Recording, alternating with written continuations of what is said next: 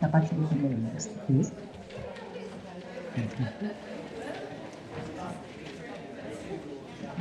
you. Okay.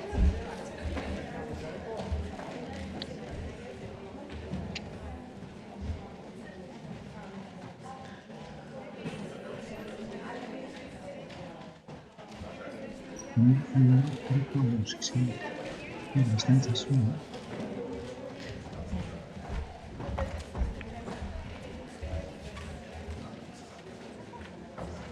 I corti sono non sono corti comunque dietro c'è.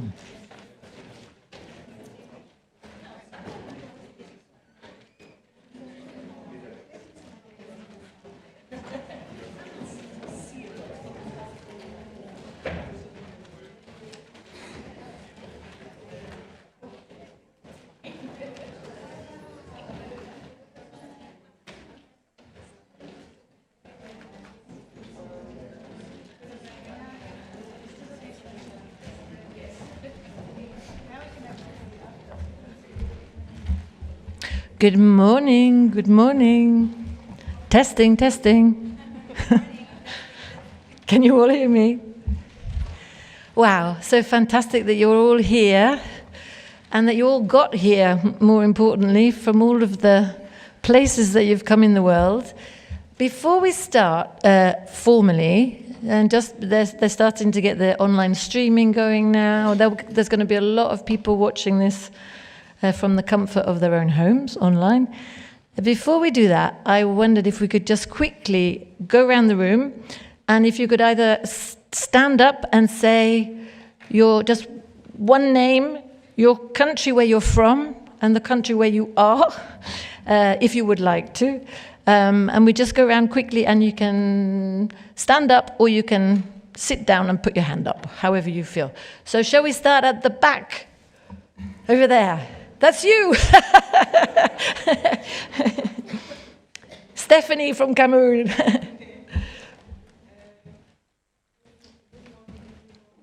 We have to do this really quickly, so just your name, your country, down. On to the next. Oh.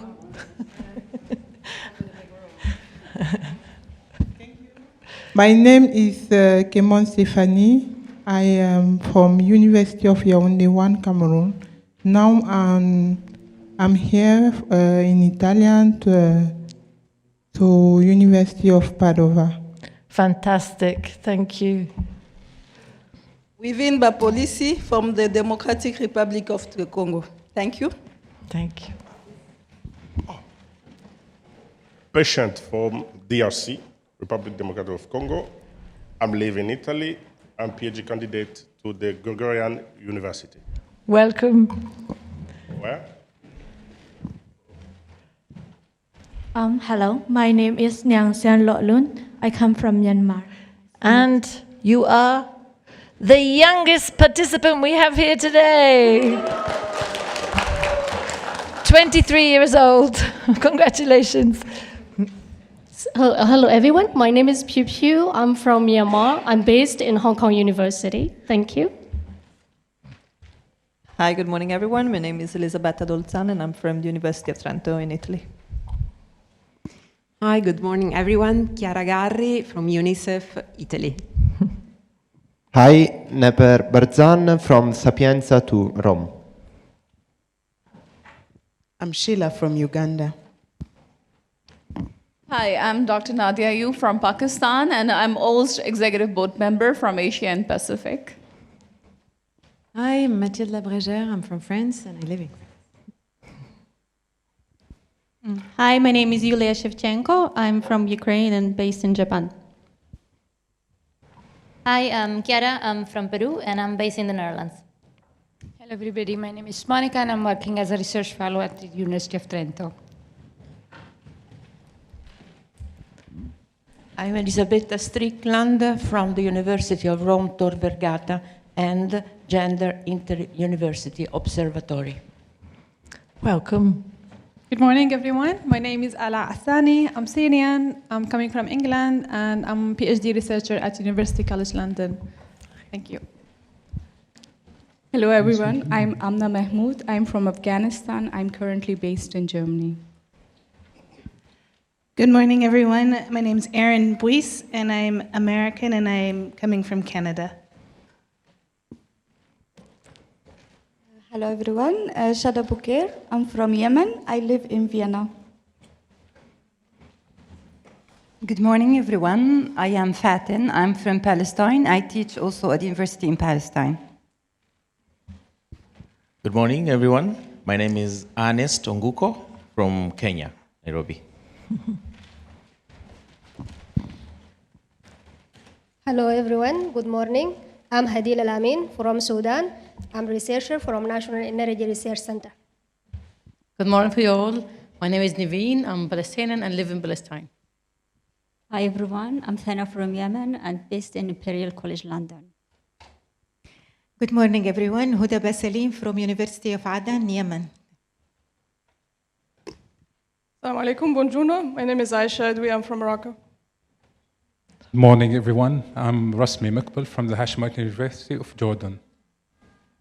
Hello everyone, my name is Osman Gültekin. I am an assistant professor in political science and international relations in İstanbul Aydın University in Turkey.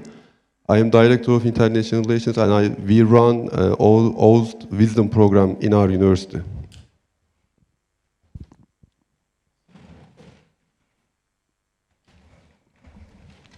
Good morning everyone. My name is Margaret Aike, Cameroonian, but I'm based in Rome, Cameroon Embassy. Good morning also from me. My name is Pilisi Winlovu. I'm from Germany, and I am from the Federal Organization of NGOs.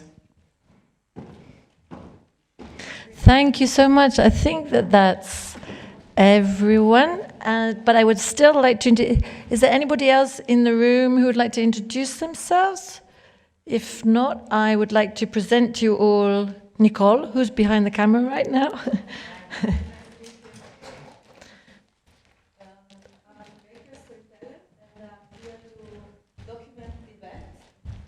Also, I told some very nice stories that you will see, two of them, you will see them tomorrow at noon. The protagonist, one of the protagonists is here, Dr. Piu Piu. And then you will see short videos and the other protagonists are here too. Thank you for your trust in me, because I know it's not easy to give your face and your voice and also your feelings to someone recording you. And I think we were able to establish a nice relationship, I hope so. So Dr. Ala and Dr. Wide. Thank you. Thank you so much, Nicole. And we'll be seeing some of Nicole's amazing films later, tomorrow. Sena and myself will present ourselves shortly. So before we, now we're about to start officially. It's been great to see you all in the room and know who we're speaking to. So welcome everybody. Really amazing that you're here. Thank you for the huge effort that it's taken you to get here and your commitment to this work. I would now like to explain briefly a small change in the program. So Professor Alberto Quadrio-Curzio, who was previously president of this wonderful Accademia dei Lincei, and is also OWSD first and only ambassador and the most incredible champion of our work that you could hope to find anywhere, was due to be here this morning in person giving us a presentation.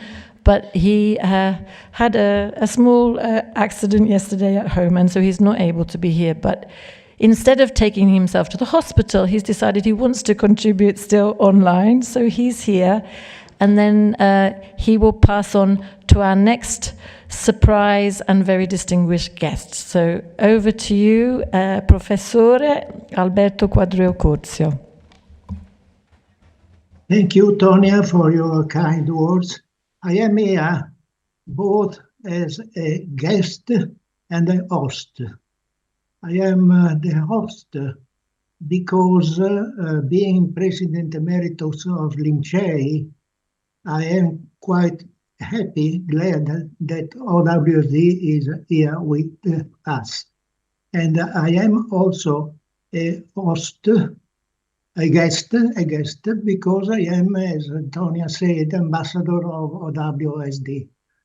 I have to express my gratitude to all for invitation and accepting the invitation, but especially to a person who is with us today and which deliver the official welcome of Accademia Nazionale dei Lincei. The person or the personality of whom I am talking is Professor Ignazio Visco, that has been for 12 years the governor of the Bank of Italy, which is one of the highest positions in the institutional system of the Italian Republic. Ignazio Visco is a fellow of Lincei and, as I said, now is emeritus president of the Bank of Italy after 12 years of official and active role. If Tonia would like, after the speech of Professor Visco, I would say some word about the collaboration between Accademia dei Lincei and OWSD. So thank you very much to all, and many, many thanks to Professor Visco to have accepted in the last minutes to be the speaker who guest our WSD.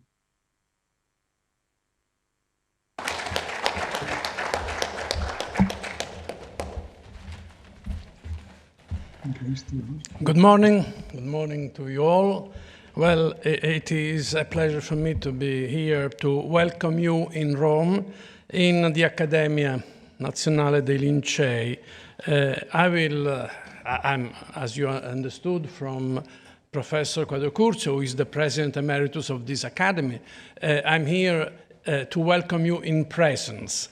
And I will only say a few words, and then I will give back the floor, the virtual floor, to Professor Alberto Quadrocurcio. As you may know, this academy, you may know, you may not know, also may not know, this academy originated in the 17th century.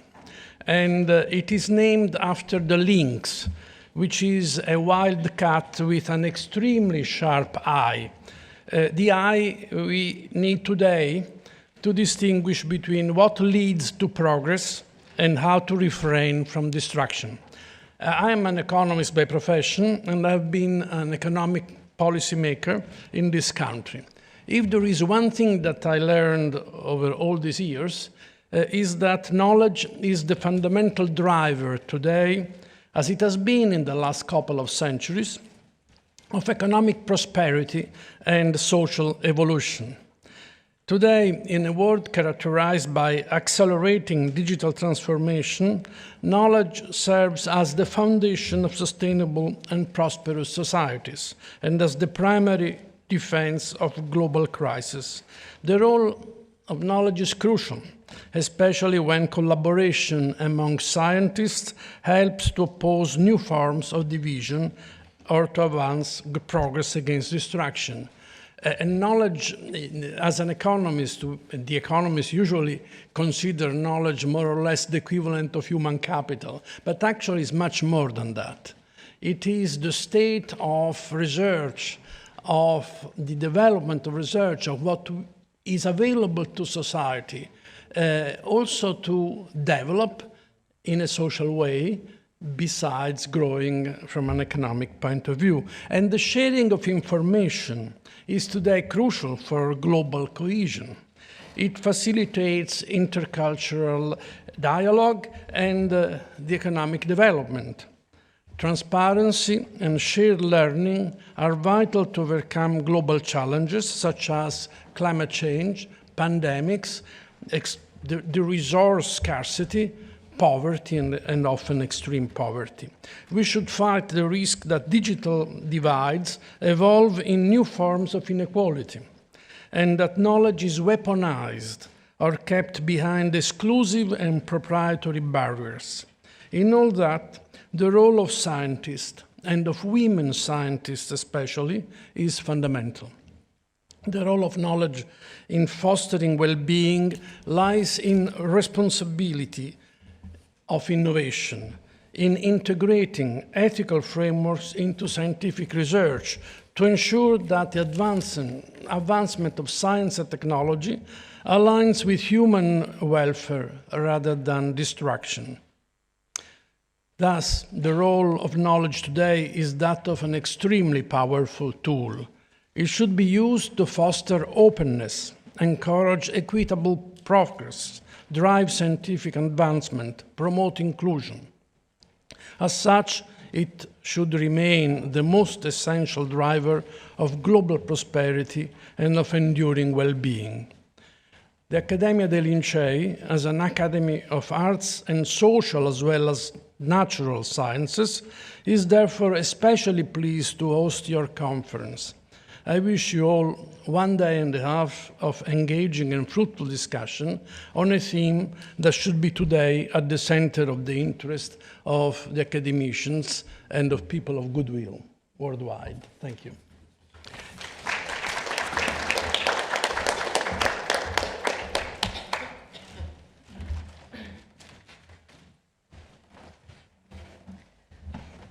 Thank you so much for that very relevant and moving introduction. I'll pass back to Professor Alberto Quadrio-Curzio.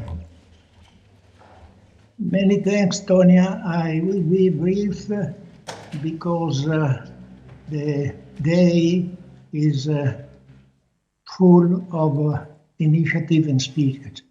First of all, I want to express my congratulations to the new president of the Executive Board of OWSD, Professor Luisa Fernanda Echeverria King from Colombia.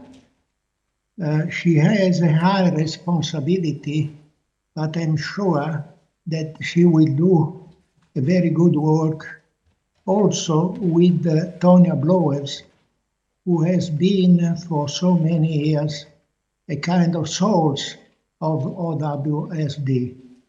And of course, congratulations to the Vice President, Grace Nyamya, Nigeria, Merval Foda, Egypt, Yanhuan Wang, China, and Latin America, Caribbean, Fernanda Echeverria King, of whom I already said. I say 2 or 3 words about Accademia dei Lincei, asking Tonia if later at the end of the session I say something more. Accademia dei Lincei has been founded in 17th century by Galileo Galilei, who was one of the genius in the history of any science. As everyone knows, he was an astronomer who had a big trouble for his conviction that the world was not the center of the universe. And founded with another person who was a quite important novel personality in Italy and Rome, Federico Cesi. May I show two slides with the face of this personality? Can you turn, Fabio? Can you turn the other one, the second one? The second. Well, you see here Federico Cesi and Galileo Galilei, who remain for us 2 extraordinary personalities, not only for Lincei, but I think for the world sciences. Then I have to show you 5 women who, in my opinion, have marked the history of Accademia dei Lincei. Please turn the slide. Well, can you enlarge a little bit this slide? No. Well, Ersilia Caetani Lovatelli was an archaeologist who became the 3rd member of the Academy after the rebuild of the Academy, which has been closed for 2 or 3 centuries, closed from the formal way, but not the substantial way, because the scientists remained in connection among them. When Italy became an independent country, Ersilia Caetani Lovatelli became the third fellow of Accademia dei Lincei, which is not irrelevant, because to be the third one was a really privilege. Then you see another person who has been very important in Lincei, Maria Bakunin, who came at Lincei in the past century, in 1960 or something like that. She was a lady and professor coming from Russia, and she left Russia for political reasons. She came to Italy and she stayed to Italy for all his life. The third one is Rita Levi Montalcini, who was very crucial for the Academy, a pre-Nobel, and who dedicated her life after having concluded the scientific activity for the promotion of women in developing countries, or not South. And she started also a small foundation which is still working, but might be better integrated with OWSD. I hope, Tonia, if our collaboration will go on. And the last one is Fabiola Gianotti, who has been the first general director of CERN, Centre National for Research Nucleaire, the first lady, the first professor, president, but not only, for 2 terms, 5 + 5 years. Never before, no general director remained there for 2 terms. Fabiola Gianotti, who is, of course, another member of Accademia dei Lincei. In my opinion, these extraordinary personalities, women, gave an imprint Accademia dei Lincei, which is crucial also for our future, especially if we will start an institutional collaboration with the OWSD. But about that, I will talk at the end of this session, if Tony agrees, explaining a little bit better what I mean for institutional collaboration. Having said that, I greet again for having decided to be in Rome at Lincei, and welcome, of course, to Professor Marcello Nobel, was and UNESCO, the executive director. Tony, I hope that at the end of this session, the morning session, you give me back for a short talk about the possible collaboration between OWSD and Accademia Nazionale dei Lincei. Many thanks to all for having with us. It's an historical moment, in my opinion, for our future. Remembering that the past of human has been rather difficult time after time, but after all we had also much progress, because science and the humanitarian attitude of friendship has done quite a lot. Thanks, Tonia, and I hope you give me back at the end of the session to say something more. Thank you so much.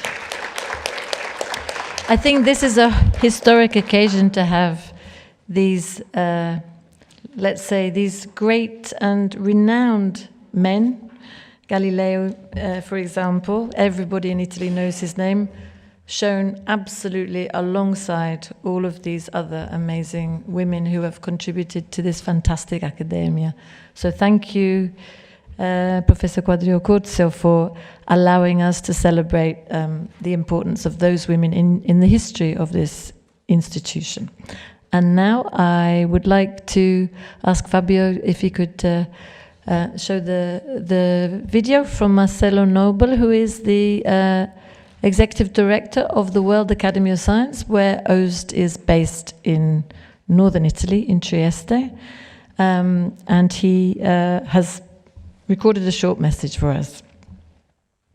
Dear guests, dear participants, I am sorry I could not be with you presentially today, but I would like to send this welcome message. The Organization for Women in Science for the Developing World, together with Accademia dei Lincei and many other partners, have discussing this important issue during this workshop, the issue of displacement, especially displacement of scientists. We have now millions of people in refugee status, displaced from their countries, enforced with displacement, and especially women are affected by this condition.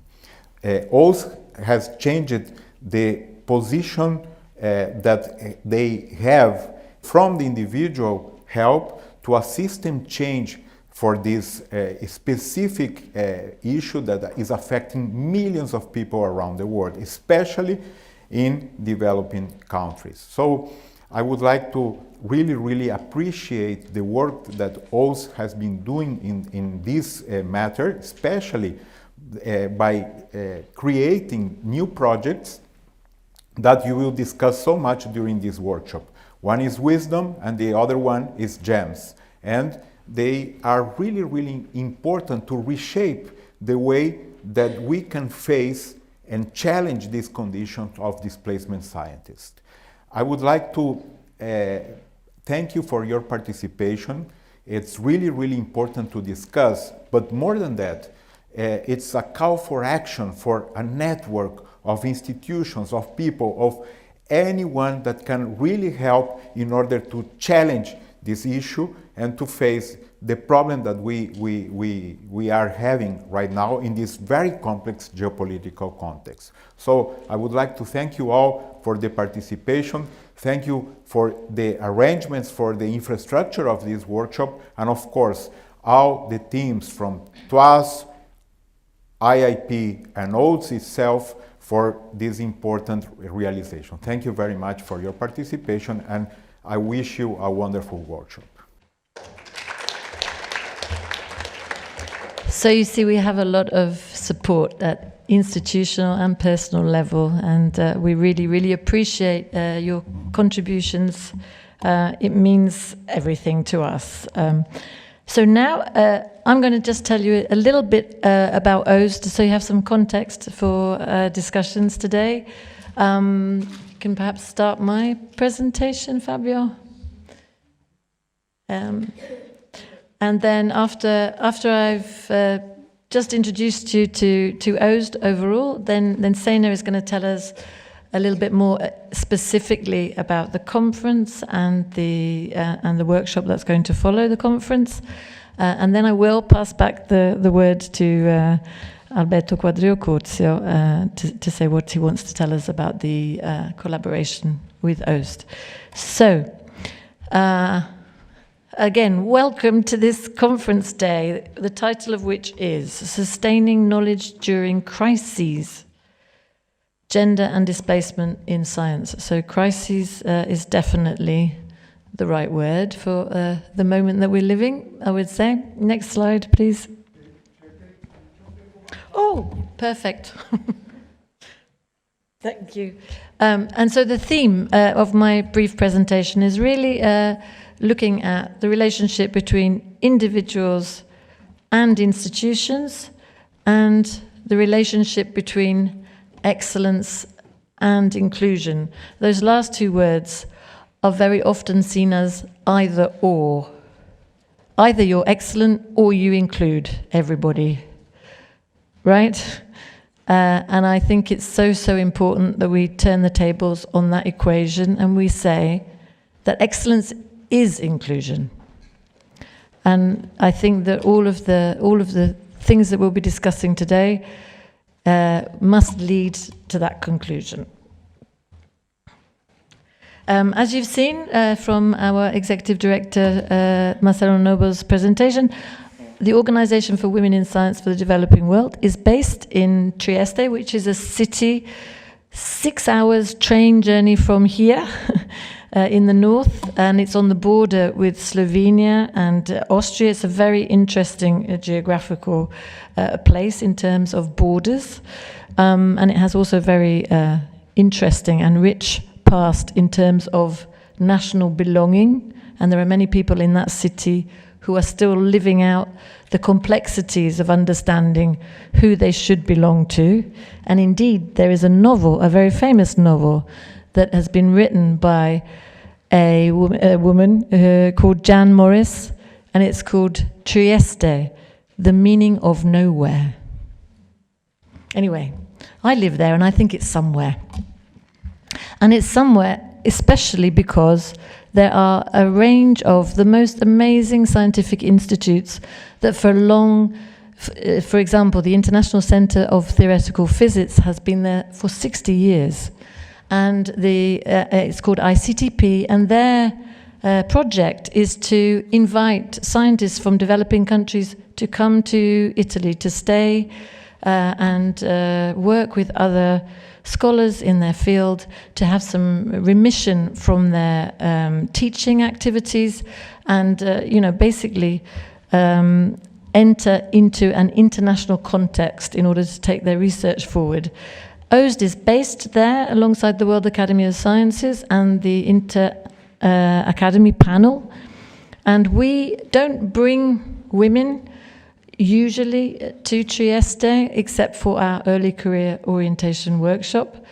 What we do is work with women in their countries of origin and support them when necessary to get additional resources from other countries in the developing world.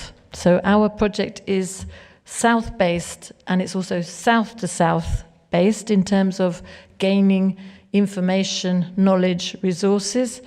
And with OWSD as a UNESCO program unit, we can link all of you who are our members to an incredible structure, an international structure that can give you that kind of backbone that you need to have a place in the world. These are just 2 examples of our South-to-South PhD fellowship scheme. Elodie traveling from Benin to the Ivory Coast to do her PhD fellowship, and here traveling from Sudan to South Africa. This is the kind of movement that we often have seen in our PhD fellowship program, which sadly we've had to temporarily close because of funding issues. We have an early career program, and the idea of that program is to support women in their home countries, and these are usually least developed countries, many are in sub-Saharan Africa, to build up research centers of excellence. They often will establish laboratories, they will get equipment that can be used by the whole university, very often is used by the whole region, maybe the only piece of sophisticated equipment in the whole region. They invite visiting professors, they hire MSc students, they go out into the field, they link with industry, they basically are creating a sort of hub around themselves. So rather than having to leave their countries in search of excellence, people are coming to find them in search of excellence. And this fantastic photograph, I think my favorite photograph of all time, I think demonstrates excellence is inclusion in very few words. And this is from our awards program with the Elsevier Foundation. So every year we award at least 5 women from our 4 different regions. That's Asia, Latin America, and the Caribbean, Arab countries, and of course Africa. And they don't get such a big cash reward, it's $5,000, but they get this amazing experience of networking, being on an international stage, recognition, acting as role models, and this has an incredible knock-on and scaling up effect on other women and young girls that come from their countries, and they see a woman who looks like them, sounds like them, doing these amazing things, and they think, I'd like to try that too. This is a slide that shows you our reach, our global reach. If I had asked you, I don't know if you would know how many members we have. We have over 12,000 members. These are all women with at least a postgraduate degree in science, living and working in developing countries. When there are more than 20 in any country, they can establish what we call an OWSD national chapter. These chapters congregate, they are meeting places for all the women in that country who are working in science. They'll get together and they'll say, what is our issue? What is our challenge? What do we need help with? They will do kind of informal surveys, they will collect data, they will come up with solutions of their own that suit their context, and at the same time they're plugging into the regional network and the international network that is OWSD. And you can see we have 59 national chapters. I think that that's quite an extraordinary number, and we are adding chapters every year. And the rate has slowed down a little bit recently because we've already got so many, there aren't that many left. Here I wanted to show you this photograph of our most recent General Assembly. The OWSD General Assembly was in Bogota, Colombia. We invited as many of the heads of the OWSD national chapters to attend that event as possible. We had over 400 participants altogether at this event, coming from all over the world. We coupled with a policy dialogue program run by an organization called OWSD, and the idea was that while they had the power and the contacts to invite high-level policymakers, we had all the women on the ground doing the work that needed to meet these policymakers, and many of whom, of course, also become policymakers. But there was a kind of forced dialogue in the room with this interesting combination of our members and the policymakers from OWSD. And on stage there you can see actually the Minister of Science and Technology of Colombia, who was pregnant at the time and was invited to the OWSD event, and then she came to us and she said, okay, that was very interesting, but I would really like to meet these OWSD women. Can I come along to one of your workshops? And so she did. She came along and she sat on the stage and she was interviewed by our members. Amna, who is here, got up on the stage and had this fantastic interview session with the minister. She might tell you about it at some point. And it was a very moving experience because she talked about how hard it had been for her to get into that position with all of the challenges that there are for women in positions of power and women in science.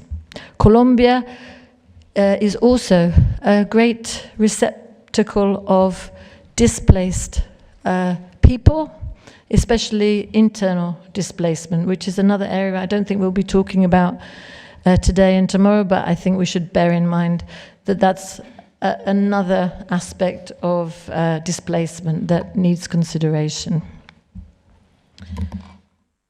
And during, just before our assembly, as Professor Quadrio-Curzio mentioned, we elected a new president. We elected a whole new executive board, and our new president is Luisa Echeverria King from Colombia, and she's actually head of the Department of Science Diplomacy at the University of Simon Bolivar, and I think that expertise and that experience is already being very valuable to OWSD. And you've met Nadia, who is a new member of our executive board representing Asia, and we also have Huda here from Yemen, who is a very long-standing member of our previous executive board, so very good to see you both here. And just as finally then to talk about we have two new very, very important programs at OWSD, which we have been adapting to the times. We've been adapting to funding cuts where we rely on governments like Sweden, governments like Canada, to provide our funds, but those governments also change and their priorities change as the global times are changing. And so CEDA has funded OWSD since the very beginning. The PhD fellowship scheme was funded by CEDA nearly 30 years ago now. But just sadly, this is the very last year that CEDA is able to fund our programs. We have repurposed the remaining funds from the PhD program, which we had to close, to invent, create and implement this wonderful new master's program for displaced women scientists. And I have to give a lot of the credit for the design of this program to Sena Galazzi, who is here and is the force behind this conference, because Sena had been working for many years on Science in Exile programs, and we were able to create this new program, which suits funders because it's 2 years instead of 4 years. It's very hard to commit to a 4-year individual program, but at the same time, it satisfies many different expectations of governments, and it makes a lot of economic sense, at the same time as being a program that is extremely well serving of the individuals that we work with. I think we'll hear more about the Wisdom program from the 3 institutes that we have represented here. So we have Osman is representing Aydın University in Istanbul, Razmi is representing Hashemite University in Jordan, and Sheila is representing Mbarara University in Uganda. Each of these 3 countries you may recognize are huge recipients of refugees. And we have been working with each of them to offer between 10 and 15, 20 in the case of Uganda, scholarships per year to women who have refugee status in their countries and who apply to do the programs that exist at those countries in science. And then if they have the displaced status, they are able to get the scholarship from OWSD. But in addition, they get some additional support, which we are also working with the institutes to try and understand what are the structural difficulties for displaced women in particular. How can we support their higher education journey in these conditions? And you'll hear more about that tomorrow in the closing roundtable. And this is just an overview of where students come from. So we have 44 scholars currently studying, and they come from, those that are going to Turkey and to Jordan come from Afghanistan, Palestine and Syria, and those that are going to Uganda come from Burundi, Eritrea, Ethiopia, Rwanda, Somalia, Sudan and South Sudan. So this is a work in progress. Again, funds for this program are finishing because they were CEDA funds. We hope very much that one way or another we are able to get more funds to keep this program going. And finally, a very important new project. We are a UNESCO program unit, but this is the first time we have worked directly with UNESCO headquarters, the Science and Technology Policy and Innovation Unit at UNESCO, on a program called Gender Inclusive Science, Institutions and Systems. This new project is working with the OWSD national chapters first and foremost, and we had a call for applications to all our national chapters in February. We've just now closed and had the selection.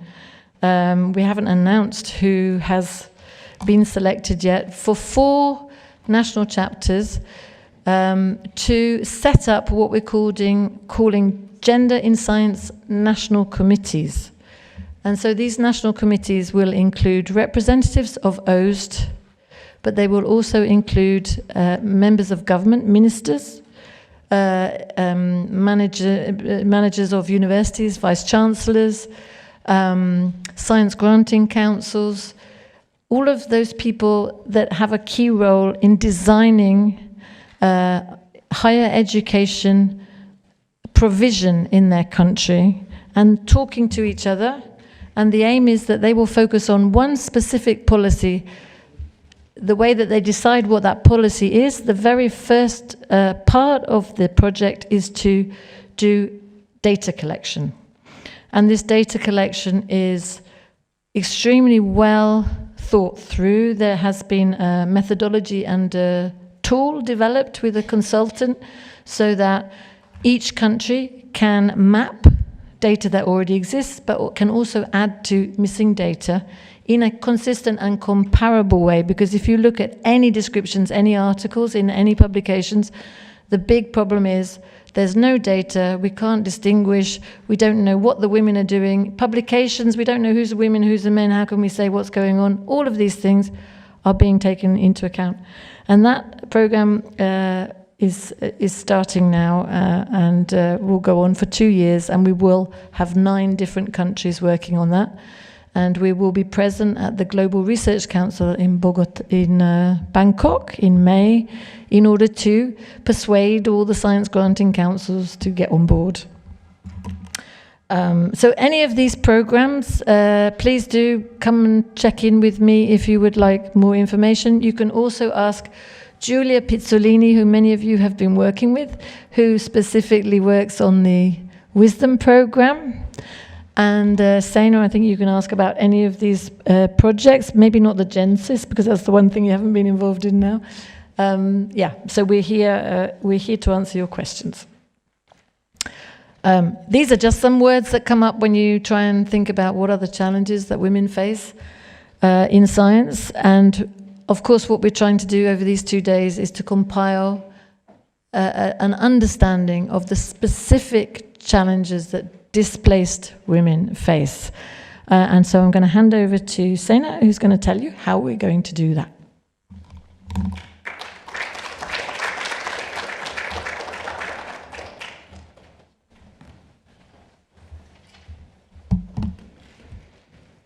Okay, good morning. I have no slides at the back, no worries. So, as any respectable conference, we are running glamorously late. I hope you're not surprised. I'll keep it quite brief. I'm very excited to see you all here. Very, very excited. This conference has been in the making for, I would say, 3 years, probably. The idea of it emerging, as Tonia said, out of as a silver lining of a difficult moment in the history of funding globally, I would say. My name is Sena. I should probably introduce myself, although I think many of you will know me by now. I'm a technical advisor right now at OWSD, and I've been with OWSD for several years and across UNESCO programs for about 6 or maybe 7 years almost now. So before I talk to you through the event, let me just thank the entire OWSD team for making this work out. First and foremost, of course, Tonia, our wonderful coordinator, for believing in the idea in the first place. To Giulia, of course, for operationalizing it. To the advisory committee that supported us behind the scenes. And to somebody who is a former OWSD colleague, who I feel I have to name as well, Sahil, who was also there for the birth of this idea. And finally, and almost most importantly, our working group behind this conference. There's a group of people who are researchers in this field who have spent a huge amount of hours with me and with the rest of the OWSD team, brainstorming, carrying the intellectual, organizational, and sometimes emotional labor of this conference. So some of them are here with us today. I would like to also name them, thank them by name at least. We have Pew Pew, we have Yulia, we have Chiara, we have Wivine, Ernest, Ala, and remotely Hazir. So thank you very much for all your contributions. And I'm making a big deal out of everyone's input because I think the special thing about this conference, which is just the beginning of something much bigger, is that it's been really participatory and co-creative.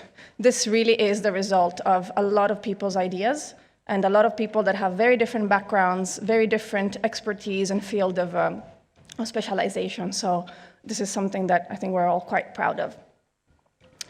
So also beside the kind of academic and intellectual work, there's been a lot of logistical work. Some of you will have experienced the wonderful process of planning travel, visa applications, flights in the current context. There's been a huge work behind the scenes there as well.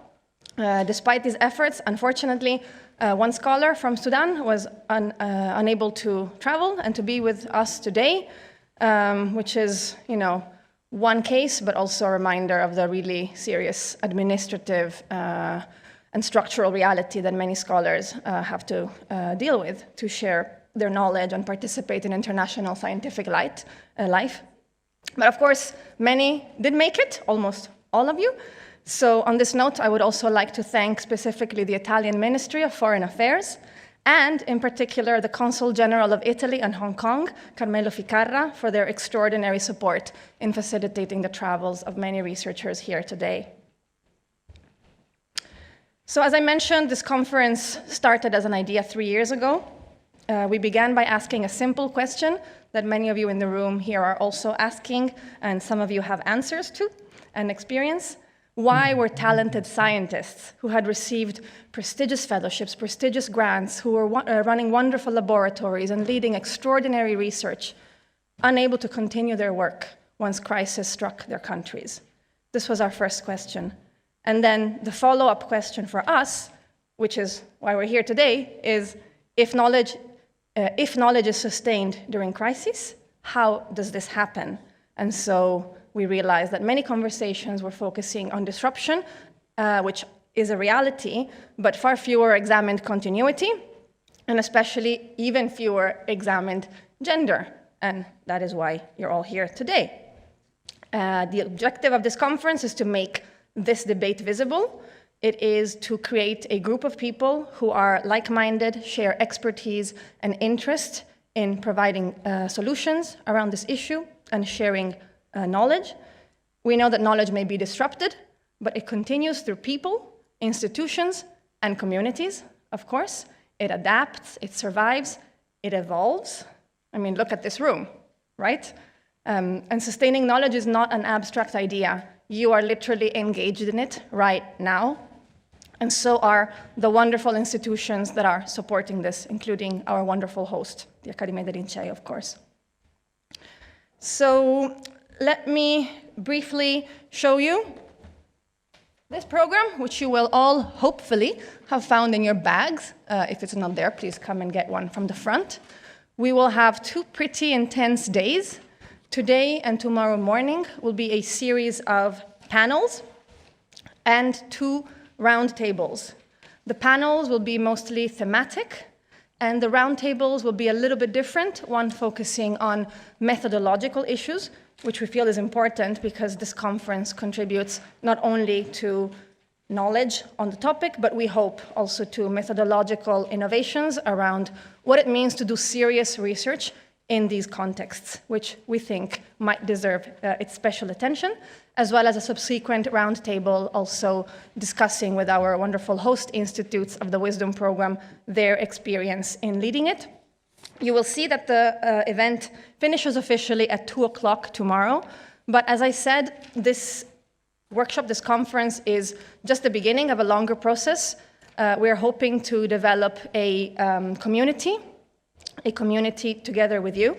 So as a community of practice, we thought that it would make sense to meet after the conference and have a workshop to develop some ideas for further research that can possibly evolve into a book.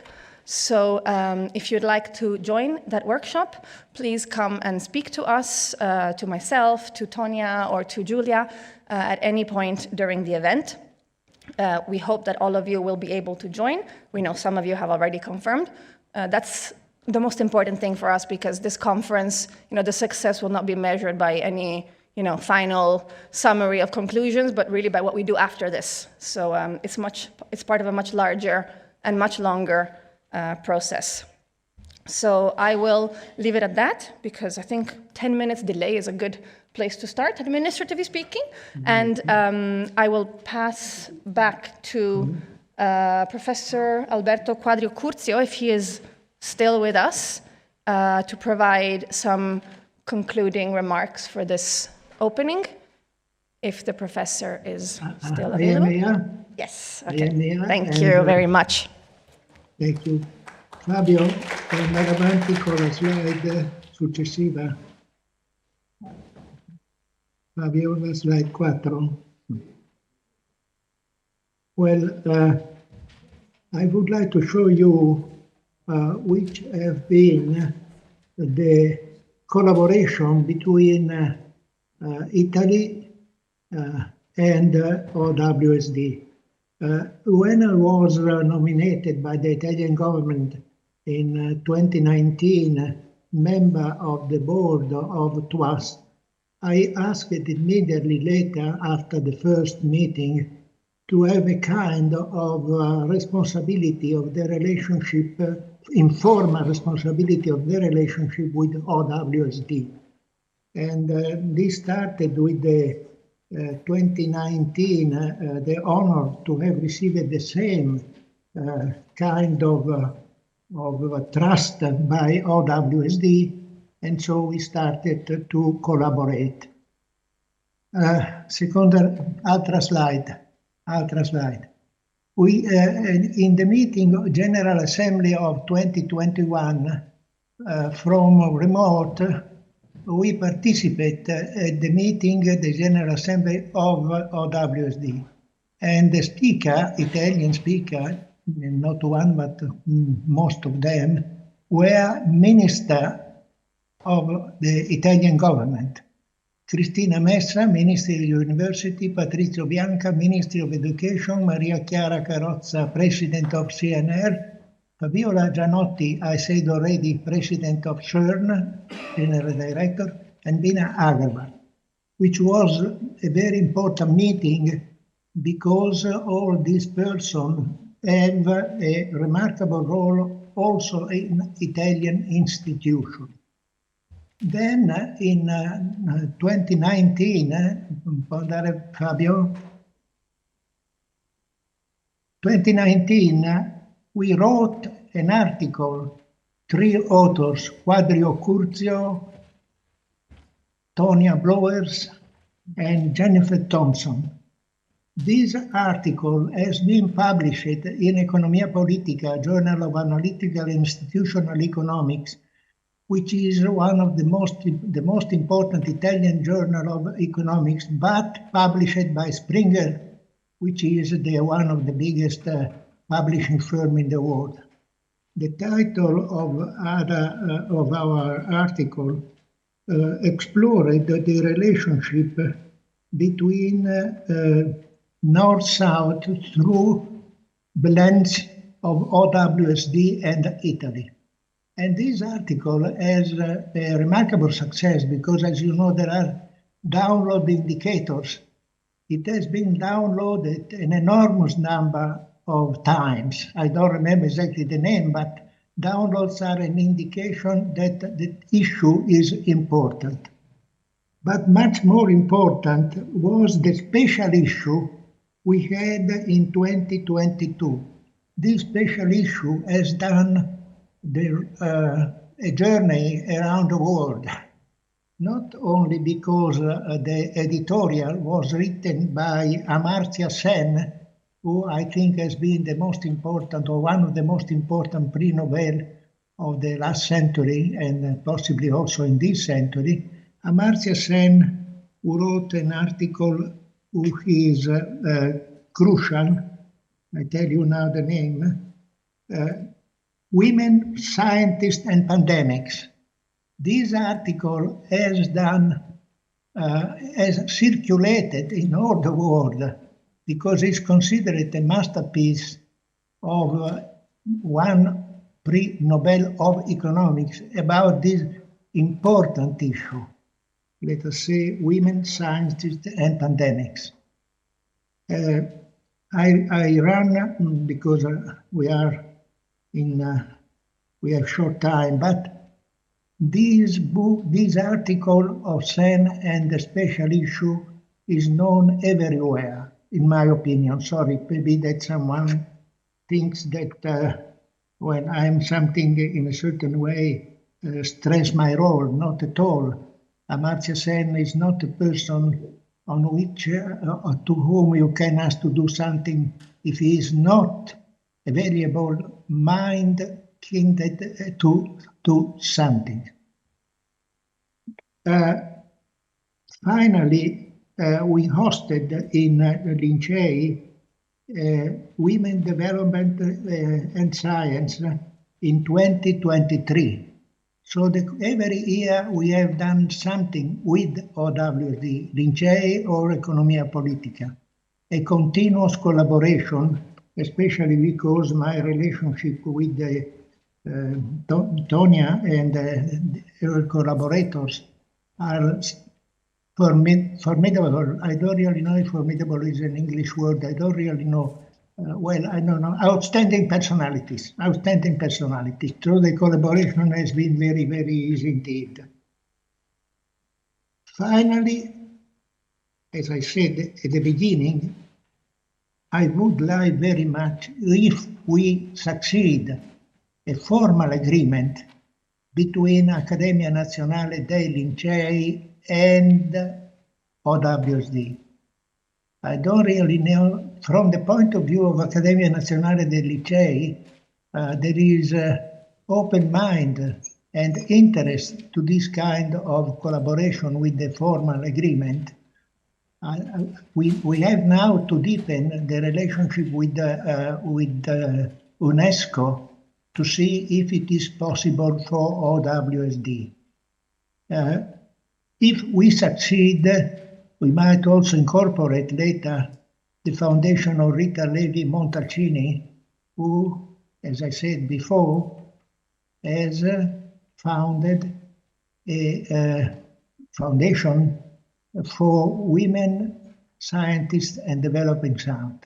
So, Tonia, please forget me if I said too much in a very short time, but I think that the feelings of friendship and usefulness of collaboration, I think are quite clear. Many thanks for your patience, and let us hope that these 2 days will be fruitful. I'm sure that they will be fruitful for OWSD and Lincei. Thanks to all. Thank you so much. Thank you, Professor. And of course, we will do our very best to have an agreement with the Accademia dei Lincei, which will be a great honor for OWSD. Thank you so much. And now we are moving on to the next panel, which Sena is going to introduce. Right, so we are now entering the big moment, the first panel.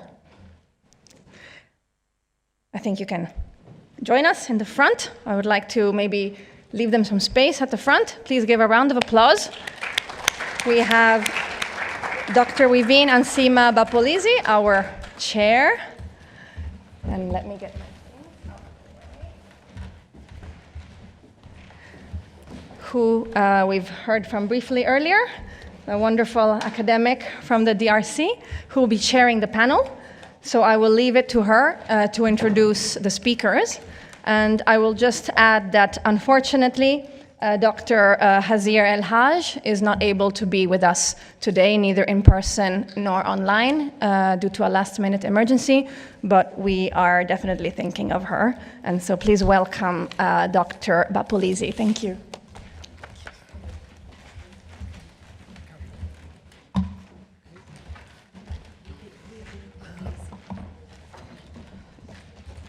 Thank you very much. Ladies and gentlemen, distinguished guests, in your respective title and capacities, good morning. We're gonna dive in our first panel, Sustaining Science in Time of War, Gender Displacement and Scientific Survival. In this panel, we will explore how scientists women from different regions affected by war navigate the pressure between the acute armed conflict and sustaining knowledge. This is important, especially in this time we are living now, with all the crises that is around. And for today, we will navigate between gender barriers, sustained research continuity, leadership, advocacy, and also contributing to knowledge production.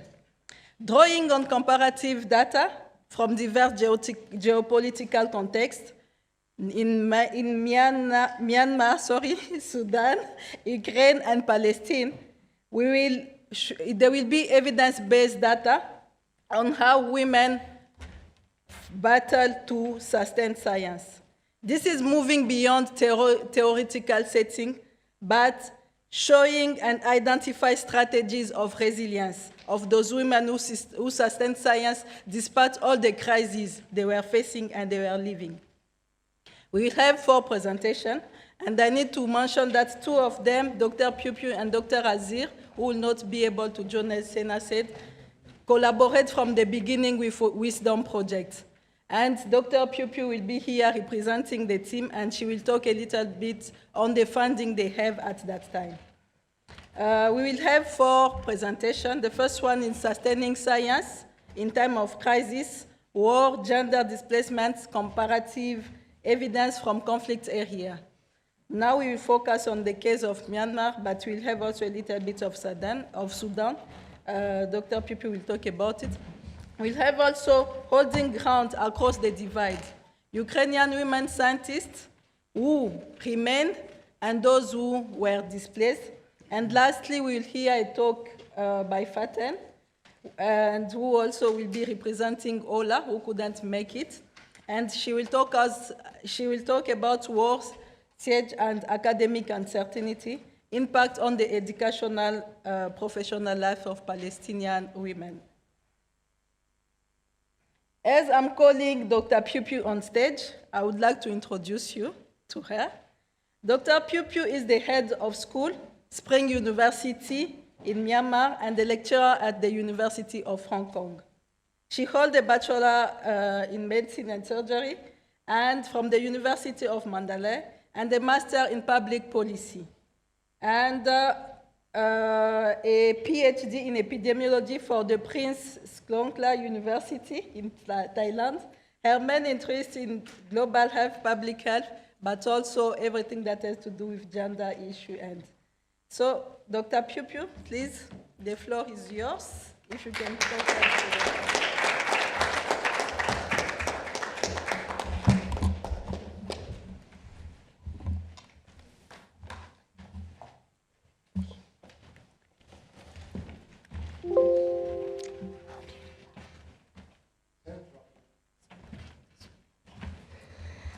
So, good morning, everyone.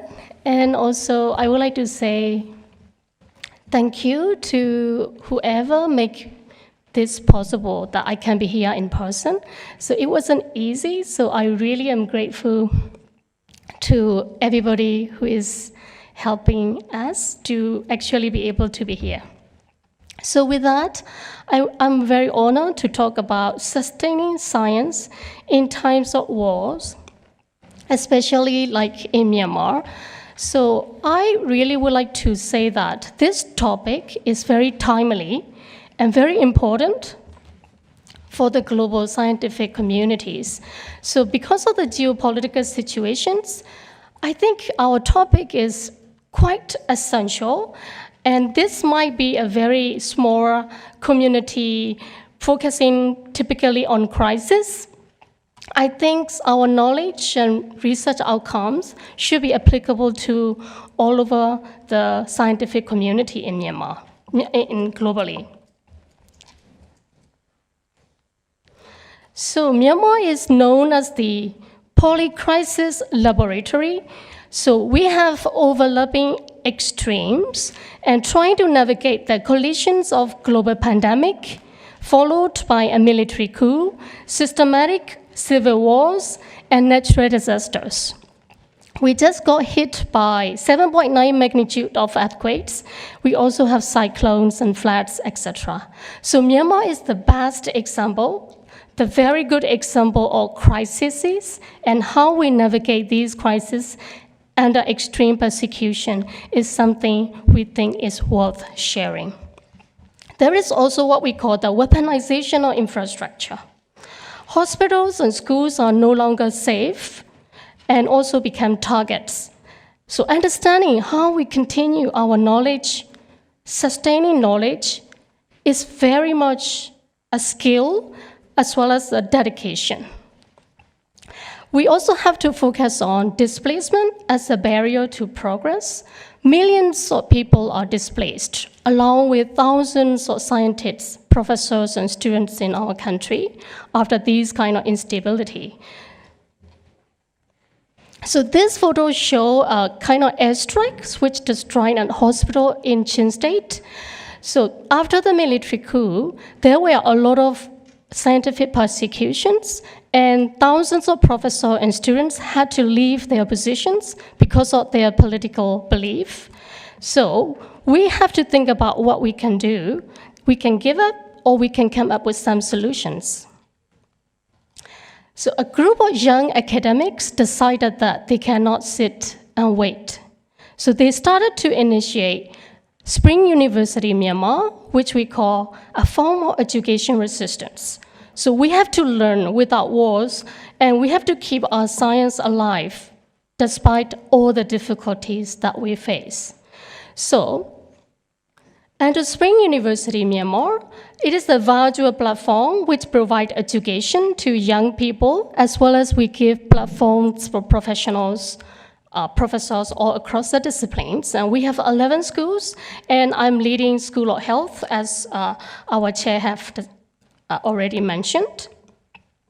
So in general, we have 152 faculty members, 730 online courses, and 40 plus staff members, and 19,500 students. And also we use a lot of innovative methods to make sure that our young people in the jungle or displaced camps get access to education. And we actually did so many innovations so that education cannot make people divided. So what I mean is that this is so many efforts are behind these initiatives. And also we created some practical programs like public health management in crisis settings, which are quite relevant to our settings. So what I would like to mention here is that it looks easy to set up a virtual medical school and continue the education. Actually, it is not that easy. So many people's lives are at stake. Many people went into jail because they want to continue their education and they want to continue their science. So I myself visited into a jungle and looked into the jungle universities, their needs and their hope.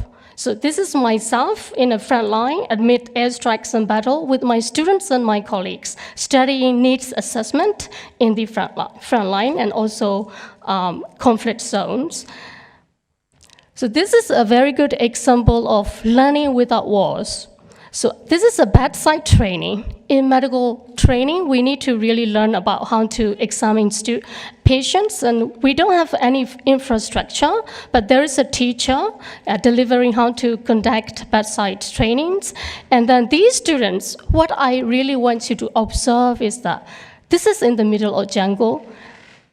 There is no shelter, there is no protection, but do you see that majority of the students are female students?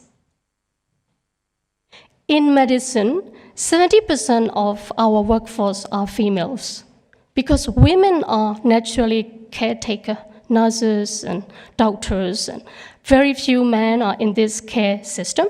So we really need to look after our women students, and women are actually very brave. Even in these adversities, they don't stop studying. They continue to look after their community, no matter what happened in their own life. This is myself in a jungle school. This is a jungle hospital and jungle school university, and I'm teaching my students how to manage different types of crisis situations, especially like conflicts. When there is airstrikes, how to move the patient safely, how to be ethical. Ethics is even more important in the middle of crisis, and also I'm teaching about other things like natural disasters, like earthquakes. So we can learn from Myanmar. What I would like to give here as a message is that we need to be proactive in preparation. So the constant readiness is required by the scientific community, and we must pivot from the reactive responses to crisis-ready frameworks.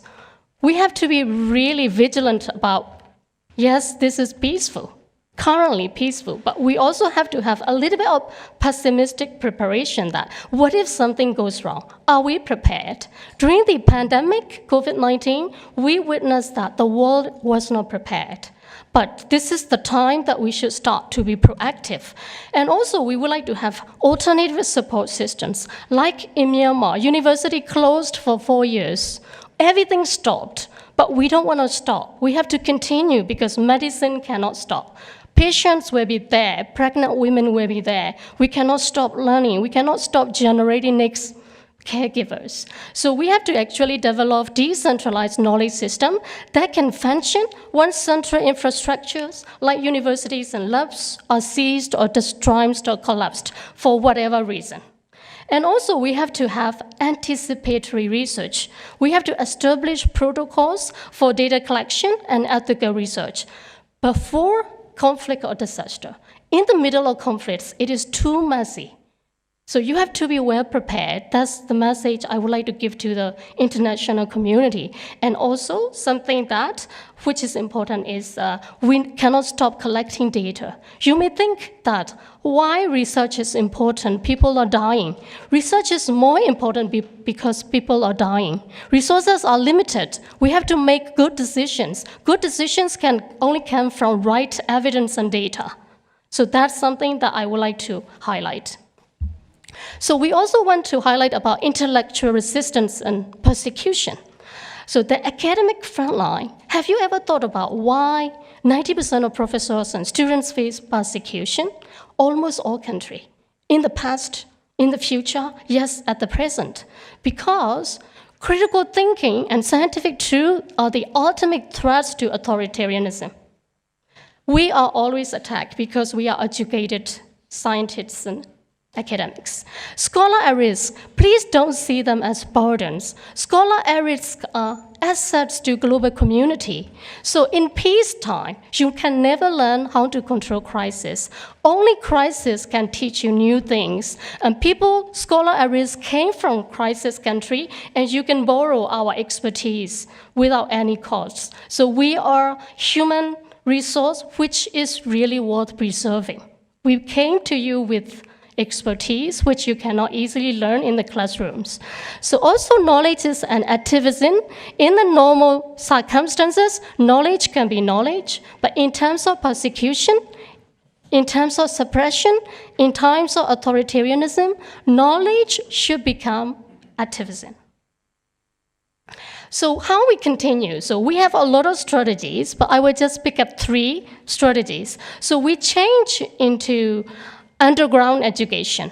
There are the rise of jungle universities and secret digital classrooms using encrypted technology in Myanmar. That's one way we are utilizing technology. Very good because of young people in our country. And also we change practical science. So if the formal educations are not possible, we started training the community with informal ways. For example, we decentralize the pedagogy. We don't care about degree anymore, so we move from formal degree-based education to skills-based peer-to-peer knowledge sharing so that our community can get immediate support. So I would like to conclude this because we have a little bit of limited time, but I would like to borrow some more time on behalf of Dr. Hazia. So to conclude, the world should have some backup systems. Trust me with that. And to sustain knowledge, and scientists from the crisis settings, like all of us, are actually here with great expertise and endurance and resilience to tell the world what to do. Because we have been there, done that. And also, I would like to talk about digital schools and archives. Alternative formal education should be there by now.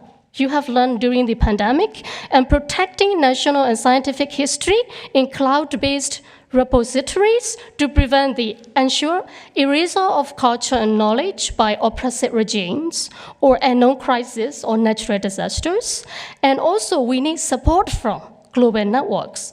So we have to link Myanmar's underground and displaced scholars with international institutions to maintain the flow of global scientific discourse and also lessons learned. So you do not face the crisis by yourself. Please learn from us, also from Sudan and also Afghanistan, Yemen, everywhere.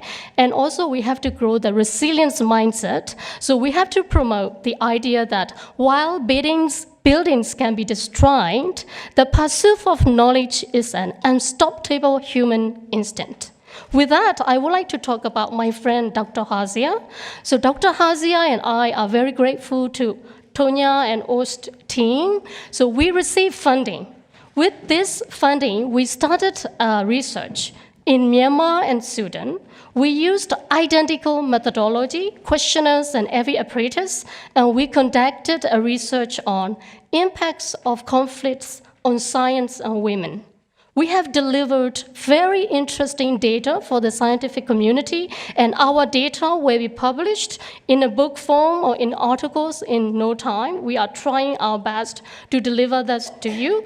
And also, Dr. Hazia cannot make it, and I'm very sorry. This is a very textbook example of our personal struggles. I might be standing here as if everything is all right. Actually, behind the scene, we all are struggling enormously. Despite our struggles, despite our uncertainty and hardships, we continue our science. We continue what we are supposed to do as academics, women scientists. We continue to protect our students, community, and we do our job. It is not easy, and it will be a lot easier if a lot of our friends from safe zones could be giving us some hands and then work together to make a better scientific community. That will be so good and so meaningful to all of us. With that, I would like to really give my gratitude to my friend Hazia, who cannot make it today, and I would like to hand the floor back to our chair. Thank you.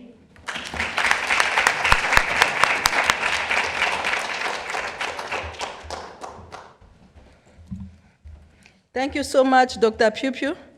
And for today, because I think that with the permission of Sena, I'm going to read a little bit of Dr. Azir, because she's been also behind the scene, and she has done a lot. So just a little bit of her bio, so that you can know who she is, even if she couldn't make it today.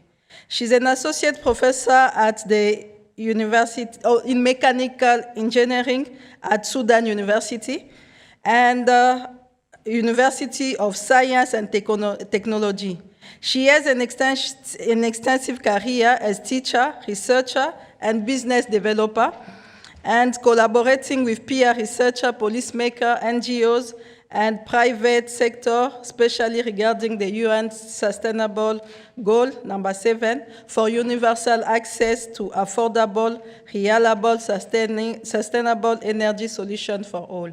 And by this, I would just like maybe to ask everyone, maybe we can clap and for all the women who are doing good and who can't do anything today. Thank you very much. It means a lot. So we're going to jump now to our next speaker. Our next speaker is Ms. Yulia Shevchenko. I think that I got it right. Yeah. Yulia is a public policy researcher at Varian Group in Tokyo, and she has a master's degree in education, public policy from the University of Glasgow in political science for Shanghai Jiao Tong University. She partnered with the European Commission for Projects and International Rescue Committees, where she worked mainly on refugee protection. I'm calling you to the floor so that you can talk to us on your topic. The floor is yours.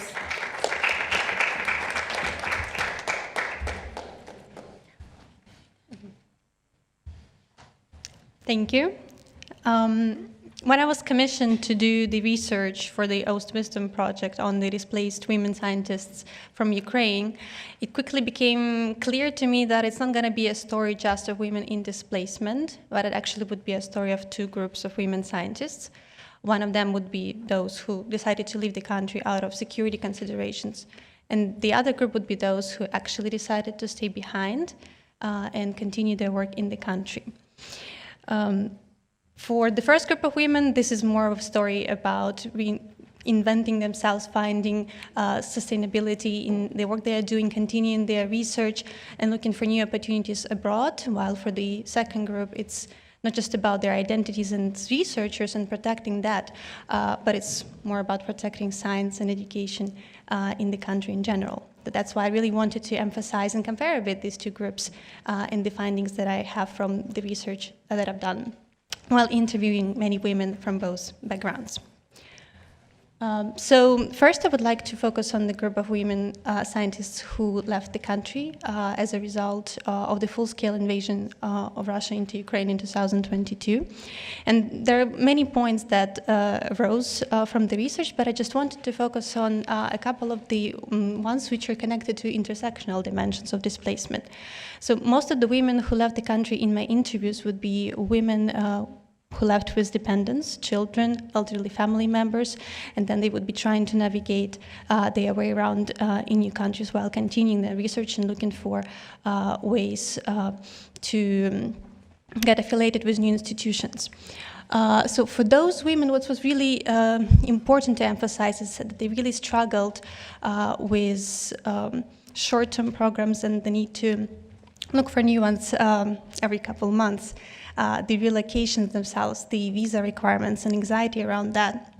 And even making decision, for example, to participate in a conference, which would be a great opportunity somewhere else in another city, would be a major problem because all these kinds of decisions would be affected by the need to consider their children, the family members that they've come with, and the financial constraints that would come with that. So I think when we look at the group of women scientists in displacement, we also have to take into account the context around which they've made their way to a host institution or host country. And another group of women scientists which actually impressed me as well as part of the interviews is the women scientists who are a bit more senior, more of an older age, who had to relocate to new countries, and for them it was a major disruption to their careers. And they often mentioned that for them the displacement itself was basically an end to what they've been doing for many years, because to be eligible for early career fellowships they would be too senior, but also to join any institutions they would become too disrupted or lack the networks. And it was really important for me to also highlight this group of women who have been working in science their whole life, but then displacement itself was a major milestone for them, which made an essential crisis of their career, struggling to navigate new academic job market and continuing their research. Then I think it's another small continuity mechanism that I want to mention in the context of Ukraine is that for the first years of the full-scale invasion, many of those women who left, they also continued to be affiliated with universities in Ukraine and then continued their lectures and research with the university in Ukraine while also being affiliated with the university in a new host country. And this became possible due to COVID era and online studying, which became a really important sustainability mechanism and continuity in the first years of war. But then that kind of ended because the Ministry of Education also called for in-person participating for all the academics who left the country, which became a challenge for many women who left out of security considerations with their children and family members and who no longer could hold on to their institutional anchors in Ukraine while being left alone to navigate the international academic job market. Then moving on to the second group, which would be those who left, those who decided not to leave the country but remain. For those women, it's all about continuing work, showing up to lectures, work meetings, all the administrative tasks of work at the university, while also going through all the many challenges that war brings, which are air strikes, drone strikes, power cuts, heating cuts in wintertime, and all of those things which really affect the mental health of those women and lead to severe burnout. And just as a personal example, my mother, she's a professor, and she remained in our city and she remained in our university and continues her work, leading the department and publishing articles and doing her research because KPIs are still there and nobody canceled them because of the war. But in the recent strikes which happened last week, for example, on April 16th, which are major strikes around many major cities in the country, she confessed to me how hard it is just to wake up in the morning for a morning lecture after a night in which there were so many missile strikes and jets flying in the air. It's just really hard to wake up and continue work and showing up to students and pretending like nothing is going on, and we continue our discussions and research and studying. So I think that's really powerful, and it's important to keep it in mind. Another research showed that actually when we compare women and men, academics in Ukraine, 61% of women reported higher emotional exhaustion compared to 41% of men. And it actually correlates with the fact that because of the war in Ukraine, some of the men who were in academia and got enlisted, their positions are kept, but then at the same time, women also had to step in and take on the responsibilities of the men who left, which also added to administrative tasks and the burden of sustaining all the processes which are required when universities keep running. And it also added to the burnout and emotional strain and all of that. Another one small point that I want to emphasize is actually the group of people who didn't face it for the first time. Because the war in Ukraine didn't start in 2022, it started way earlier in 2014, when some of the parts of the country got occupied and annexed by Russia. And back then, 18 universities had to relocate inland inside the country. And so as part of my research, I also got to interview a couple of researchers who already have gone through this kind of experience, who already had to leave everything, and then either the university moved to a different city and had to reestablish itself, while also talking to those who already had gone through the painful process of adjustment, finding new jobs, continuing their career advancement in a new city, and the adversity sometimes that they face, and all the difficulties when it comes to moving with their whole family so abruptly. So when I asked them, would you consider moving again given this new crisis which started in 2022, and they affirmatively said no, because it takes a lot of effort and takes a lot of pain to actually go through all of this again, and they feel proud to stay in the country and continue their research while they can. So to conclude, there are just a couple of points that I want to emphasize, which came to me as striking as part of the research. Is that it's something that often gets overlooked, I think, when we talk about women in displacement, in particular women scientists. So when we talk about the group of women who left the country and had to navigate the new and familiar environments, I think it's really important when we talk about any funding or support mechanisms or programs for these women, it's important to take into account the intersecting disadvantages that they may be facing, and then any program that doesn't involve or consider dependent support or flexible scheduling or housing or the need to relocate multiple times per year, these would not be measures that are informed by the need to actually cater for the needs of women in the first place, and women which would often be representing families and having to make really heavy decisions sometimes about their career progression as academics. So I think that's something important to keep in mind. And then when it comes to women who are in the country and who stay, it's important to recognize the mental health toll that the war has taken on them, and recognize the need to introduce some instruments to support them and to sustain science, because when we're talking about sustaining science and knowledge in times of crisis, it's not just about keeping publications or running education, which is also important, but it's also important to preserve the main research that we have here is that all these amazing women, they're continuing their work and then showing up, and they want to shepherd their students and to look into new avenues of research. So it's really about preserving their health and well-being amongst the crisis, which is probably not going to finish in the nearest future. So here I would see something like soft mechanisms, recognizing the workload, redistributing their workload, looking for mental health supports, instruments inside universities, and protecting their research time to also let them focus on their research despite all the other administrative burdens. I guess that's it from my side. Thank you so much for your attention.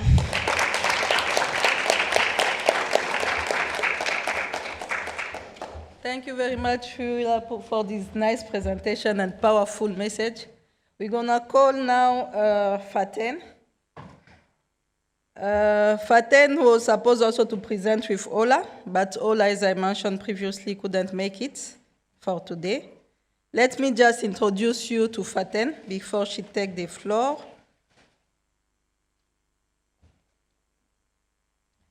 Faten is a researcher at An-Najah National University in Palestine. She is a pharmacist with a master in community health, and she specializes in epidemiology, health communication, and medical ethics, and she serves as a coordinator of the gender research unit. So please, Faten, the floor is yours.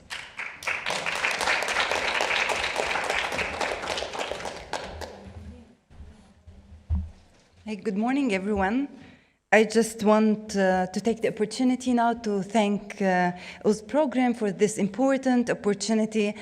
I'm really thrilled to be within the same room of great women fellows who have rich experiences. Actually, it's a resourceful room. We have power sitting around the tables, so I really appreciate the opportunity, and I'm happy to learn. Actually, I have prepared a presentation, but I want to share an insight before. It's just as Palestinians, we thought that we're the only nation that really suffers. But I discovered that, of course, we're the only nation under occupation, yet there are many hard experiences and many challenges that other women colleagues face. And it's here the opportunity to learn about these challenges and how to work together to face these challenges. Our presentation is about the war, siege, and academic uncertainty in Palestine. I would like also to mention that this research is done in collaboration with my colleague, Dr. Ola. She's a clinical nutritionist, and she is supposed to be with us, but she got her visa because of the war last minute, and she couldn't make the necessary arrangements. So I would like to thank her on your behalf for the great work she did with me. So you can see in the picture that the women scientists, the females in Palestine, most of the university graduates are females in Palestine, and most of the students at the Faculty of Medicine and the hard, challenging faculties like engineering, hard science are women.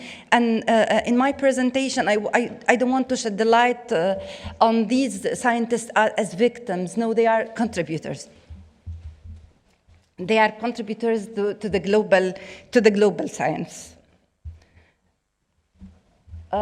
Yes, and in this picture, I want to shed the light on an experience of female students who go to school. As you can see, these are young schoolgirls who go to the schools under the very difficult conditions of mobility restrictions, siege, and you can see the settlers in Palestine who are interrupting the females crossing to schools.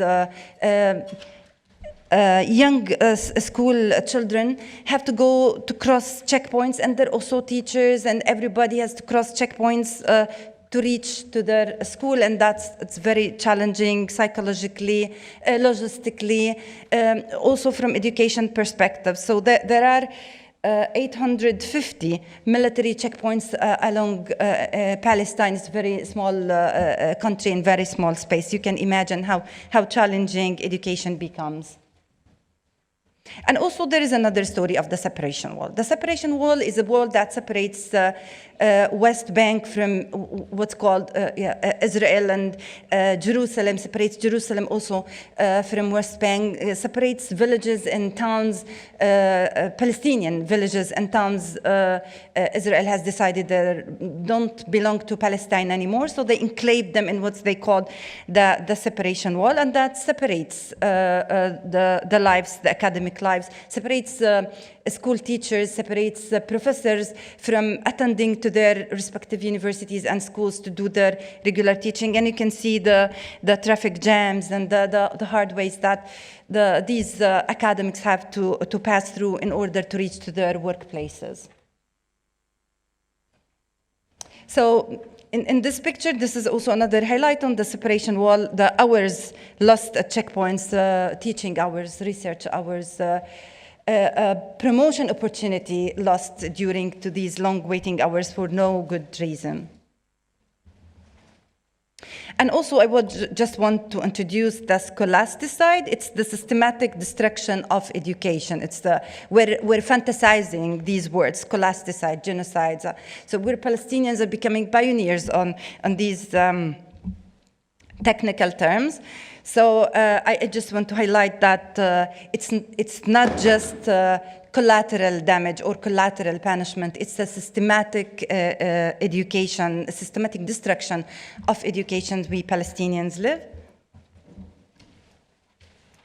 But there is a glimpse of hope. Yet children still reach for education, even intense. And I believe that you could see in the news and everyone could see what happens in Gaza after the genocide destruction.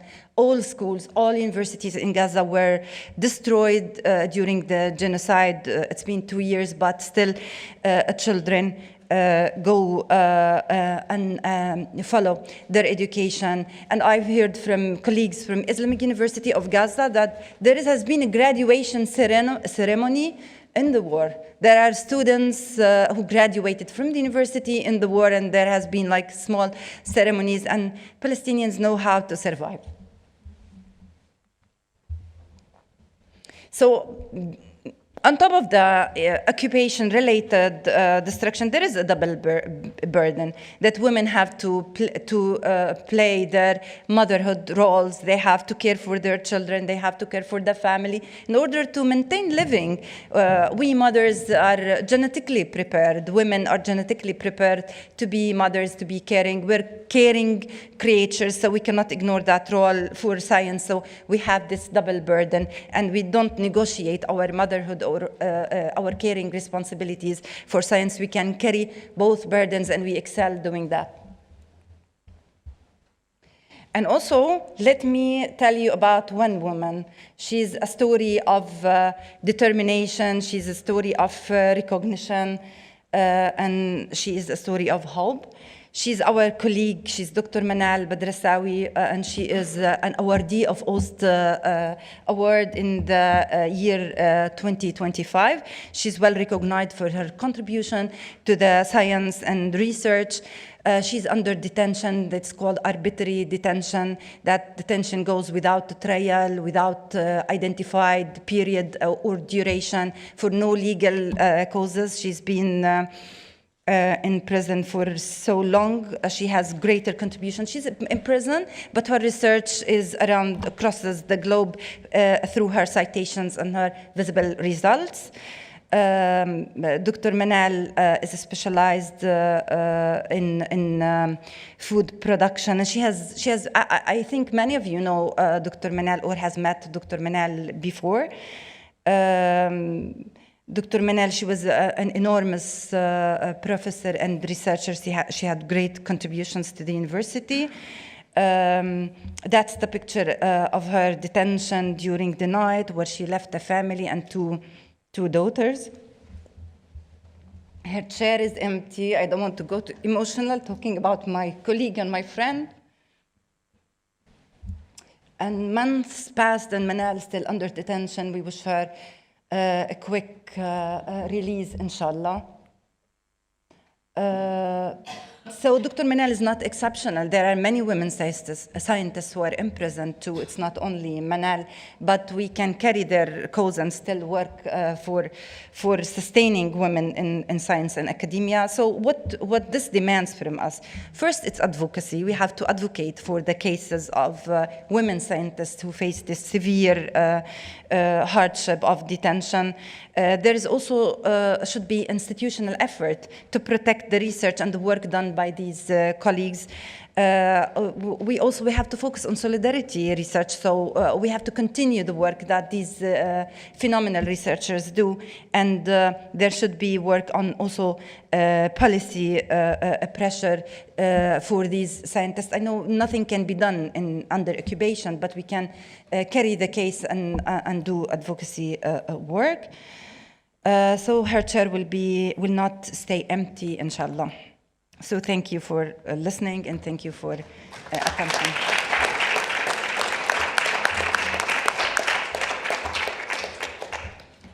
I will request another round of applause for the three panelists who took us.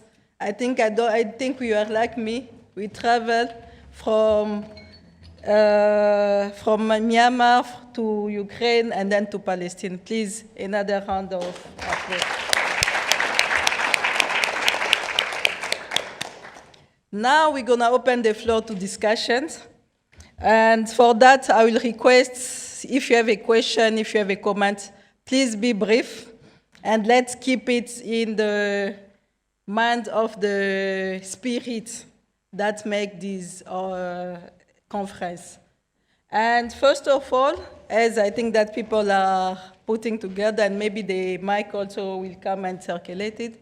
And I would like first to ask Dr. Piu Piu one question, because your story and what you are doing on the floor is so inspiring. I would like to know what keeps you motivated. What is still keeping you doing what you are doing? I think that the mic, if you want, you feel free also if you want to stand. And this can maybe inspire a lot of us, because I'm really inspired by all your stories. Yeah. So thank you so much for this. Thank you so much for this question. So I think the drive behind me is my sense of responsibility. So doing nothing actually hurt me more than doing everything and face adversities. I can be safe at Hong Kong University, do my own business, do nothing, only focus on my well-being. That's hard. I can't do that. I need to do something, anything, and then I do many things. That's my drive. I need to be useful for my community, and I need to give back to my people back home. Thank you so much for that, and it's really inspiring. I saw a hand here. I don't know if you have a mic. So that we're gonna take 3 questions at the beginning. So she's the one who raised first. I think she was the first one, the second, and the third one. And then we can take another couple of questions. Okay, so mine is not a question. I just wanted to put a comment. First of all, thank you so much to the amazing speakers, because I've learned so much from each of you. And I think what I'll just like to add to this is the contribution of migrant organizations, which are a majority in Europe, because many of the displaced women who managed, it's a battle, but those who managed to come to Europe were assisted and are still being assisted by migrant organizations. And that is the case what we see at the Federal Organization of Migrant Organizations.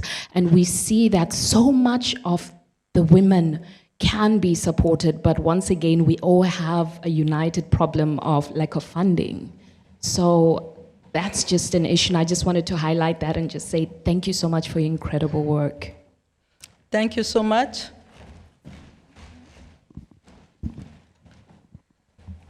Thank you so much. Actually, it's not a question, it's a comment, and I would like to thank you to all of you. But one thing that stuck with me was what Dr. Fufu said, that the unstoppable human instinct to pursue knowledge.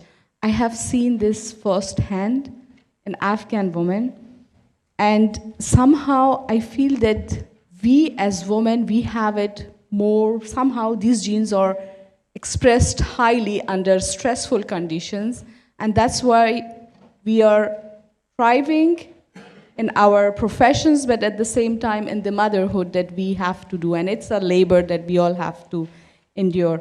My question to you is, Dr. Fifu, is if you can, so the university that you have is Spring University, right?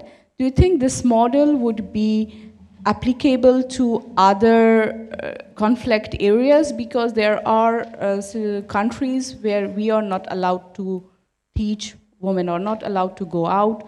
So would you please shed some light on that? Thank you. Yes, so thank you so much for this very, very important question.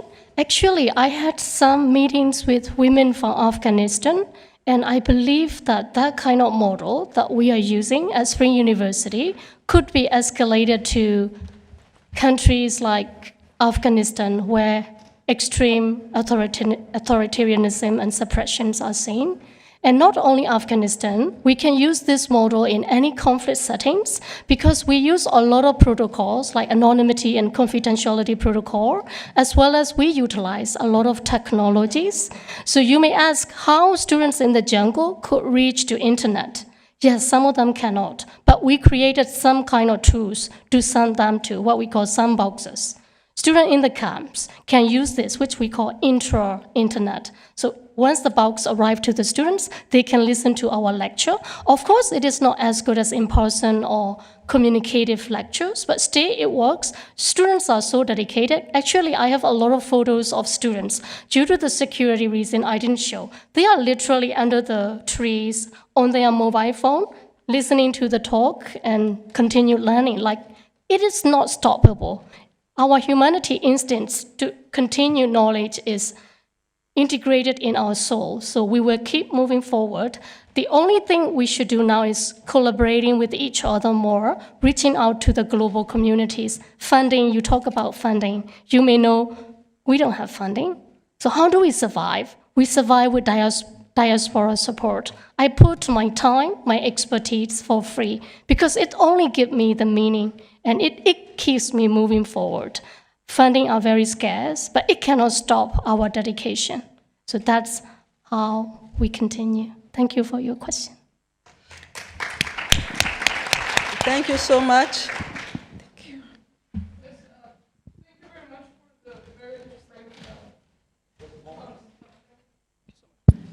I'm going to try to keep it very brief because I have a very direct question, maybe a little bit too complicated as well, but that's the point of doing research.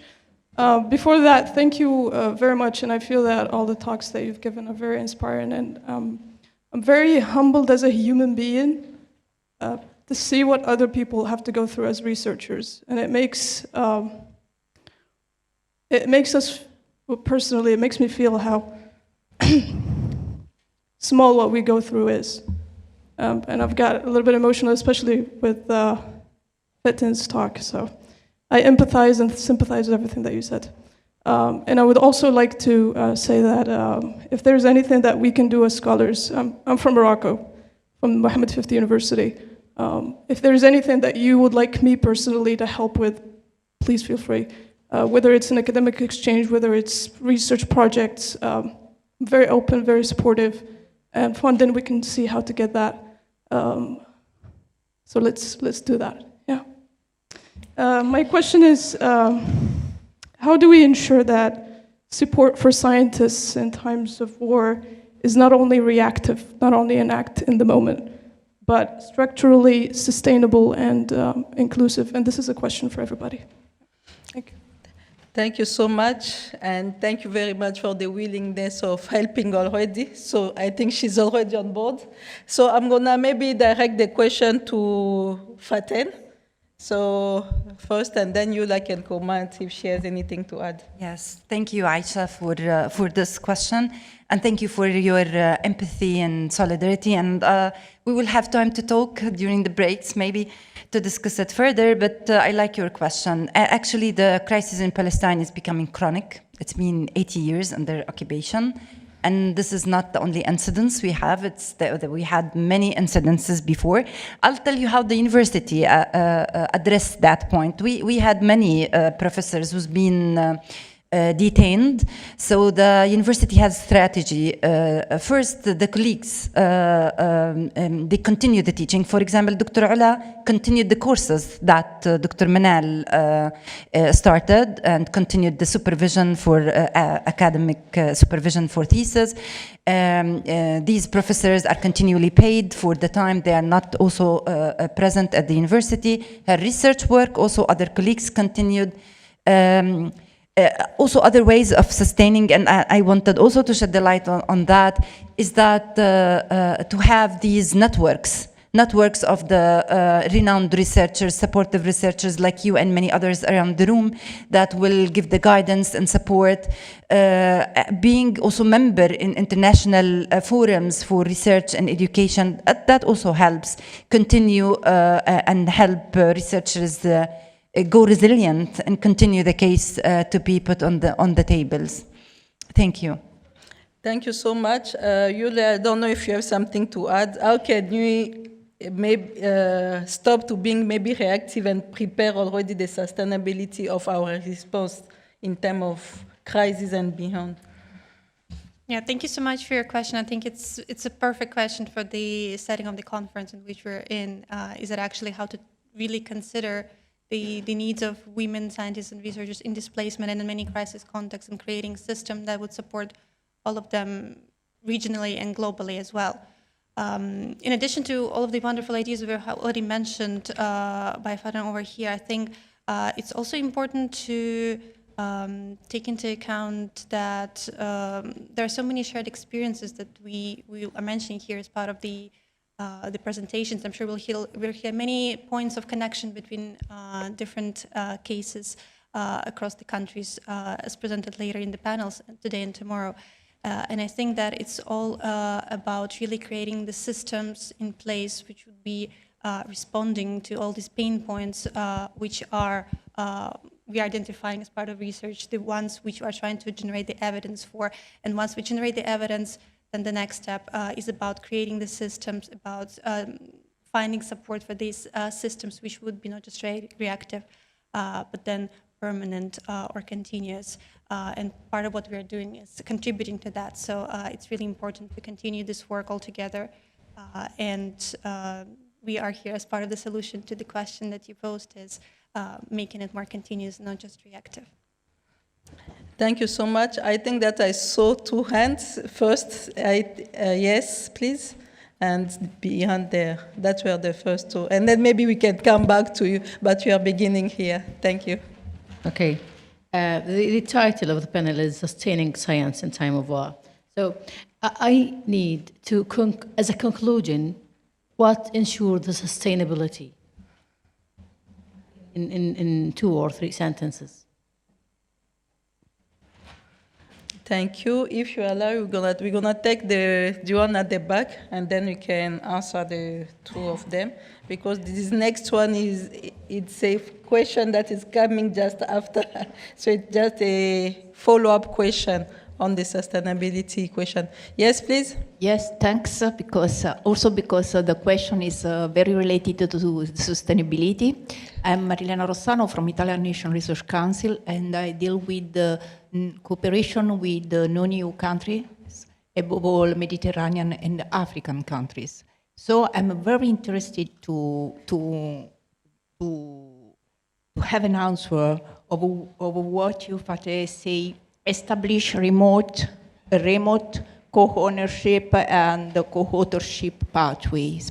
Because I think that if we go on by establishing co-authorship programs, maybe it is easier also to recognize some researchers, not Palestinian scientists as a whole, but those researchers. So it is also easier for northern countries or not affected directly by the war to be in touch with that scientists, so that we can raise our voice to ask for people who can be damaged or arrested during this very, very awful war, long-lasting and awful. Thank you. Thank you so much. I can't see anyone, so we're gonna have to come back to.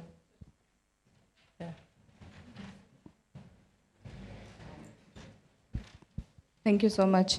Julia, I have a question from you. In your research, you were working with women scientists who were in Ukraine, who decided to stay, and the ones who displaced. I have also been working with refugee women, Afghan women. So how would you describe their situation? Safety is important, but how is their careers? Like, as a scientist, when they go to another country, they have to start from zero? Or how is the experience in your case? Do they have to learn the language? They have to get through all the recognition of their documentation and everything? Or they directly go to a university if they are a researcher? So how is your experience? Because I have a very different experience with Afghan refugees. I would like to know through your research. Thank you. Thank you so much. For the first question, I think I'm going to give to Dr. Piu Piu to put some words, but just to say that we can't now say a concluding remark like,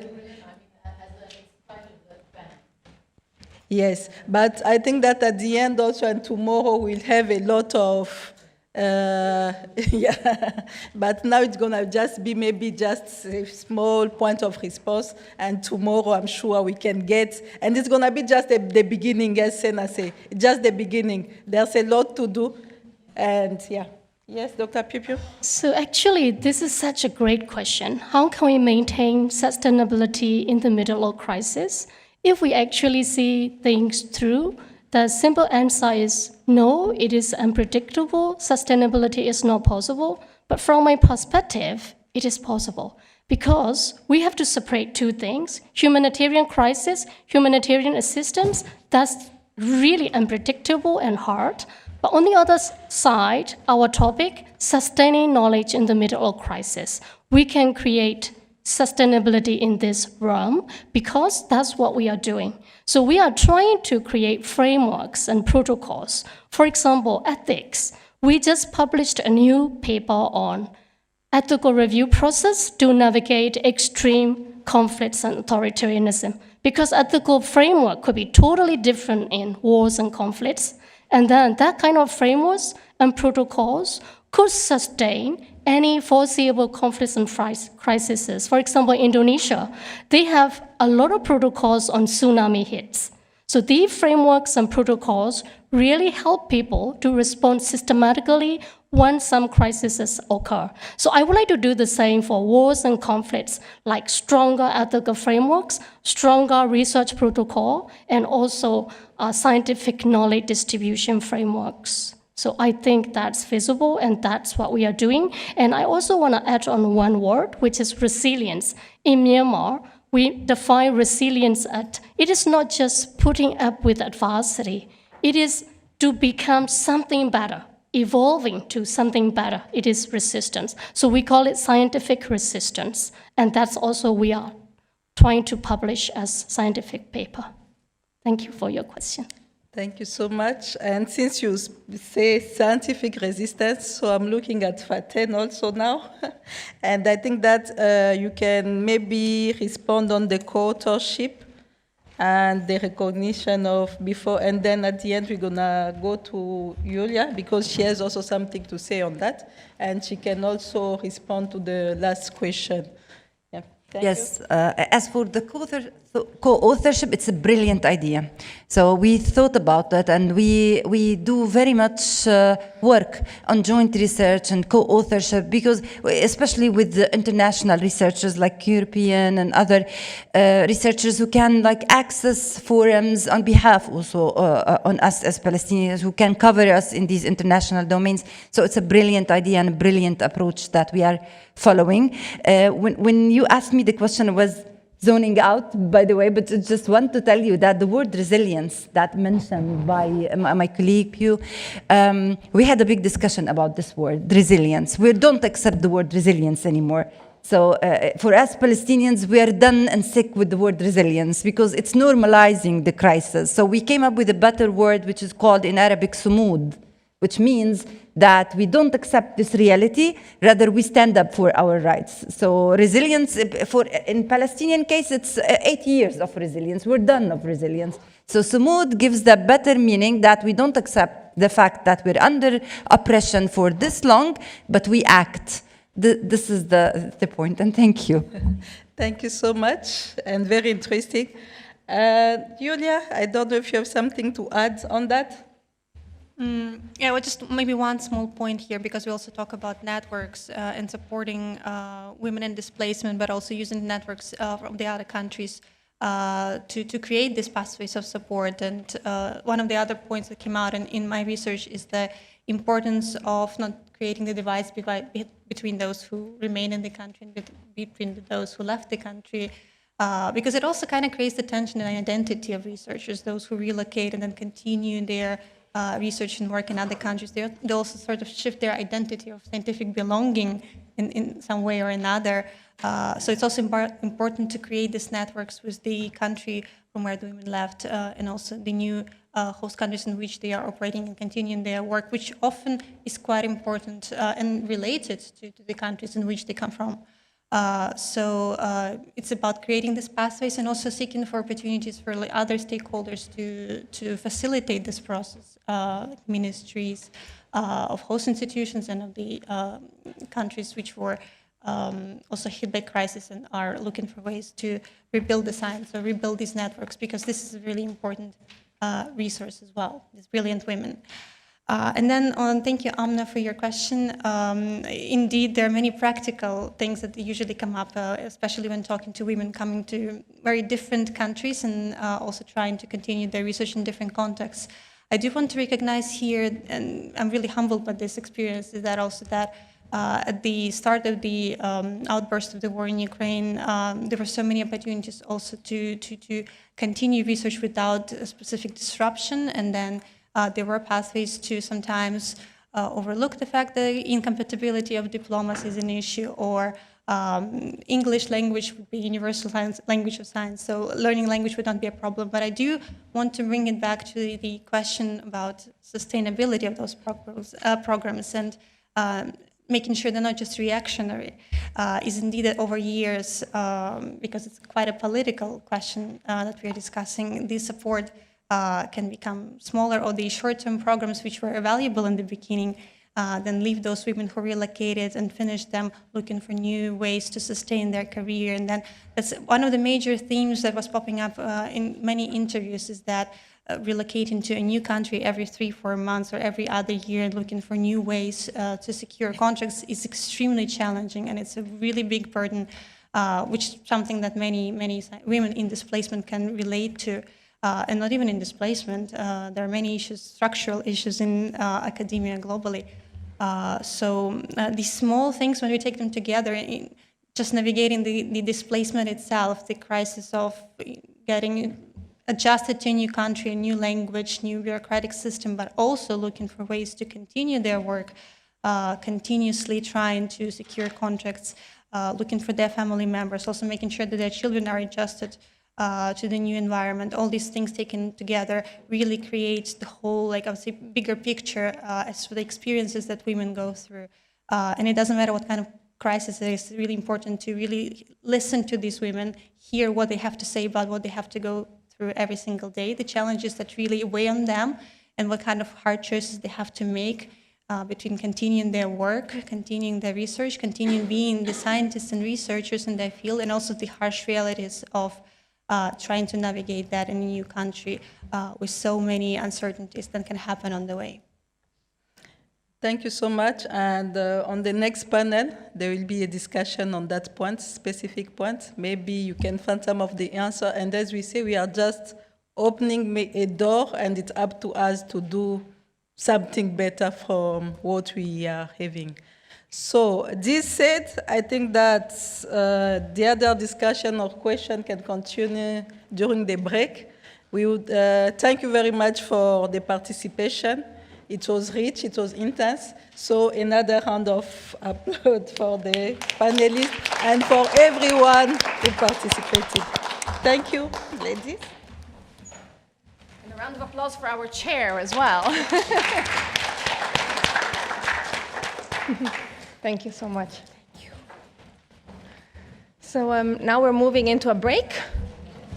So we'll have a little coffee break in the room just behind us.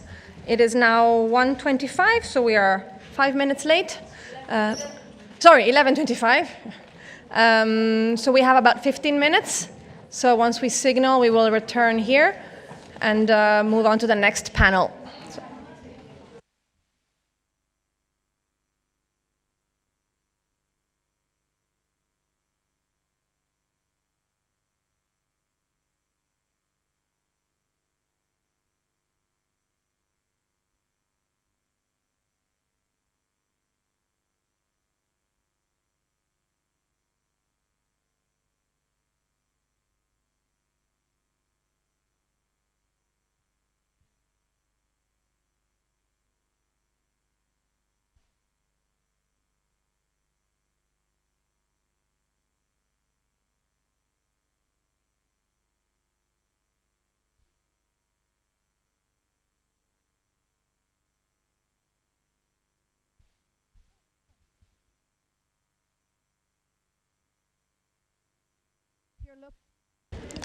If you're looking for the bathrooms, you have to go back outside in the staircase in the big marble square, the open area where you just came here, and you can also reach it from the coffee area. And once you're in the square area, there's a room, like a little white door, that is open on our left. Okay, sure.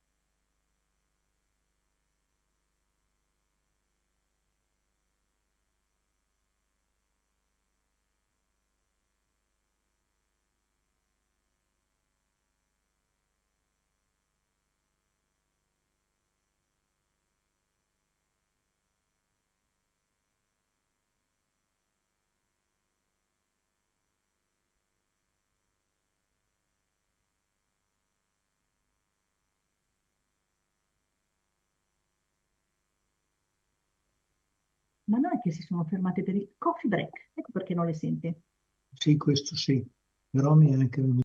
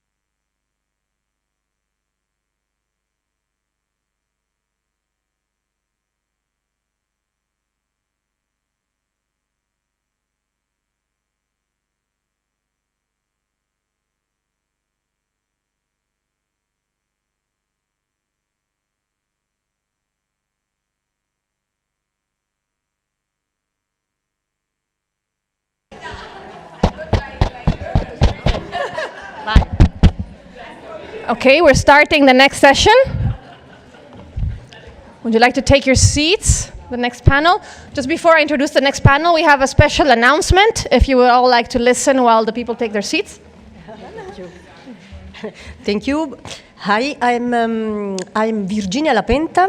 I am the curator of Villa Farnesina of the Accademia of Lincei. So I would like to say to you, after the day, at the end of the day, we can go all together to visit the Villa Farnesina. The professors Alberto Quadio Curzio show you about this building, Palazzo Corsini, and the history of the Academy. I can show you the beautiful frescoes by Raphael, because the Villa Farnesina is the private museum of the Academy, is the representative site of the Academy, but is also a beautiful, amazing building with the amazing frescoes by Raphael. So see you at 5 p.m. here, and we go together. Yeah, just to say this is a fantastic offer and an amazing opportunity, and Raphael is one of the most, you can't even call him a famous artist. I mean, he's a stratospheric artist, right? And we have the privilege of going and seeing this privately with the expert guide. So thank you so much. See you later. Right, let's move to the next panel. We'd just like to welcome our chair for today. You've met her previously, Yulia Shevchenko, please. Round of applause. Before we begin, just a quick confirmation on the timing, because we've kind of been running over time with the past. I think we can add 10 minutes. Okay, sounds good. All right. Well, hope you have enjoyed your coffee breaks. Welcome to the second panel of today on camps, aspirations, and educational pathways under displacement.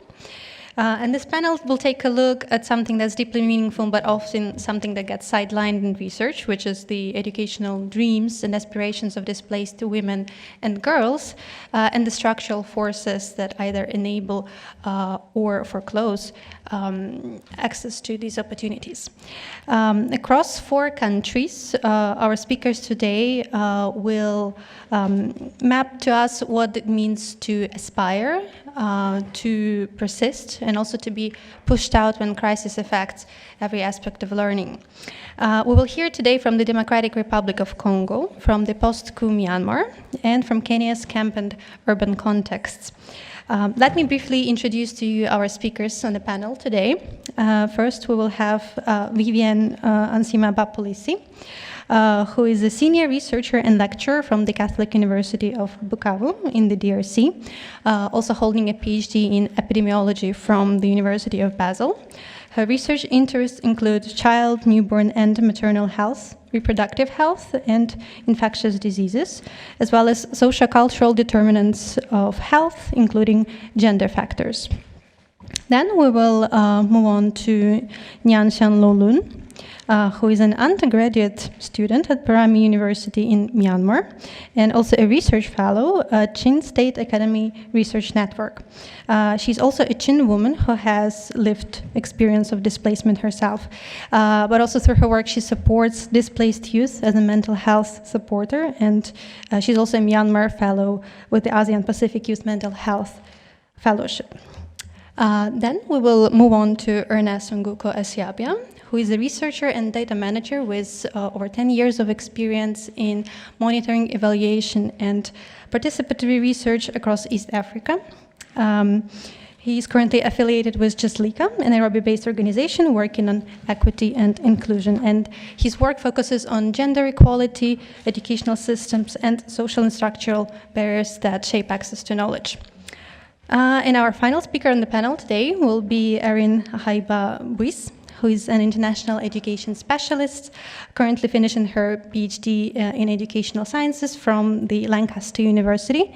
And her experience spans over 20 years with different organizations, including UNESCO, UNHCR, the Human Rights Commission for the US Congress, and in 2018 she has also founded a consulting company supporting all sorts of organizations working on the topics of education and displacement. All our speakers will go through their presentations first, and we will hold the questions after the presentations have been concluded. So let's begin with Vivian, who will present to us the impact of displacement and migration on Congolese women's participation in science. Vivian, the floor is yours.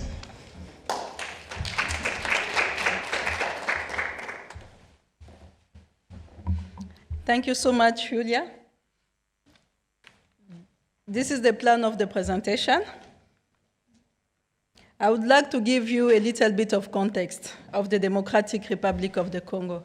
I don't know how many of you know where it is, but it's one of the Central African countries, and it's the biggest country in Africa, very rich in natural resources, but with a high rate of unemployment, and the poverty is widespread there. On top of that, the eastern part is battling for many years now with war and armed conflict, with the last one that began in last 2024. And we have also a lot of now currently there's an outbreak on mpox and recently on Ebola, and high burden of malaria, so a lot of health issues. So there's a lot of crises for 30 years now, and the gender-based violence is very high. And Bukavu in the past year was called the capital of rape because rape there is used as weapon in war. So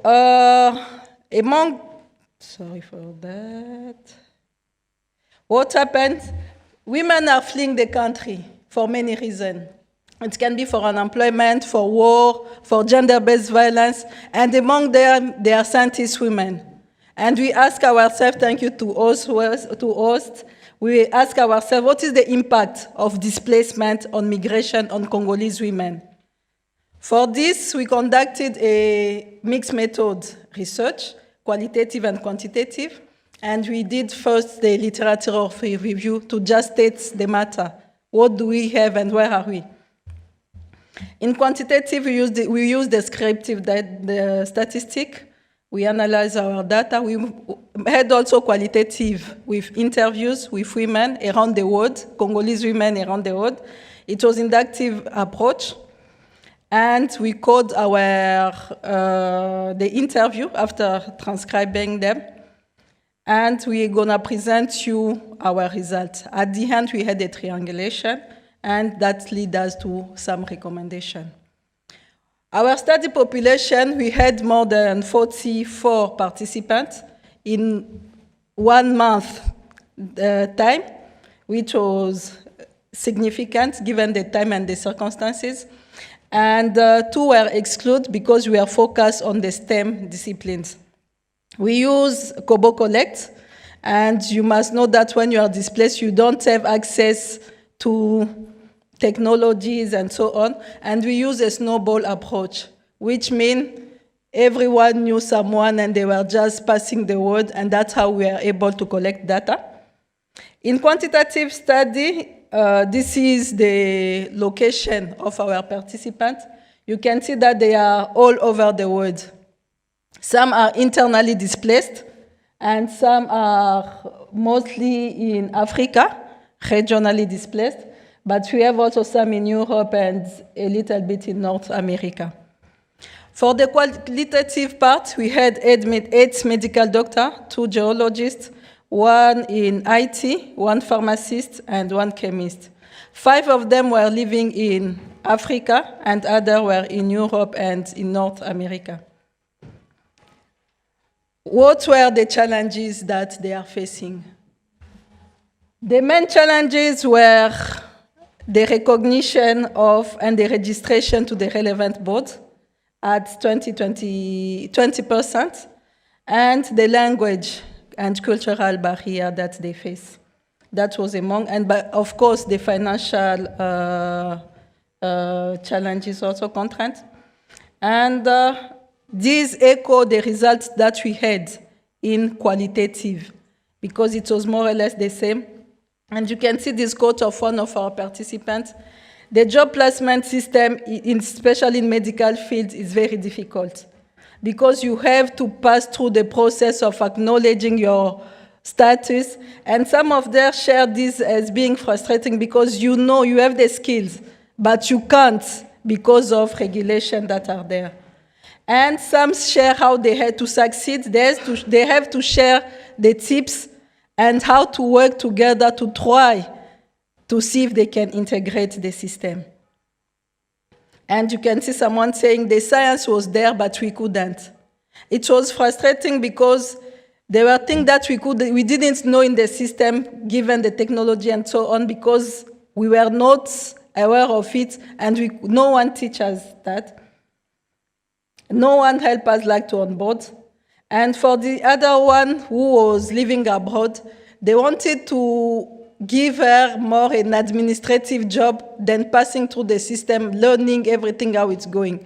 So she escaped this and tried to go inside so that she will be able to understand what is going on before taking a high responsibility. Next to the challenges, or in the challenges, there was a special mention for the single mothers. I think it was Faten who said that we don't have a choice. Being a mother is it's part of our nature, instinct. We can't do without it. So they face special challenges, and it was really a high burden on them.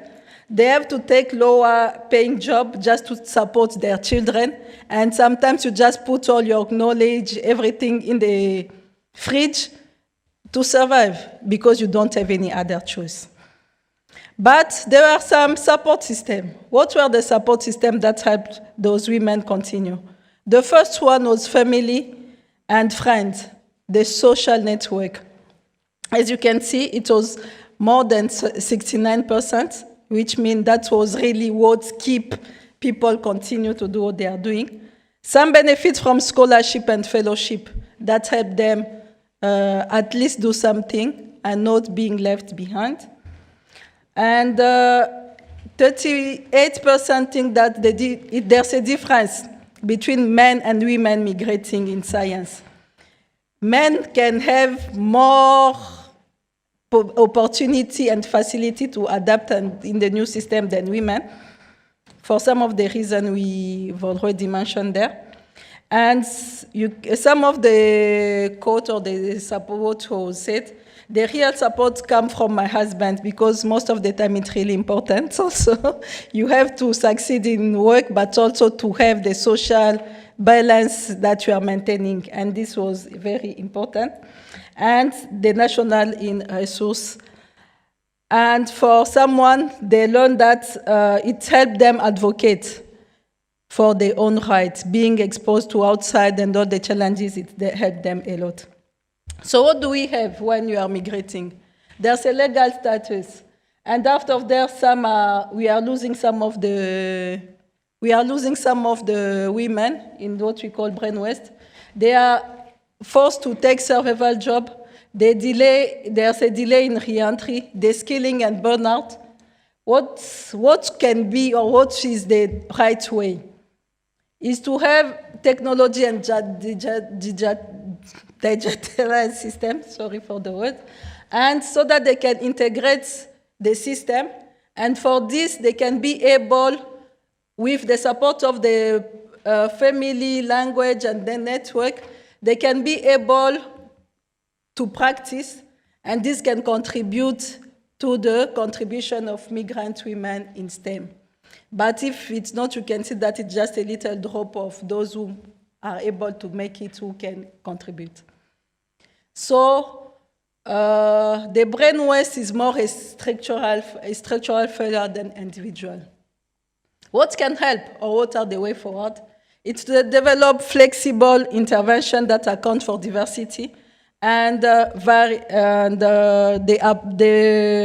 value of women from different backgrounds, regardless of where they are. Integrate the brain waste into the system to avoid this leaky pipeline that we saw all those the brain waste that we are seeing, and implement also mentorship and peer support group to help social integration, opportunity sharing, but also, and we can heard it from the previous presentation, moral and social support, because it's very important. And then last, reduce the digital divide. In conclusion, despite the support mechanism, systemic challenges result in brain waste for the women in STEM. And you can, all the challenges we outlined, but also the support system.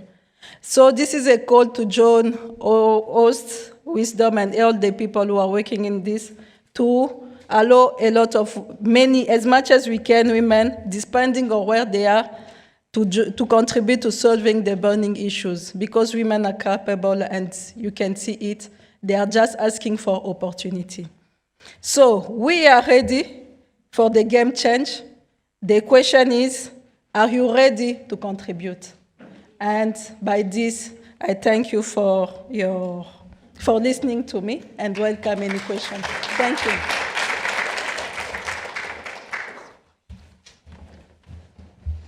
Thank you, Vivian, for building such a really coherent framework for displacement, how women in displacement can face different challenges during the whole cycle of displacement and different stages. Our next speaker will bring us to the post-Myanmar, and Nyang Siang Lolun will be talking to us about the more personal experiences of girls who are even considering even their education and access to it are even possible for them, given the context in which they appear. Nyang Siang Lolun, the floor is yours.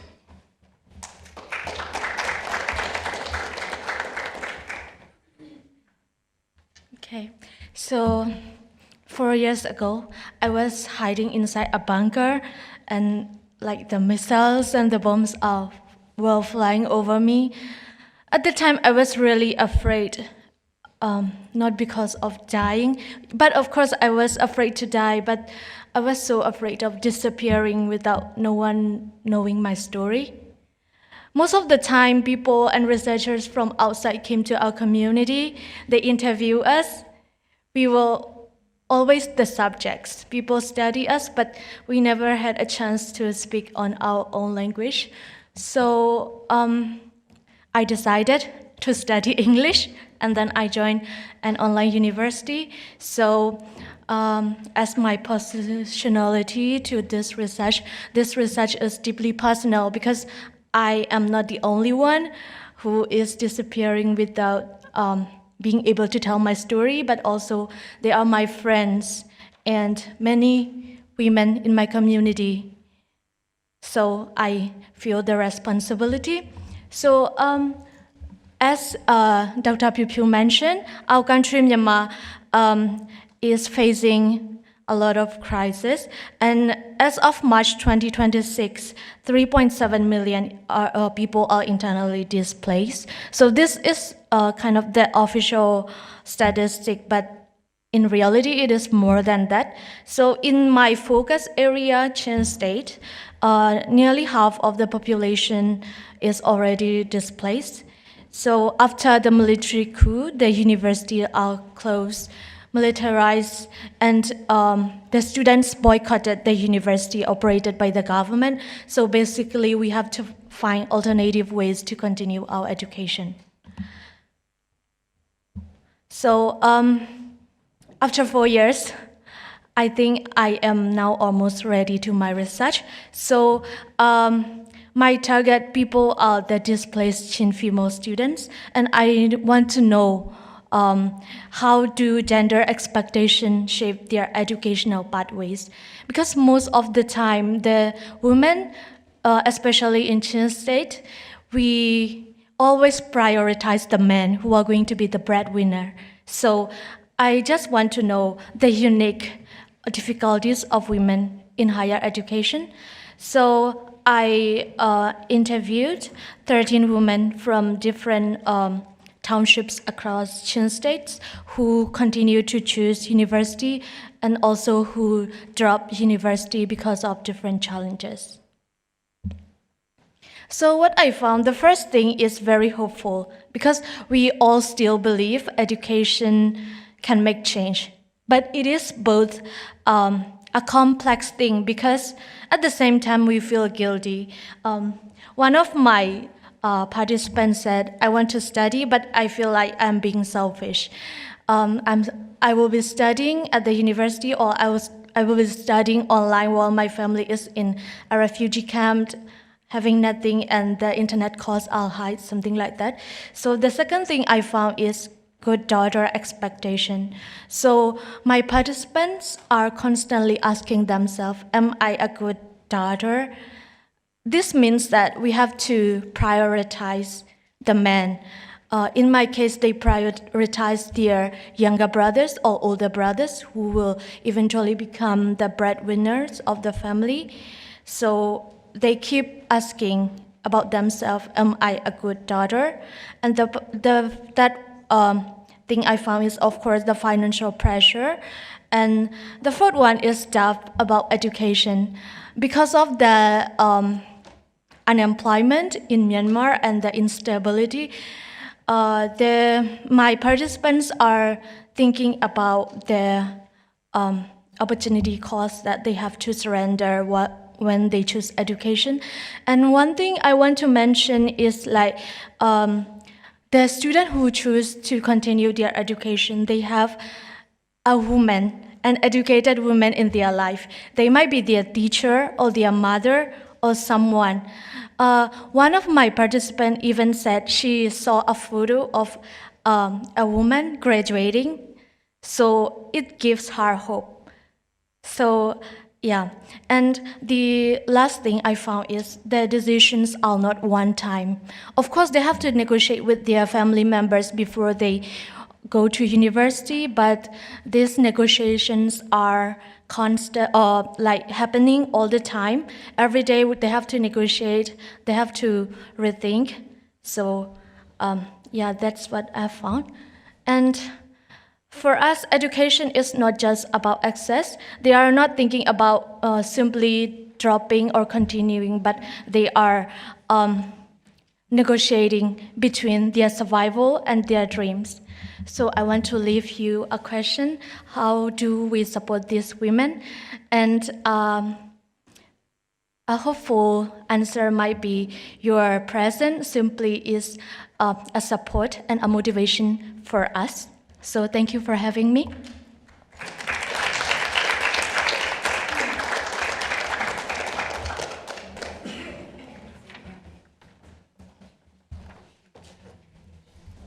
Thank you so much, Jan, for such a moving and actually really powerful presentation. I think the crowd can really relate to the experiences that you have mapped through your research as well. Let's give another round of applause for our youngest speaker today. She did a fantastic job. Now we'll be moving on to Ernest Nguka Eshiabia, who will walk us through the mapping of scientific aspirations of displaced women in Kenya. The floor is yours.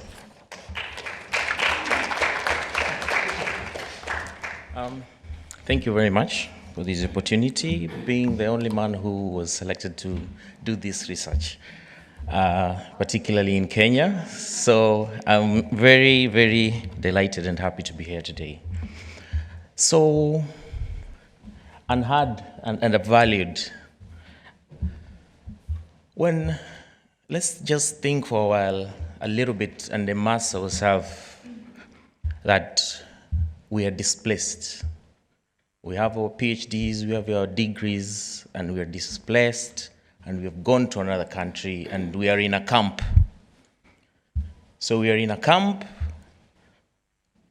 you need a job. When you need a job, you're being told you need work permit.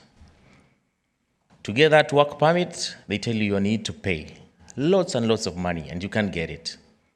Even when you get a job, you are told you need a PIN to pay, the certificate to pay taxes. You need to pay taxes. But you're not given that PIN or ID, okay? So you don't have an ID even to move around. You're given a refugee ID. So you have the skills, but you can't use them. Even when you can work online, there is no internet, there is no power. Just imagine that. And you need to work, okay? So you are also married, you have a child, and maybe you also have a sister. And let's say you found a job, a small paying job. Your rate is high where you are at home, right? But there, you're given less money because nothing you can do. There's nothing you can do. We'll give you this, just little money. And the other person, another woman, maybe she has aspirations to be a scientist, because I talked to women who are scientists, they're doctors. The doctors that I talked to actually work for free in a university so that they don't have a gap in their CV, you know? So that when they go somewhere else, they are really hoping they go somewhere else in future. Like they just have that hope, I'll get out of here. That one day, when I get out of here, I have been doing something. So she's working for free. And the other thing that really annoyed me is this doctor, she has written papers and it has been taken away and found it on the internet. It's been done by someone else, some men working in the same organization or university. So you can imagine such a situation for yourself. So these are some of the stories that I got. Okay, sorry. Yeah. So what I found out is scholarships really prevented a lot of things from happening to some of refugee women. It prevented early marriage. It enabled them to continue with their education. So they have completed the degree, you're knowledgeable, but now you're told now to work, you need a work permit. Okay? You need a work permit. If you don't have, no job. Imagine that situation. And then some types of work, gender-based violence comes in. You need to give out some favors so that we give you this job.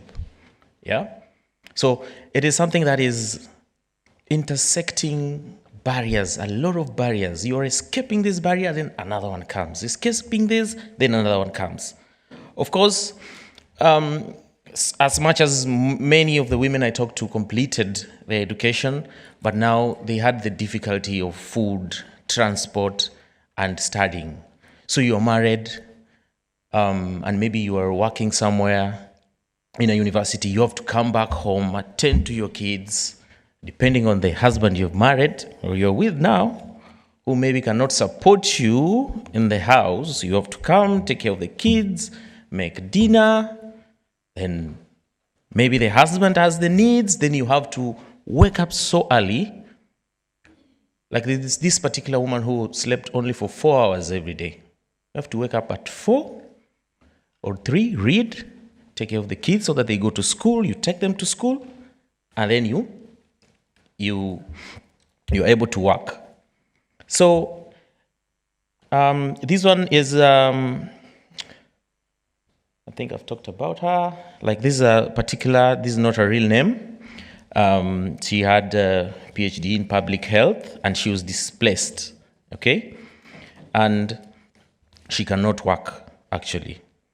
And just like I think it has been mentioned, like some degrees are not, recognized by some universities and you cannot get it. But there's something funny from their stories is all those men maybe who are higher in hierarchy in terms of work, they used to come to her to do something for them.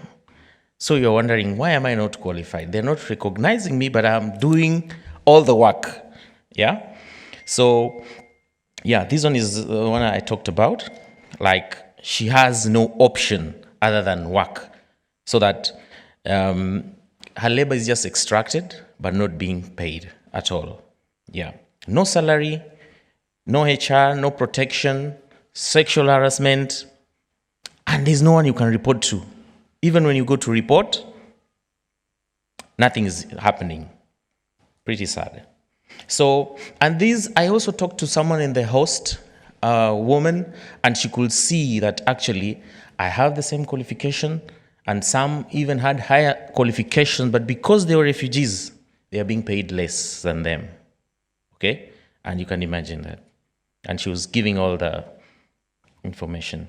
So that's it. And so you can imagine that situation. When you're in that situation, what will you do, really? So these are just some. There's one who applied more than 250 jobs. No single call came to her, and she had a PhD. So I think that's it for all. I think we'll share also the report so that you can see all these stories of these women. Thank you so much.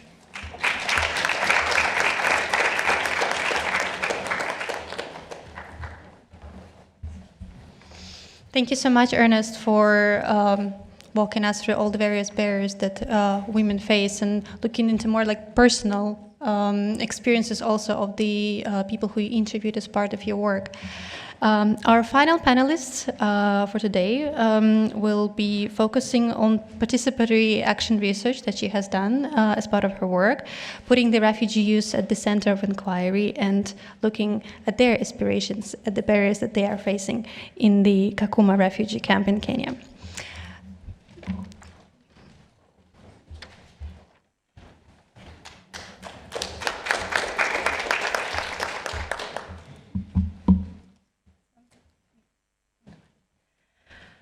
Good morning, everyone, and thank you so much for having me on just an incredible panel and all the other panels that have presented. Today, I'm going to share with you a portion of my doctorate, which I will be defending in a few weeks. So this is good practice. I'd like to start with a story of a young girl named Sumaya. Now, Sumaya was born in rural Somalia. She grew up herding goats with her brothers. She didn't go to school because there were no schools in her area, but also because her father didn't believe that that was something for her. Now, war came to her village and her family was displaced. They had to flee. And during that time, Sumaya witnessed horrendous things, including violence and people suffering. But she also witnessed the kindness of strangers and community and humanitarian workers. And during that time, she decided that she wanted to help. She decided that she wanted to become a doctor and she wanted to study medicine. So she arrived in Kakuma refugee camp, and there she saw girls going to school. And so she begged her father, and eventually he gave in, and he let her go to school. And she did really well in primary school. She finished secondary school, and then she looked for higher education. Now, in Kakuma refugee camp, it's actually a hot spot for higher education. There are many different universities offering remote-based learning there, but she couldn't find a program in medicine. So she did what I think many of us would have done, as she did anything to continue her education. So she studied social work. She took a course from one university. She studied data collection at another university, entrepreneurship. But after 7 years, she had this stack of certificates, but she had not gained access to a bachelor's degree program. And she began to get frustrated and wondering, is this me? I have been able to get a job as a data clerk at a hospital, but this is a far cry from what I want to do with my life and what I want to study. And this is when I met Sumaya, which is not her real name. So this brings me to why I did this research and the background of it, and many of you are familiar with this, that the number of people forcibly displaced continues to grow year after year. And among them are scientists and students. But what also is growing is the number of years people are displaced. Now the average is 2 decades. And amongst these refugees that I've spoken with, education remains a top priority. Yet, of those that are qualified, access for higher education for refugees remains around 6 to 9%, when the global averages are much higher at about 40%. And on top of this, many of the people displaced are in the global south, while the higher education solutions are coming from the global north. And as has already been mentioned this morning, humanitarian funding has collapsed in the last couple of years, putting further strain on other priorities and how to support higher education. So I'll share a little bit of my dissertation, and part of that was looking at aspirations. Now, why aspirations? And as our host mentioned this morning, I thought it was pertinent about the work of Amartya Sen. And he developed what's called the capabilities approach. And within the capabilities approach is the idea of aspirations. And aspirations are a window into seeing what people value. And what somebody values is about their well-being. And this is a way to measure human development. Just like economics, we can look at GDP. So I'll share about two questions. One is, what are the aspirations of refugee youth for higher education? And how do they construct pathways to higher education? I used participatory action research, working with a group of refugee youth in Kakuma camp from many different surrounding countries, and taught them how to use cameras and used a methodology called photo voice, taking cameras to take pictures to tell their stories to answer these research questions. So every image that you see in my presentation was taken by one of these participants. And in addition to using capabilities approach, which I already talked about, I used fiduciary theory, which is a legal concept looking at entities of power and their responsibility to those within their power. So this is often applied to states, but also institutions like universities with their students underneath them. So coming back to the story of Samaya, refugees had, like her, had many aspirations to be educated, to have careers, to give back to their communities, and to leave the camp. But there are many factors that hindered and supported them reaching these aspirations. I chose to focus on those of the actions of institutions, particularly universities. And as you can see, just as an example, here's a sign sharing about a higher education opportunity in the camp, pasted on the side of the building. Now, finding out about this opportunity can be very difficult before it's ripped down or you happen to walk by it. Or in Samaya's case, trying to find a program that interested her, that universities, she later found out, had studied labor markets in the camp. So they only offered higher education programs related to jobs that you could get in the camp, rather than what she wanted to do once she left. And so refugees showed tremendous amount of agency and created these nonlinear pathways through higher education. And I think this breaks what we normally, I shouldn't say what we, I don't think any of us in this room would think this way, but the stereotypes put on refugees as recipients of aid rather than active agents pursuing a future. And the last point I want to make here was that many of these refugees, like Samaya, didn't feel like they were in a place where they could speak up.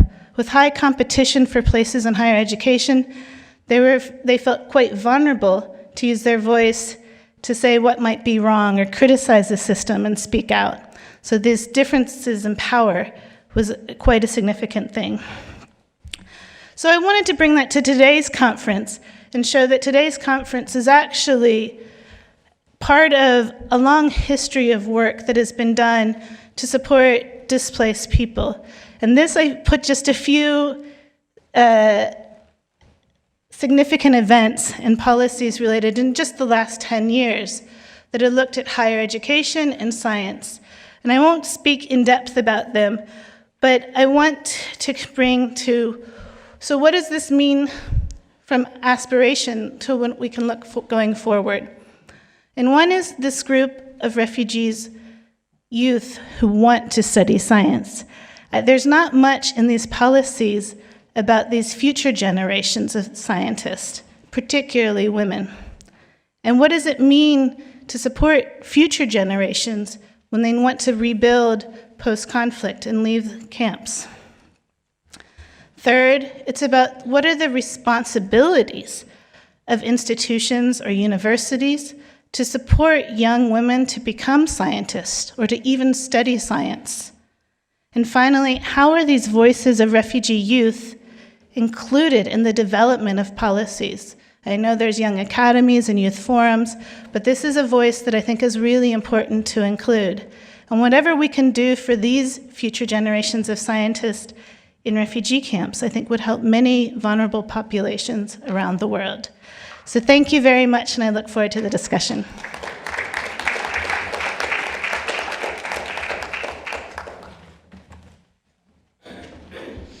Thank you so much, Erin, for summarizing to us how the girls and women in camp settings are also navigating disadvantage in accessing education.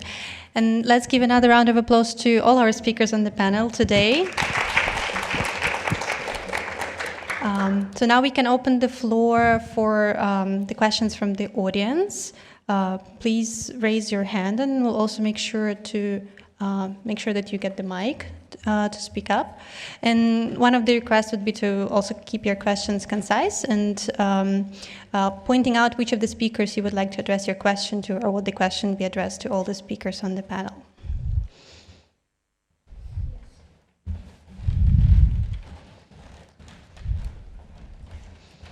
Paola Antolini, I am an anthropologist and as well a journalist from United Nations University for Peace.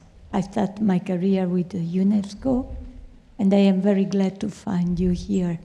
So I would like to know what is your vision of the future concerning each of the speakers, if it's possible. In this complex time that we are living, it's beautiful to find you here.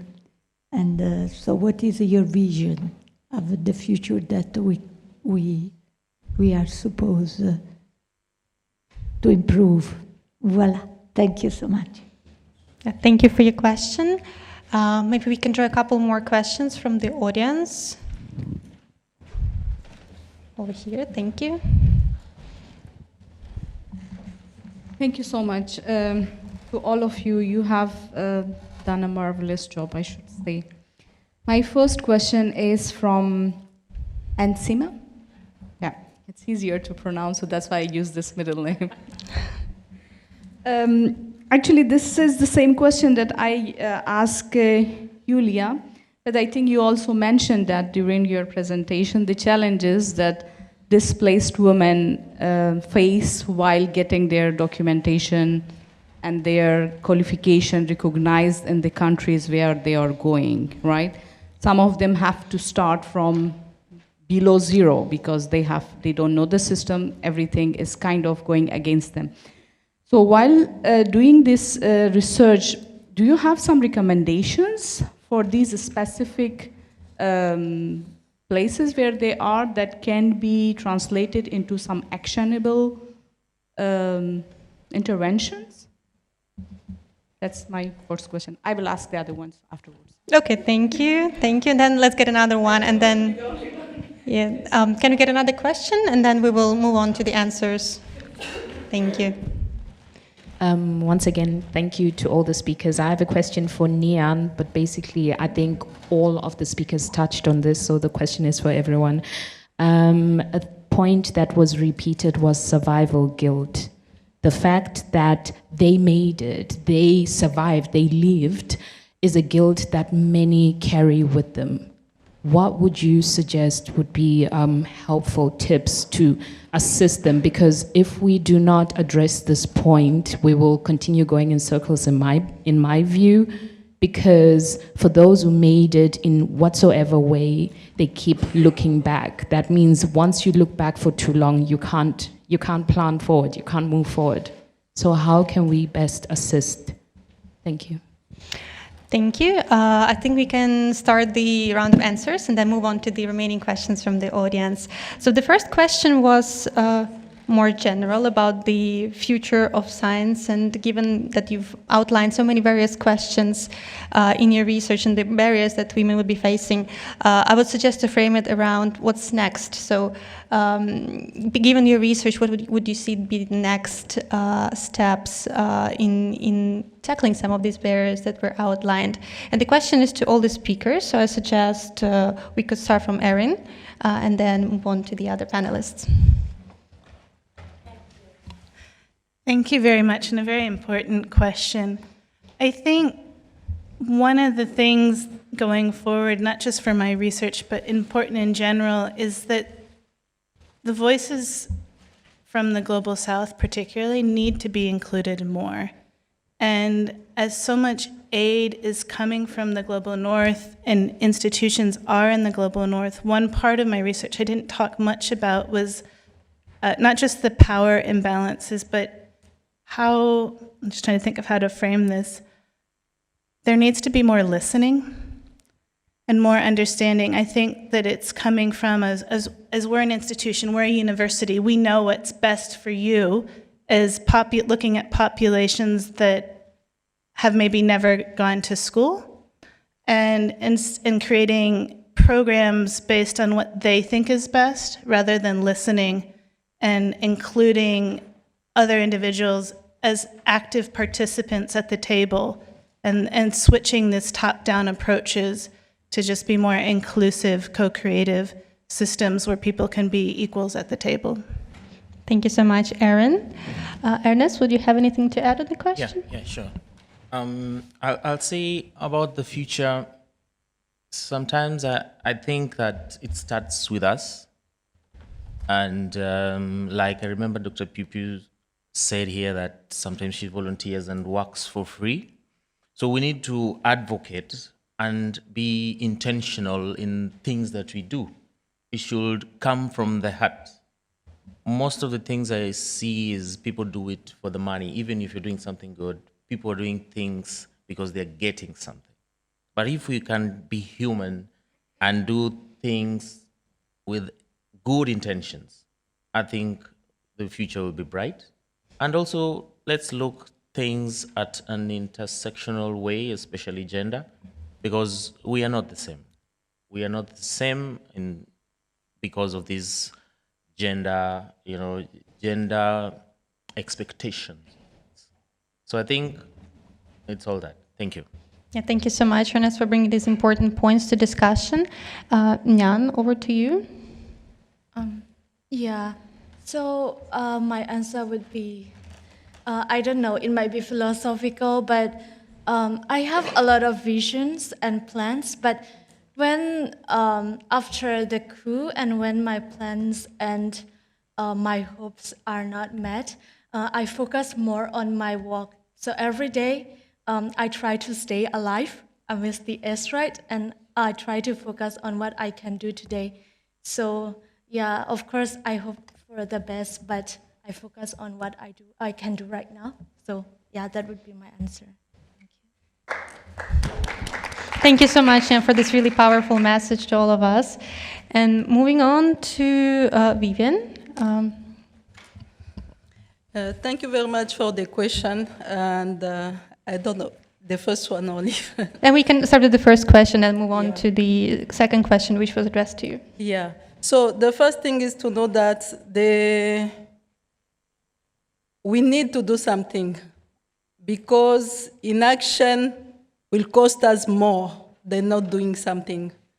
I was 9-10 years old when I fled the war for the first time back in Congo. Then now it's still happening. So the question is, what we are putting on the table and what we are doing. The first thing is to talk about the issues, to raise it, and from that take action. OWSD is doing already something like regrouping all the migrant women, because it's not like we have, like you've seen since the beginning, the brain is there, the capacity are there, the capabilities are there. So we need to put them together and together define strategies, learn from one another what are the working strategies, what is the mechanism that is making something happen. And after this, advocate. We need to continue to keep this battle till the end, so that tomorrow the little girl or everyone who's looking at us can say, they are doing this, that means I can do. If they were able to achieve, if they were able to do, even if it's like a small thing in the ocean, but you are doing something. And the impact of that, I like one of the images that I have when you are throwing those small stones or rock in the surface. So you have ondulation. If you throw the first one, even if it's small, you have this ondulation. You throw the second one, it's bigger. And then as much as we are throwing at the surface, we're gonna make the changes. It can take, we don't care how much, sorry for the expression, it's gonna take, but we have to do it. And that is our mission, and we'll carry it as far as we can. So I think that defining strategies based on our research, on what we are doing, create the network and build together, we can be able to make the changes and do something. Yeah, I think that would be my answer on that. And for the second one, first, we needed first to put it on spot. Because most of the time when you face it, I'm a medical doctor, I'm not living in Congo now, I'm in South Africa now, and I can tell you it's something, you know. Now I have people reaching me, like by phone, no, we have this doctor, can you help me, can you this and this and this, and you are assisting them. But you can't do anything where you are because of this, and it's really so frustrating. And first, just knowing that we know what is happening, we know what is the problem, and now we are trying to define the solution. It's gonna request a lot because each country has their own regulation regarding, for example, medical fields, how to practice and so on. We will be respecting what is happening in each country, but at the same time, we need to reduce that. Because everywhere, we are talking with people from Palestine, Ukraine, and it's the same thing everywhere. You need to go through the legal recognition. And sometimes you are looking for the regulation boards to agree, but then your legal status is like kind of finished. They give you 1 year, 2 years, and then when you don't have a legal permit, you can't continue the process. After 2 years, they tell you, go back to the beginning. It's cost a lot financially, mentally, and it's just too much. But identifying already what is the problem, trying to work it where you are, and in the network with other people in other countries, I think that we can be able to do something and make the changes. Yeah, that would be my answer on that. Thank you so much, Vivian. And then we had one more question for Nyan about the survival guilt and how to break the cycle. Okay, I don't really know how to break the cycle, but my recommendation would be, first we have to acknowledge the survival guilt is normal. This morning I also talked with Dr. Piu Piu, and I told her I feel so guilty coming here and enjoying all the beautiful things. And she said, I also feel the same. And when you find a community who share the same experience, it's better. And finally, of course, we have to do something to heal that guilt. So that now I am researching, so it's a way to heal my guilt feeling. So that would be my suggestion. Thank you so much. We still have time for a couple more questions. Thank you. Thank you. Actually, it's not a question, it's an insight. Just want to share an insight that while I was filling the forms of the OWSD for the participation at this event, there was a question like, do you consider yourself as displaced? And then my answer was no. I didn't know the difference it makes, like the feeling it makes to be a displaced or not a displaced. But after listening to you, my colleagues, I truly understand what difference it makes and how deep you can express when you live the experience rather than to talk about it. Either or, it's difficult, but when you live the experience that you need to be strong, you need to survive, and that's what you did, and most of the colleagues that were displaced did. So you deserve all appreciation and gratitude for your great work as the displaced researchers. Thank you. Thank you. I think there was a question from Tony over here as well earlier. Thank you for the very important comments you're making, all of you. My question is really, again, picking up on the first question, which was about futures. And I haven't quite formulated this exactly how I want to, so it's a kind of ongoing thought that I'm having in terms of, higher education itself is really about the future. It's creating a pathway forwards. And my question is, when that pathway then gets interrupted, even, with OWSD provision, for example, we provide the Wisdom scholarships. We're providing master's scholarships to women who have displaced status, but we don't know what will happen after that, and we don't have anything to give them ourselves after that. And the question is really about, and it's just to generate conversation about this. Is that a good thing? Is that still a good thing? That's my question. And the sense of frustration about having these qualifications that then might not go anywhere. So I'm just putting that over to you. Thank you so much for this insightful question. We can pick up a couple more questions from the audience and then continue with the discussion. So actually, this is first not a question. I would like to, all of the panelists, congratulations on your very insightful presentations. But I personally would like to address to Nhan that I'm so proud of you. I'm so touched to see you here. I'm honored to see you here. And also, I have one question for you. We have been through a lot in different ways. You are the person who is receiving education. We are trying so hard to give you education and creating pathway for the young people like yourself to continue your education. You may know me. Actually, I'm listed as an academic to be investigated by the military government. So they will arrest me wherever checkpoints they see me, right? So we are also giving a lot of personal risk. And also you guys are under drones attack, moving places to places without enough food, sometimes shelters, and continue doing the education. So we can actually talk heart to heart about all these hardships. But I still feel responsible because even though we are trying our best to give you education through internet and online platforms, I don't feel that it is sufficient enough. I sometimes feel guilty because are we doing enough?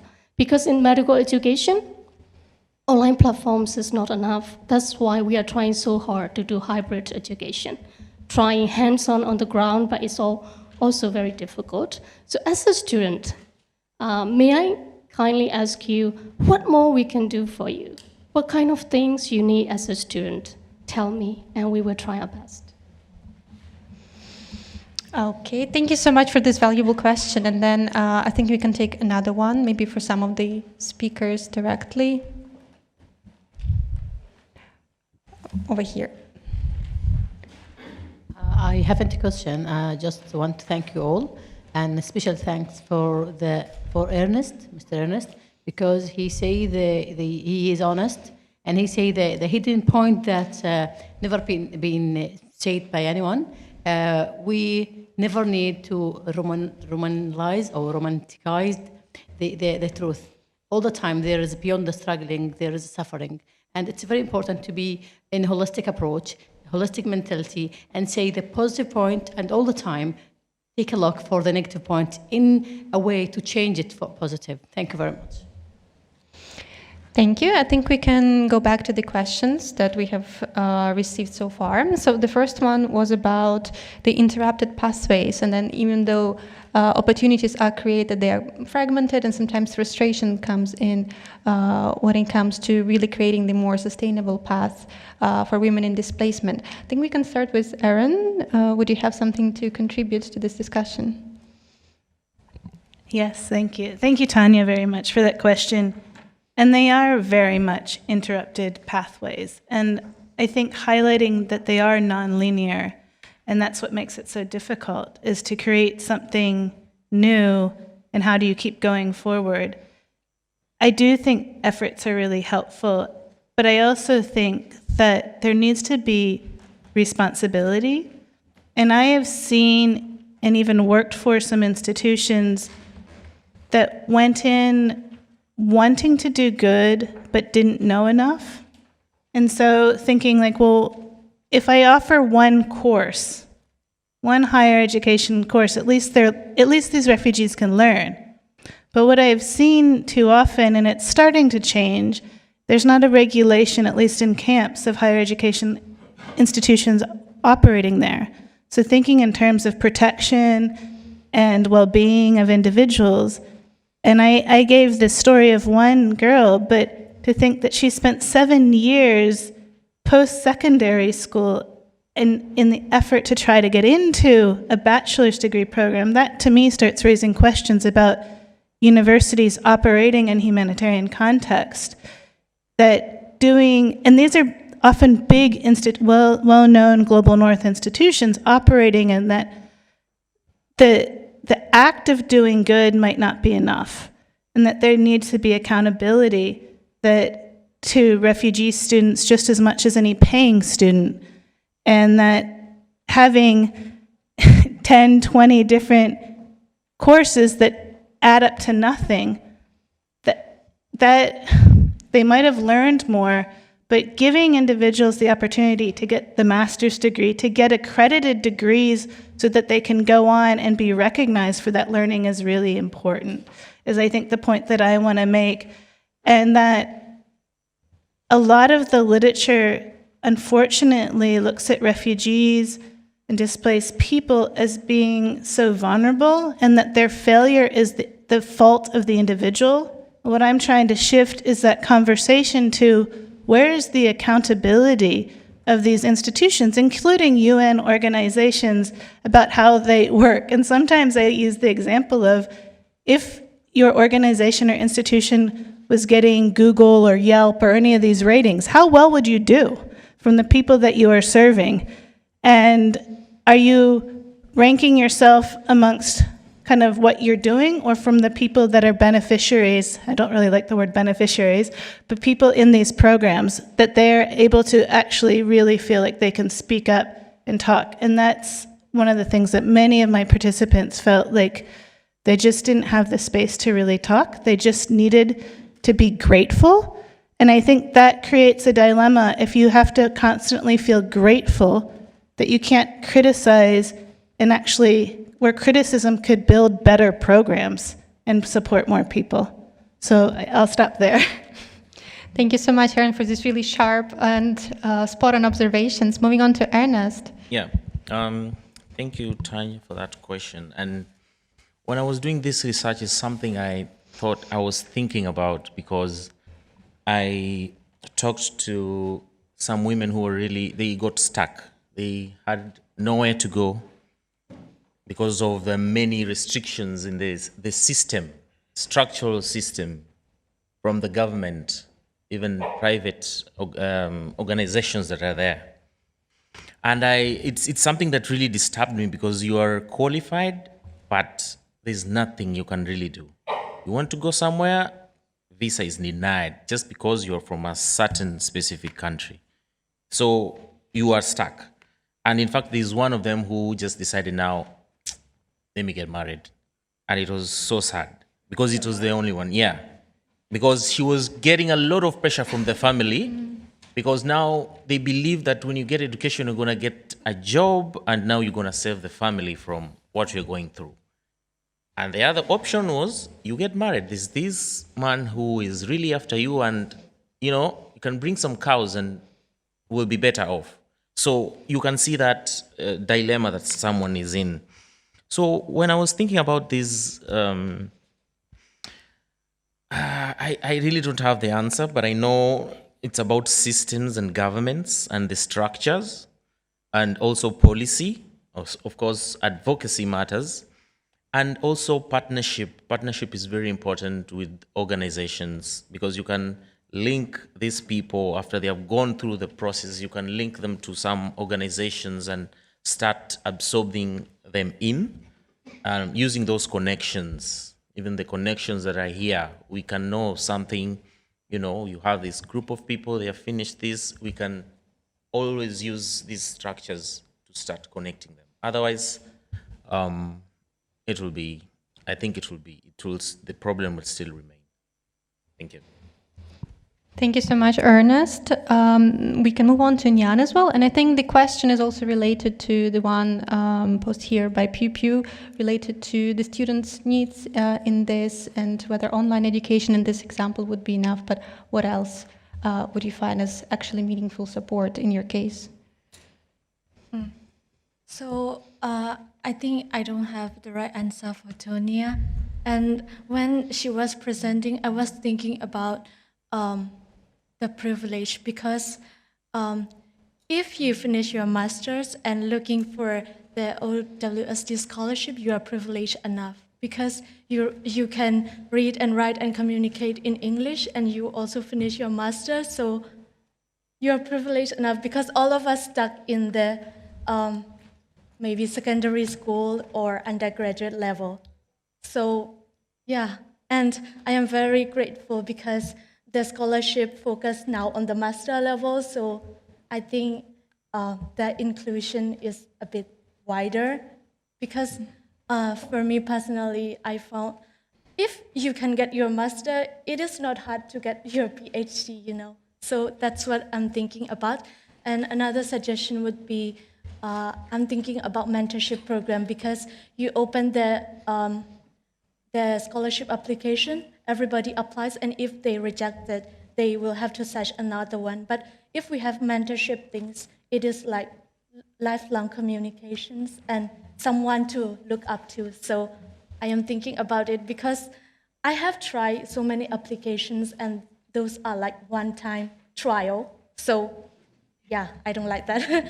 And to answer Dr. Pew Pew questions, I don't have any other requests because I think having someone except from your family who motivates you and gives you hope to continue education is enough.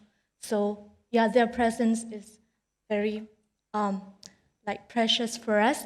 And also another thing is having community is good because when I hear more about the Palestinian women and Afghanistan, I feel like we are juniors because yeah, so if it is possible, we want to connect with more people.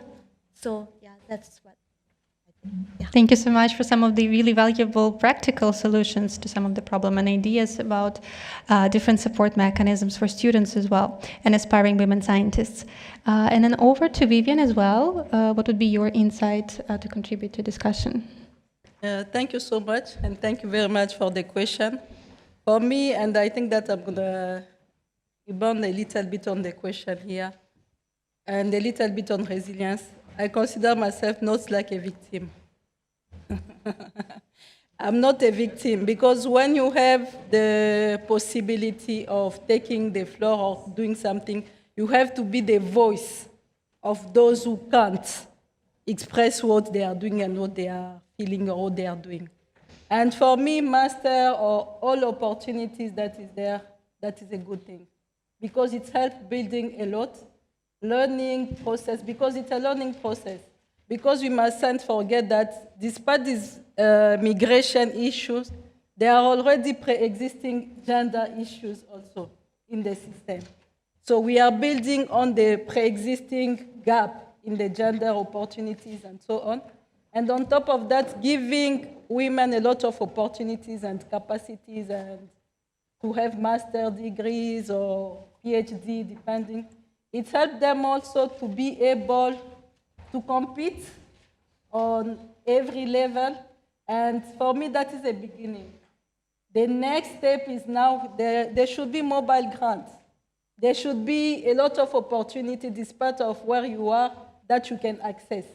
So, and for that, it needs a lot of advocacy, a lot of knocking to the door, because sometimes people are just maybe used to do the way they used to do. But opening and showing that this is a gap that we need to address. And this is the way we are thinking. We are not saying that from nowhere, because sometimes they tell you, okay, you are thinking after that, do you have people? And then you see, no, there's these people. We know they are capable. They can do something. And it's easy. And it's easy to take them and creating those networks, and as we show, mentorship, because sometimes also, and what we learned for research and so on, it's like, when you have people who want through, it's different, like outsider, insider, and also having this experience of what works and what can be done. And combining all help to define strategies. It will not be easy, but we have to begin and we have to continue pushing and do something. Yeah, that will be. Thank you so much. It's such an interesting discussion going on here, and we have time for maybe 3 maximum questions. I see 3 hands over here. Can I? Yeah, sure.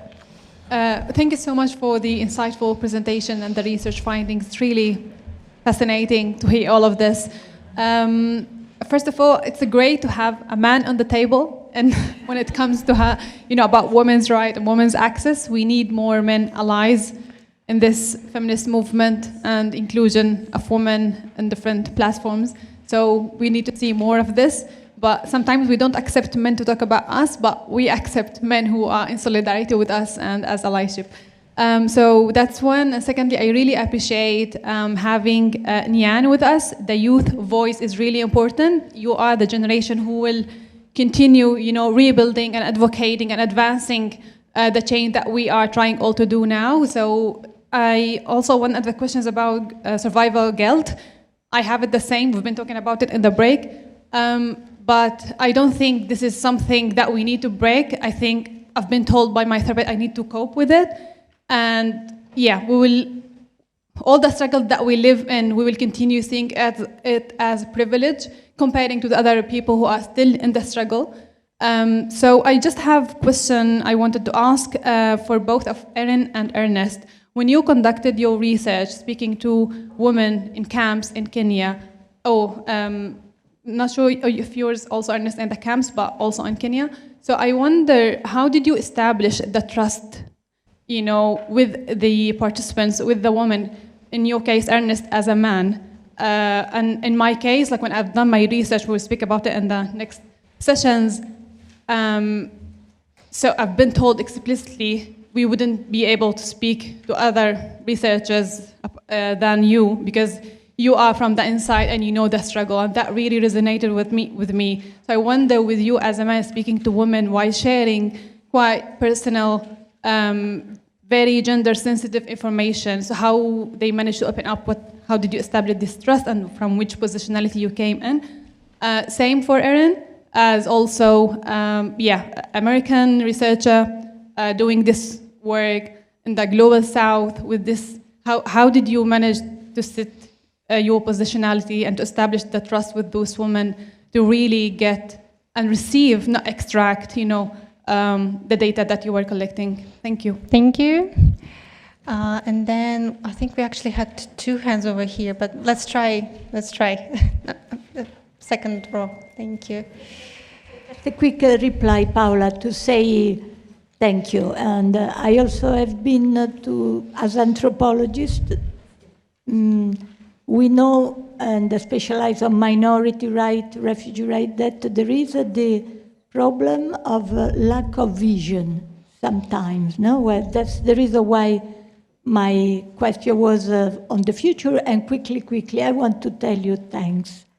And I had the honor and the pleasure to receive Nelson Mandela at UNESCO when I was a junior professional officer, and then to be in South Africa at not only at Joburg, but visiting Nelson Mandela House, I arrived with my favorite T-shirt that say, Africa is the future. Voila.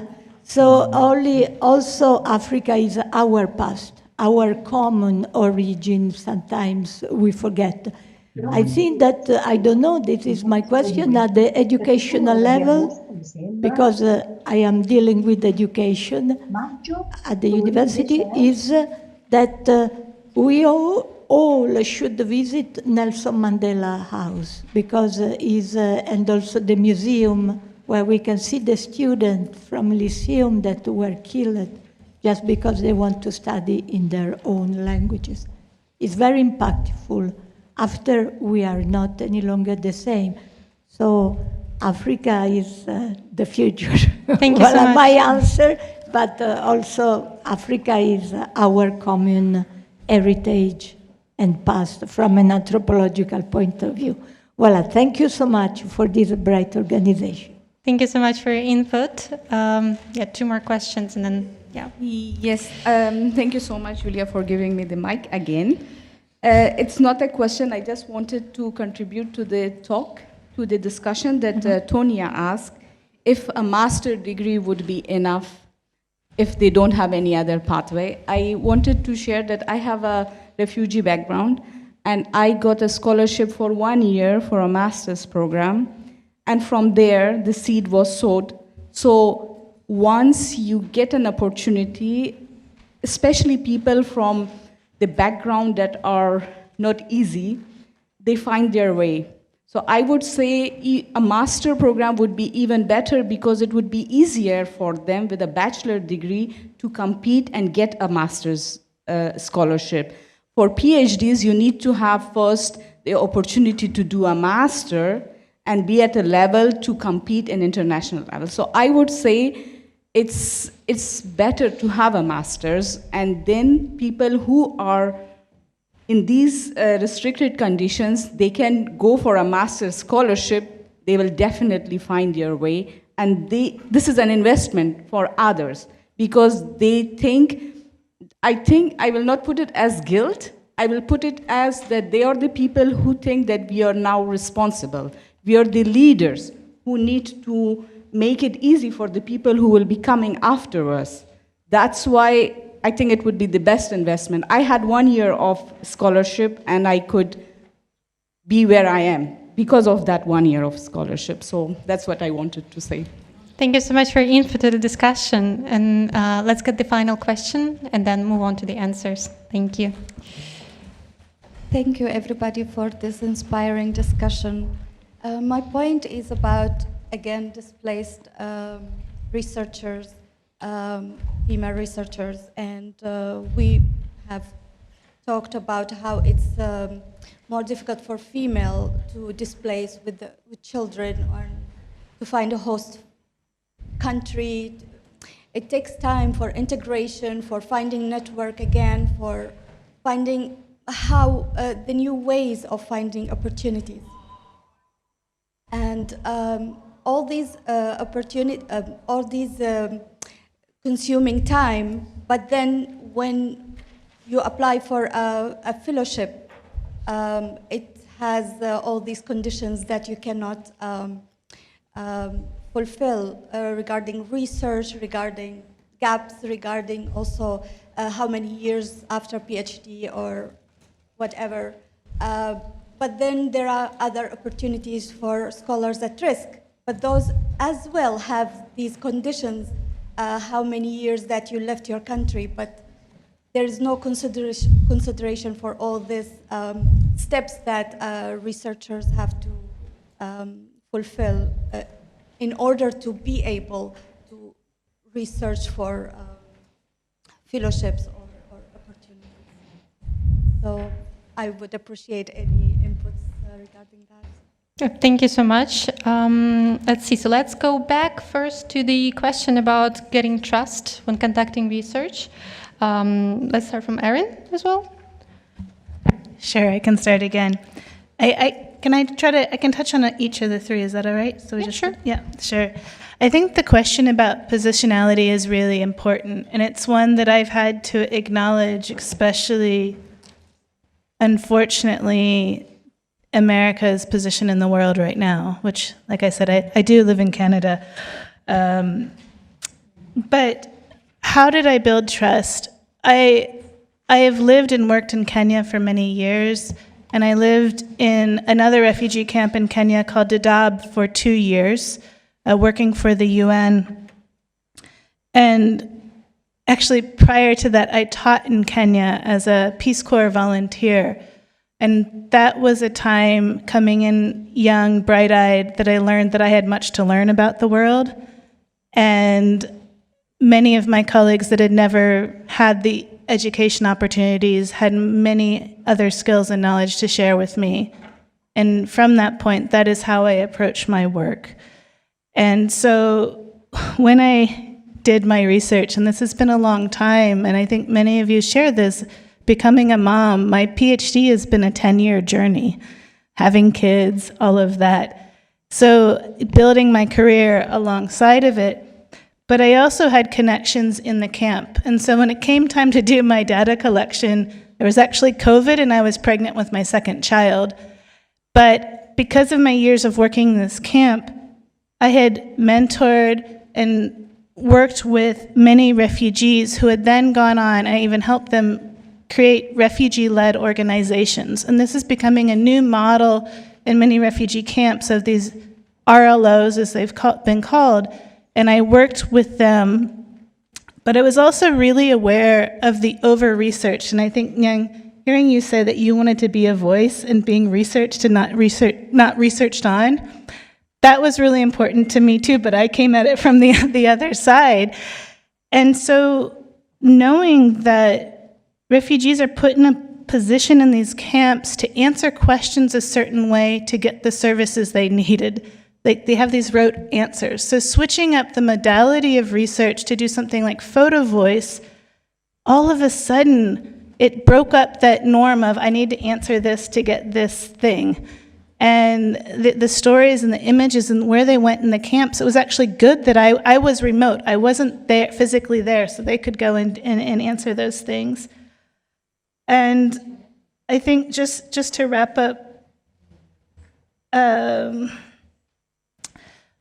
I've been involved in another project called the Africa Higher Education in Emergencies Network. And this is working with a lot of African universities to support refugees on the continent and provide more locally based solutions. And I think this is really, really important because seeing so many global north institutions with so much money, I mean, the endowment funds of many of these institutions is huge, but why can't we support the global south more and in terms of publication, etc. And the last point is the last question. I can't remember the question exactly, but is around the conditions. I think it's important for institutions to remember that there are these nonlinear pathways that individuals create. So putting on age limits and what you need to do first, or that pathway, recognizing that it might be a long journey to get there, that it isn't we finish primary school and secondary school and then immediately enter and get my bachelor's, but maybe looking at ways that institutions can recognize other forms of learning to help individuals go forward.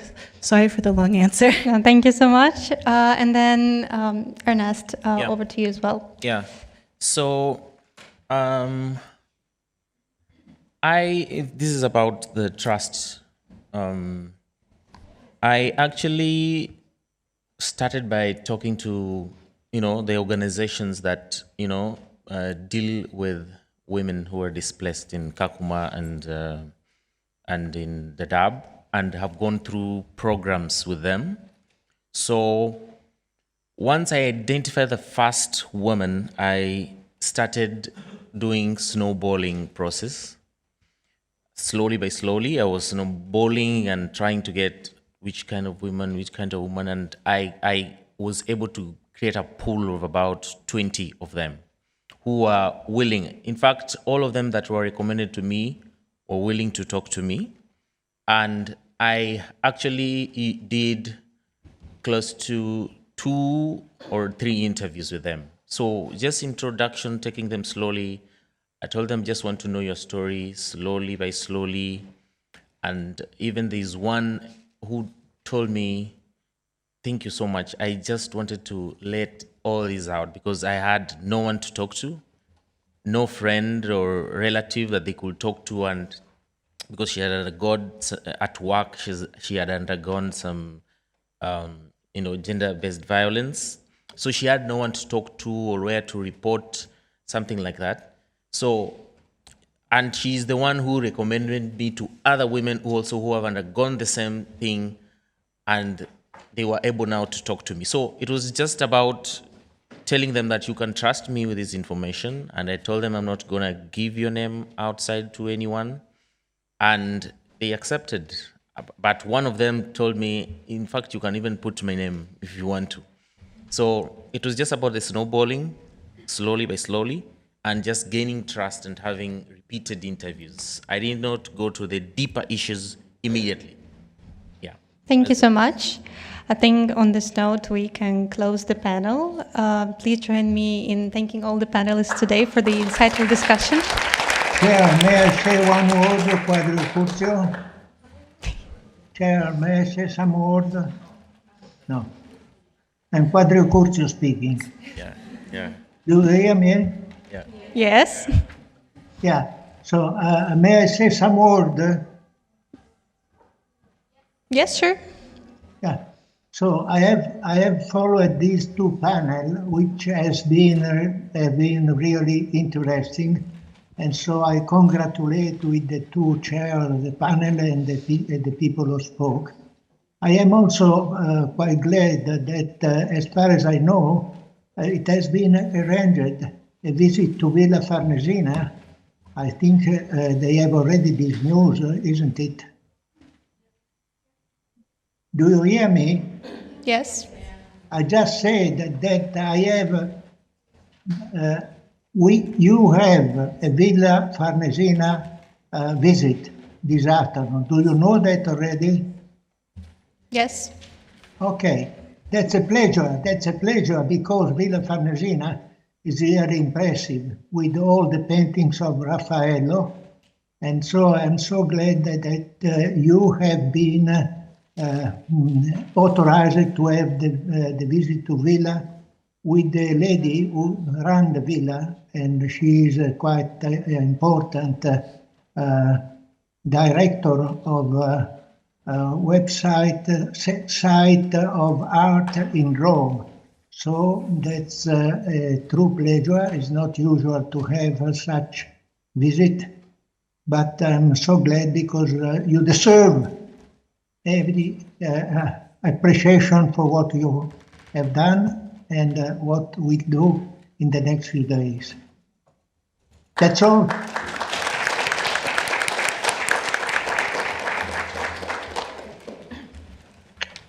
All right, thank you very much. You will all be very pleased to hear that we are heading into the lunch break on this wonderful note. Yeah. So join me in thanking once again the panelists and our great host, Julia. We are running with a steady 15-minute delay, which I think is great and perfectly in line with established best practices. We will have a lunch break of 1 hour, so we will meet here again at 2:15, right? Yes? So we will now lead you to the downstairs eating area, which is a very nice room. We will be able to also go outdoors and get a breath of fresh air. So you want to bring a little scarf. The food is inside, but you will be able to walk outside a bit if you want to bring something. Okay, let's all go together maybe, so you don't get lost. Yeah. This building is very secure, I would say. Yeah, you can leave your things here if you want. Yeah.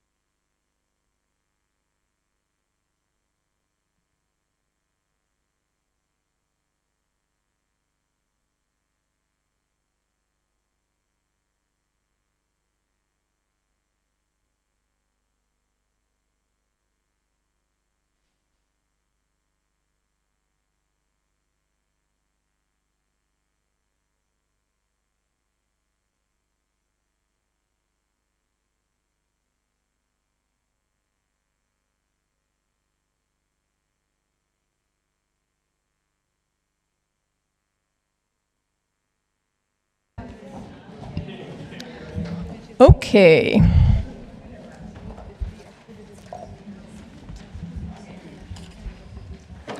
Did everyone have a nice lunch? Yes? Who ate too much and is now feeling sleepy? Me too, me too.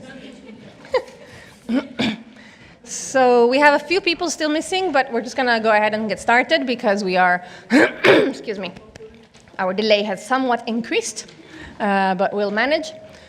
So this is a round table. You can already tell because our chairs are positioned in a round way. I'm joking.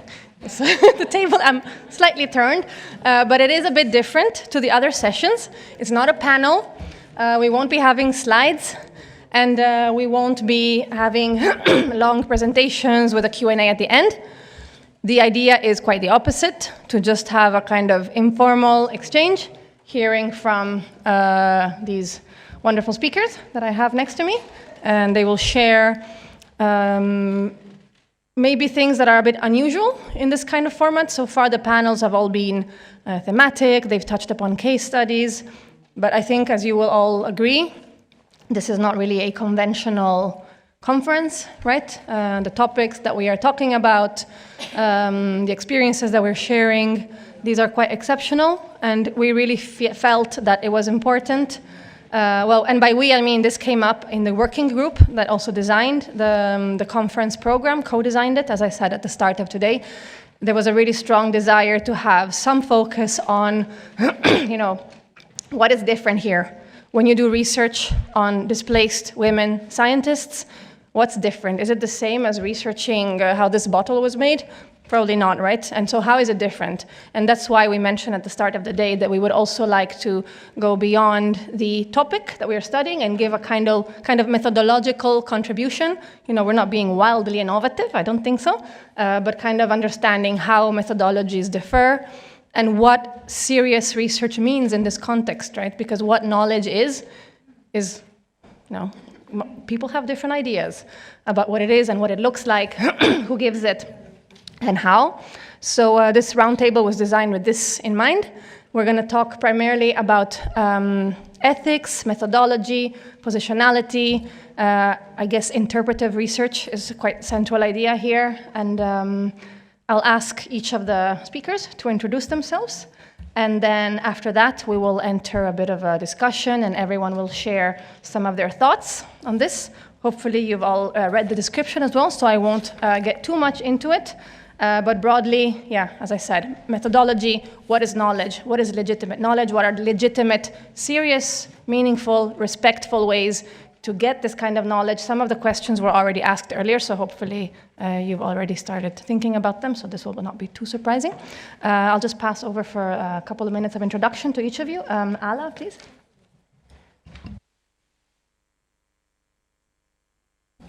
Okay, now. Hi, everyone. Thank you so much for this opportunity to host UNESCO and for this opportunity to be part of this conference.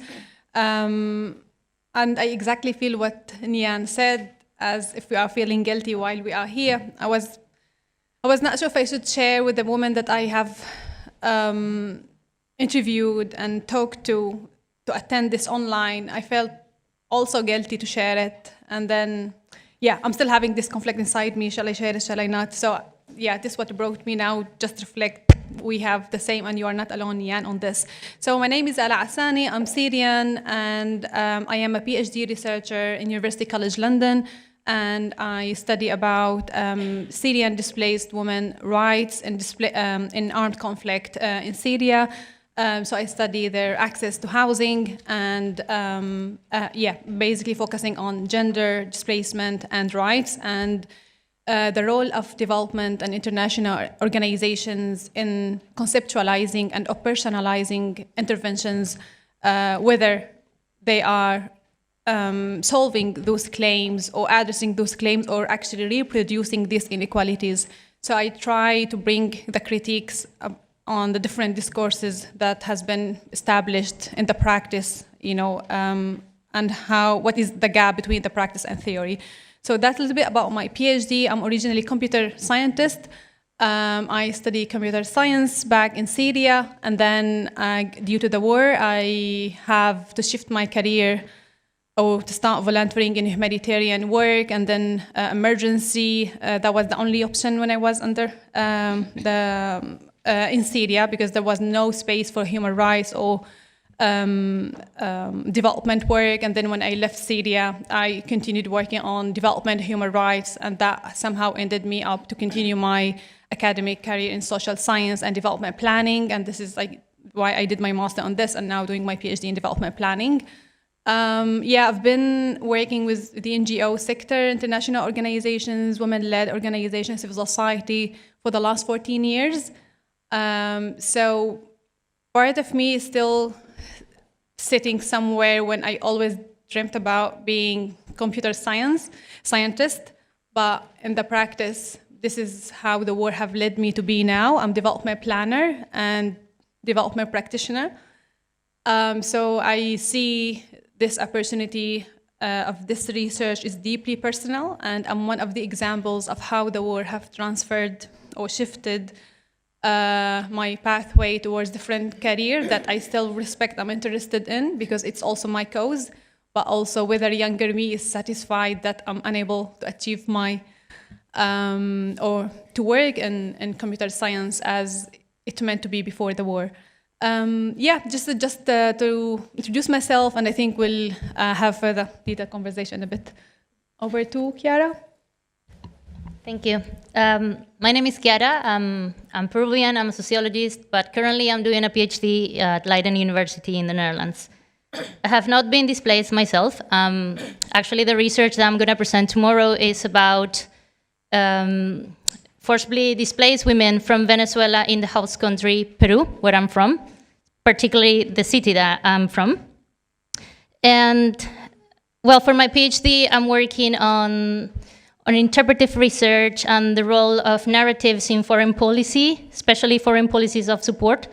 So I guess that explains why I'm going to be here at the round table discussing how can we better understand and take personal stories and make something with them when we are analyzing, when we are interpreting, when we are constructing data, as we call it.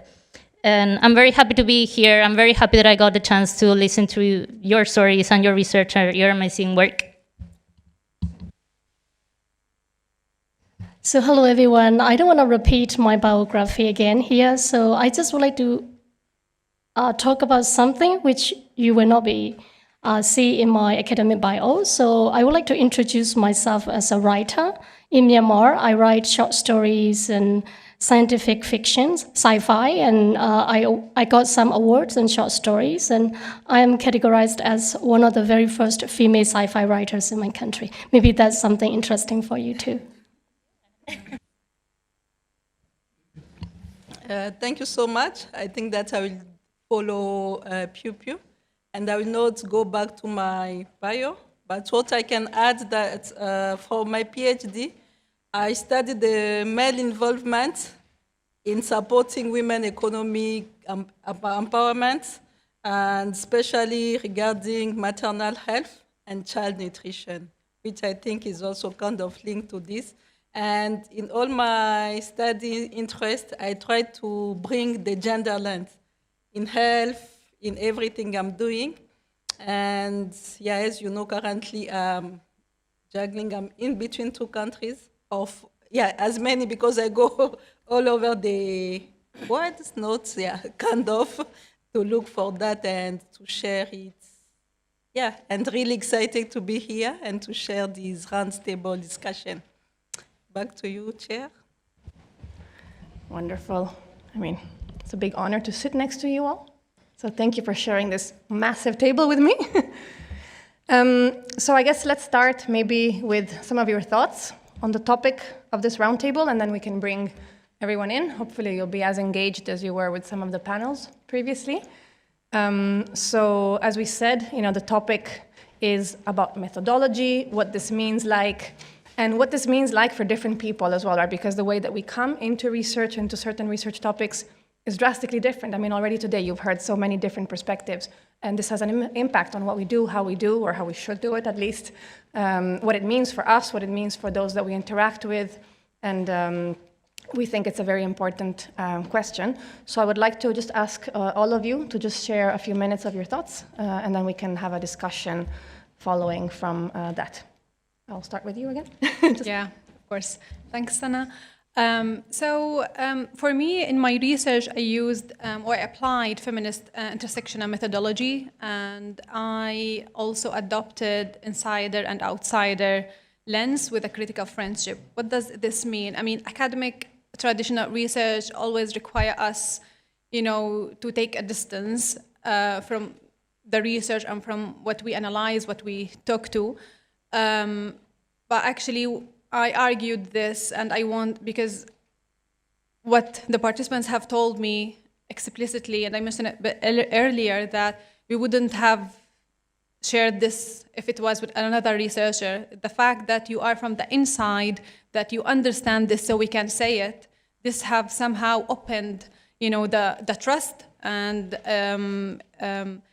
it made them feel like safe to share details that contextually can be understood from the researcher. So that means in my case, I connect to the cause, I connect to the research that I'm trying to study, and I'm part of this. I'm one of the examples, as I mentioned, and that made me closer enough to understand and contextualize. But also, when I say outsider, wearing the academic and professional hat, how can I analyze this?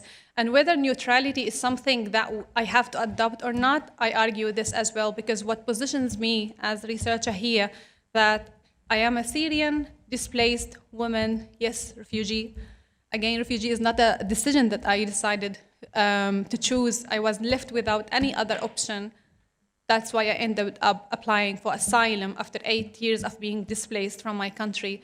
I've faced displacement internally a couple of times and externally a couple of times, and I'm still in this cycle of uncertainty. So it's a privilege to be a refugee while coming here, because I don't need to get the visa to Italy, while I'm actually, it's a long cycle of anxiety and stress and uncertainty.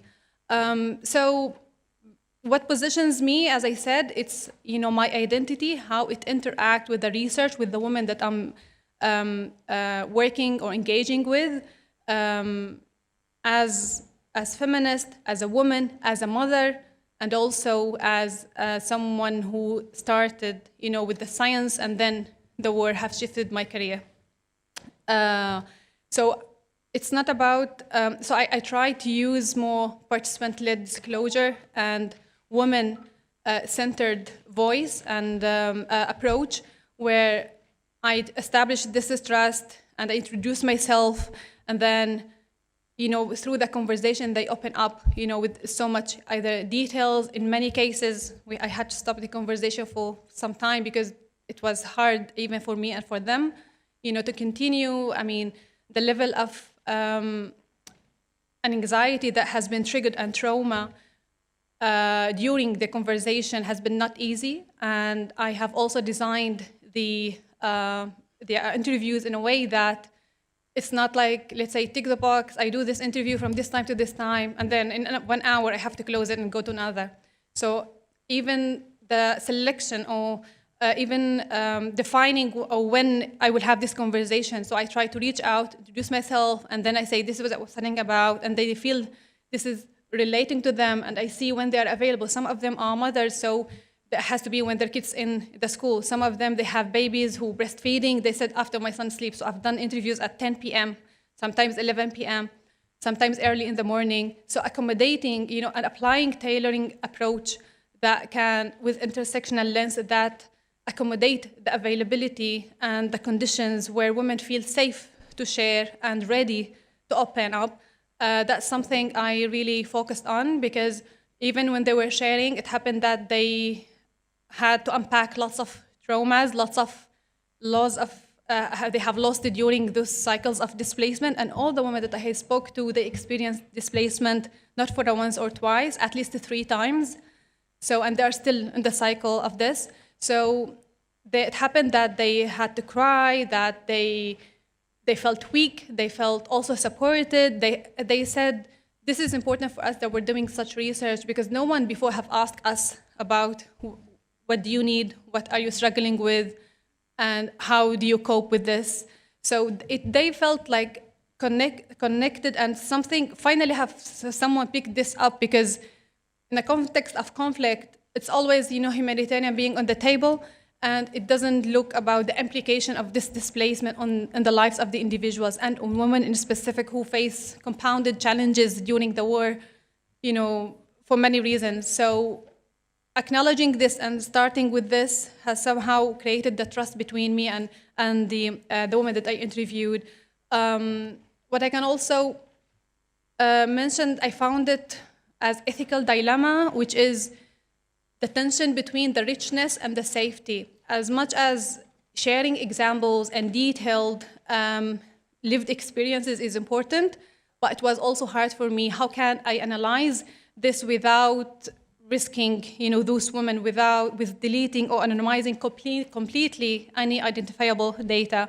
So no names for locations, no affiliation for institutions, no timelines, no names, real names. So I coded everything, and I just said, for example, scientist in Germany, or KI was, you know, bioengineering, scientist or something. So that so while we live in a world that we need always to visualize and to show the level of sufferness, so it can touch people's hearts, so they can maybe donate or they can be influenced, but I risked that to favorize, you know, the safety of the woman, even if it's less, it might be perceived as less empowered and more text and narrative, but for me, their safety is my priority, so this is something that I prioritized.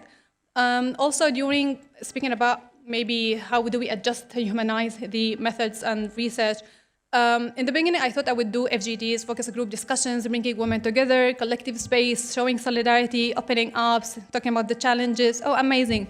But in practice, while start doing the interviews and the KIs, it is not an option at all to bring women together to share very personal and deep lived experiences in a place with women, even if they share the same struggle, that they don't know, and they cannot easily establish a contact in an hour or two. So, and I adjusted my methodology, and I just increased more, you know, the number of, and I focused more about the speaking one-to-one with the women themselves instead of collectively. I've done the focus group discussions with more institutional academics. I think, usually when we do research, we talk about triangulation, right? We apply like maybe mixed methods, qualitative, quantitative, and then we try to triangulate it, and we come up with recommendations or findings. It happened that when I spoke to women and about their lived experiences in displacement, it is something completely different how it's being perceived and viewed by the institution academics. And for me, this divergence, some might perceive it as methodological problem. If this cannot be triangulated with this, then this is not valid finding. So for me, this divergence is actually the finding.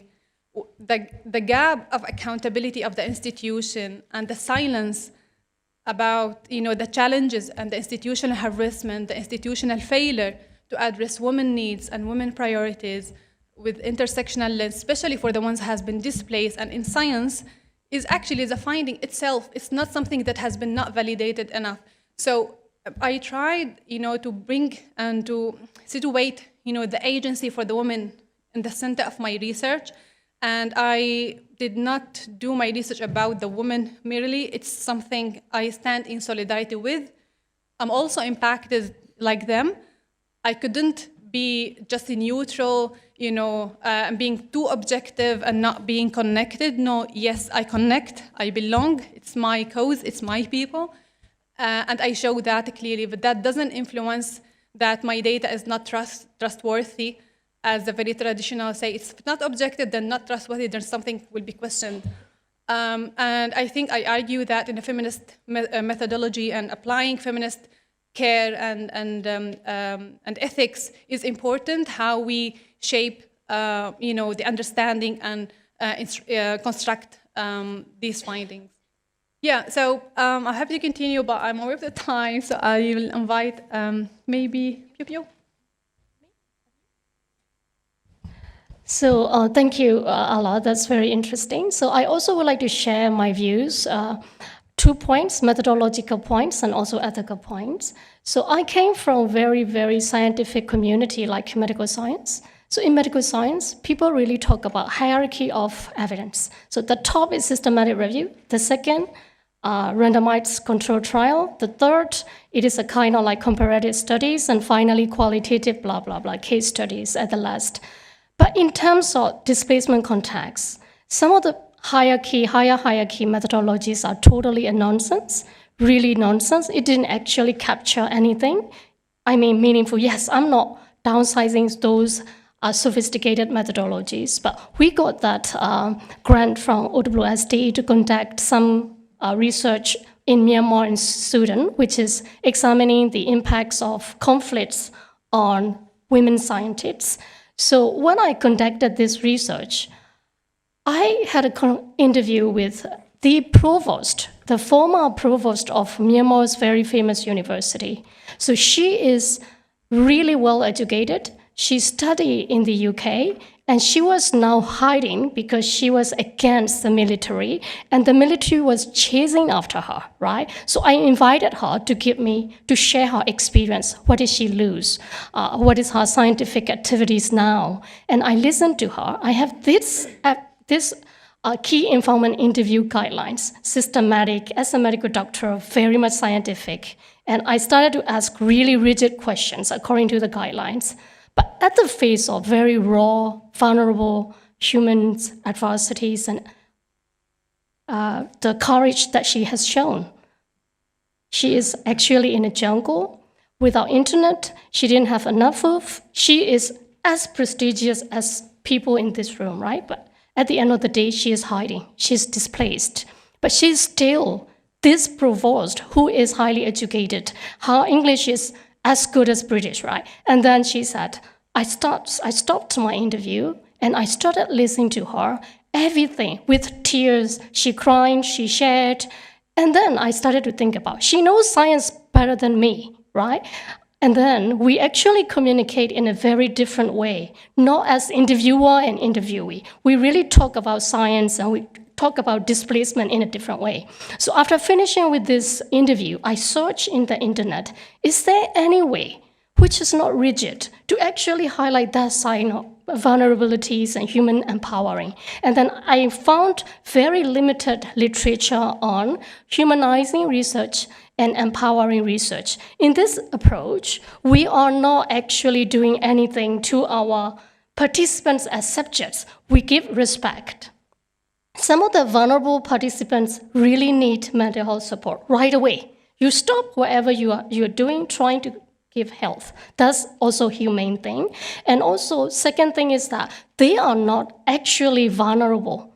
I mean, they are vulnerable, but still they are very powerful. So we have to respect that. Our subjects are not vulnerable people who need help. Yes, they are in adversity, but they are actually very powerful that we researchers have to respect them.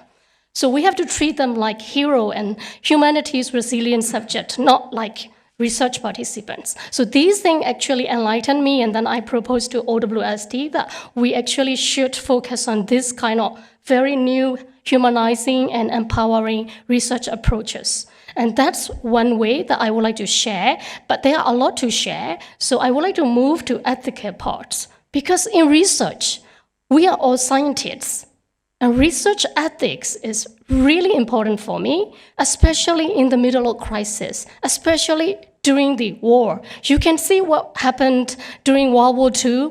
People are subject to very inhumane treatments, and especially in medical science. So let me give you a very, very interesting example that we faced in Myanmar. So as soon as the coup broke out, scientists from Hong Kong University and I proposed a research which is examining the psychological impacts of the conflicts and coup on our community. And then we submitted our paper to whatever existing in the country ethical board and rejected. It is not approved. Of course, this paper will backfire the coup and the military government. And we decided that we need alternative form of ethical board. And we set up new, innovative, interim ethical board. And I'm the co-chair of this organization. And through this initiative, we actually proposed new model of ethical process, ethical review process, especially in display context. People are extremely vulnerable. There are conflicts and wars, and we have to be very, very cautious about what we do with our research. I argue that we still need to do research, but the way we do research must be really ethical and change. And there are trade-offs that we lined in our paper. Actually, we already published this new model ethics in Asia Viewpoints journal. So the trade-offs that we found, first are transparency and security.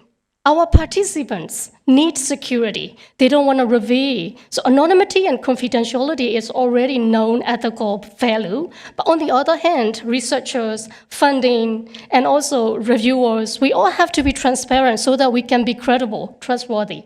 But in our context, if you reveal your funding, you will be in trouble. So we have trade-offs to do that. So this is one trade-off. Another trade-off is methodological trade-offs. So yes, randomized control trials are nice, but in the people are running and the villages are bombed and there are fire and nobody has place, you can't do randomized control trial. You can't do sampling, no sampling. So you have to drop scientific rigor over humanizing research, because you have to be flexible with scientific rigors towards humanity. So I always suggest that researchers in our settings not to be too rigid with methodology, because it is not feasible, first. Second, sometimes it is not humane. So you want the participant to come back to you next. No, they don't know even what will happen to them next day, right? So you cannot be that, and we have to be super flexible. So the trade-off between academic rigorous and humanizing and flexibility. And the last trade-off that we proposed is like localizing.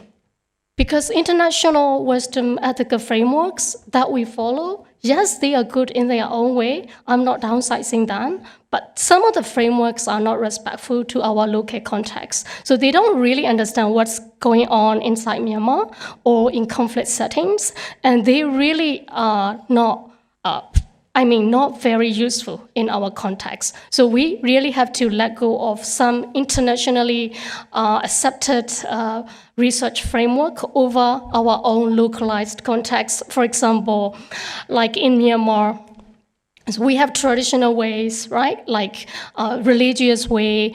What is right in outside the Myanmar may not be actually culturally acceptable in our settings. So these kind of balances, what we call trade-offs, are really essential in research ethics, and we do need a new framework of ethical research models in our own way in different settings. With that, I would like to give the floor back to you. Yeah, over to Chiara. Thank you. It's interesting that you've mentioned objectivity and also humanizing research. I come from the social sciences field, and this is never questioned there. We are expecting to listen and learn from personal stories. I'm coming from Latin America. I'm trained also in criticizing the literature I use and criticizing the perspective when we talk about displacement, for example, taking into account that is not only a subject that is sensitive because it involves suffering and people, but it also involves colonial views on that, discrimination, racism, and so many other ways that we approach the subject when we are doing research on this. So as I said before, I'm a sociologist, and I think it's very important that when we conduct this type of research, we think of our positionality. And this is something that came all the way through my research. I'm a sociologist, have not been displaced. I voluntarily moved to other countries in the search for opportunities and careers as other people decides to do. My decision was under my control. And the thing that I think it's important from this is that this also shaped my research. When I decided to propose to OWSD's research on displaced scientists, I focused on social scientists because that's where I'm coming from. And I focus also my research on what is happening to Venezuelans who are displaced in the host country of Peru, because again, that's where I'm from. And I don't see this as a limitation, I actually see it as something quite rich, because I was already aware that positionality in research is something that in social sciences is a common practice. And it's recommended, and it's something that I know how I could use it to my favor, but also to the favor of the people that I was gonna talk about. So this was not only showing through the design of my research, but also the way that I conducted my interviews and I approached them. I knew where to find them. But something that perhaps was surprising is that when these women told me about their stories, trying to navigate displacement, trying to find a place and to continue their careers as social scientists in Peru, I remember that I started with this naive expectation that, okay, they are social scientists, they are trained to study these phenomena. I'm sure they found that way to get a job and study this displacement themselves. And of course not. Of course that was naive of me. That was something that they couldn't do. They actually had to go through many of the limitations and problems and barriers that have been mentioned today. But something I didn't take into account is that they were also committed and they were also trained to do something themselves. And then my positionality hit again when they were talking about, okay, there are lack of organizations dealing with displacement in Peru because it's such a new phenomenon. So they opened organizations themselves. They connected to people, they work on that, and then in the end, they kind of open up the space to work towards the ones that they care about, but also because they knew that there was a need to do so.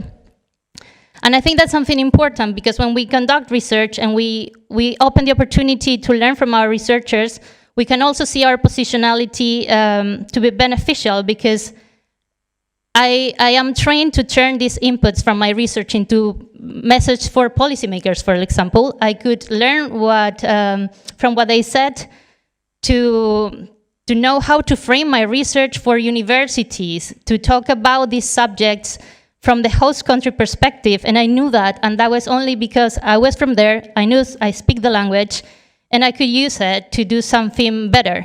That doesn't necessarily mean that I was gonna open an organization to help Venezuelans in Peru. That was not under my control.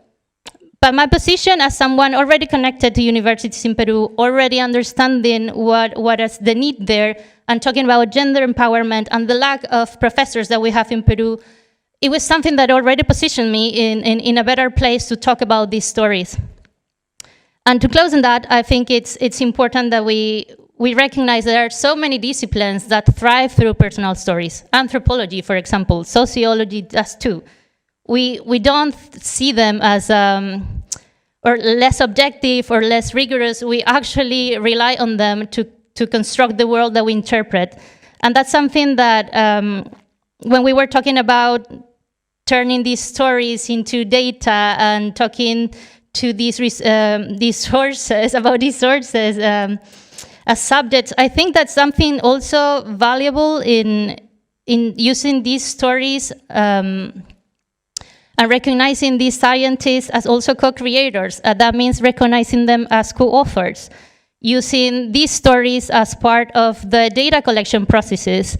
That's something that we could do. That's something that from the social sciences field, and especially someone who is in a more privileged position, like living in a safe country, I'm also already part of an institution, we can work with that and try to turn these as opportunities for not only expanding or telling the stories. I mean, the fact that I'm telling you about these stories is because I speak English, and that's something that already positions me and opens the opportunity to talk in other spheres.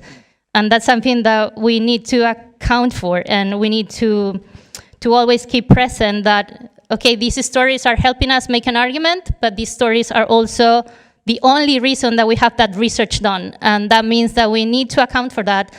Those researchers are also co-creators. They should be co-authors. And I think it's on our power to account for this. Thank you. Vivian, please. Yeah, thank you so much. I think that a lot has been already discussed. But one point, I'm coming also for a very scientific, rigorous field. And there it lack number or nothing.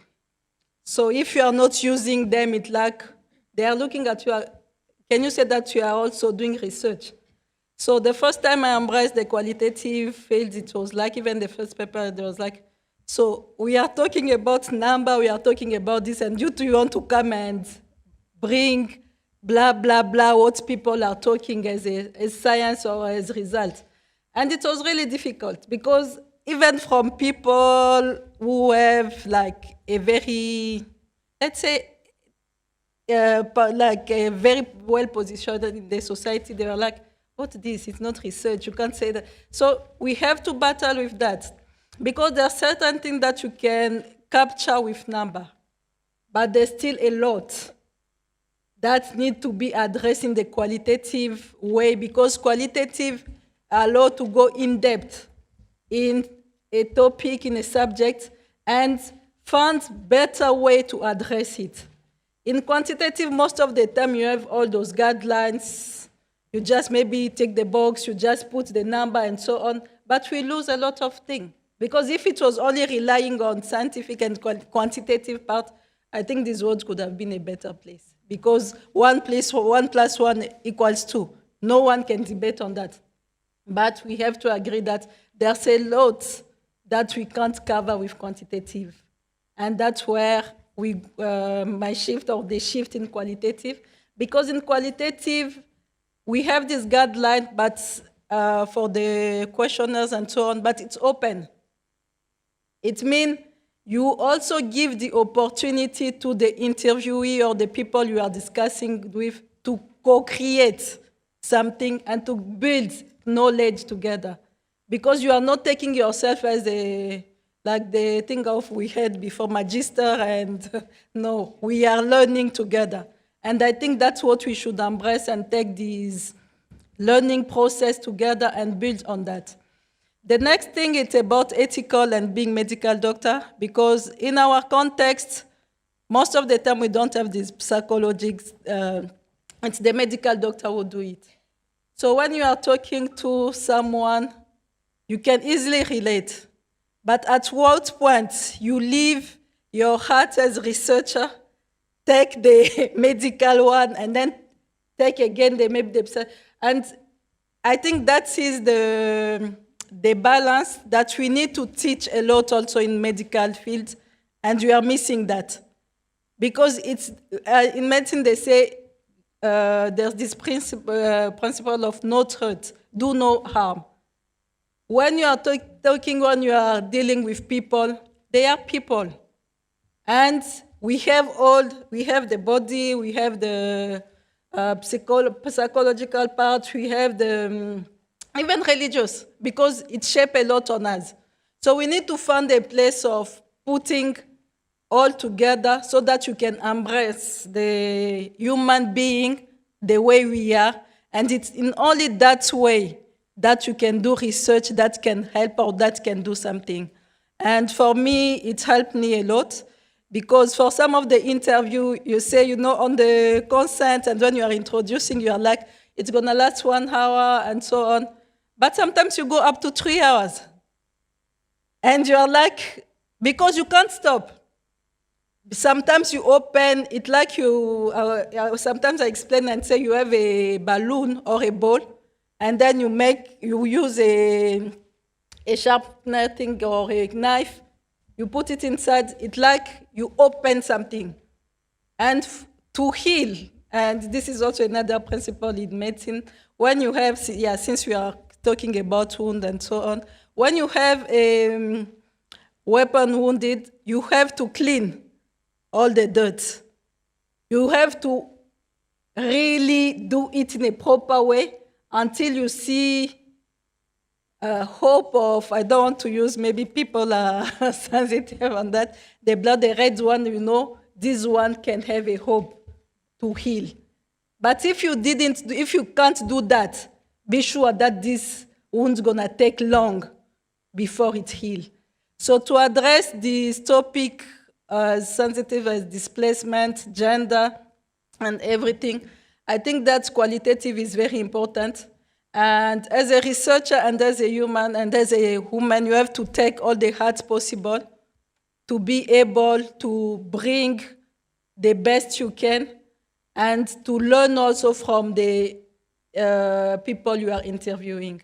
Because we are not doing science alone. We are doing it with the people we are interviewing. And some are really, when you are talking to them, you see that it's a very smart person. They have a lot of knowledge, and you are like, okay, I need to learn. And it's a pleasant exercise that you are doing, and we grow also with it. Thank you. That's what I had to share. Thank you very much for all your remarks. So much food for thought.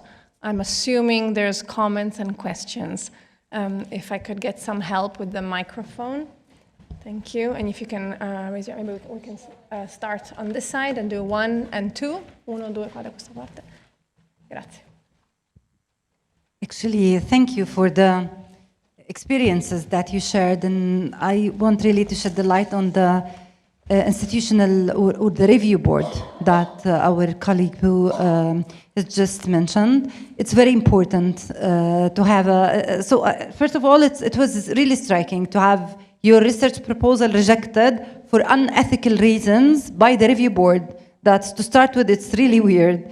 And to do an alternative, a review board for research in displaced topics or displaced areas, that's a brilliant idea.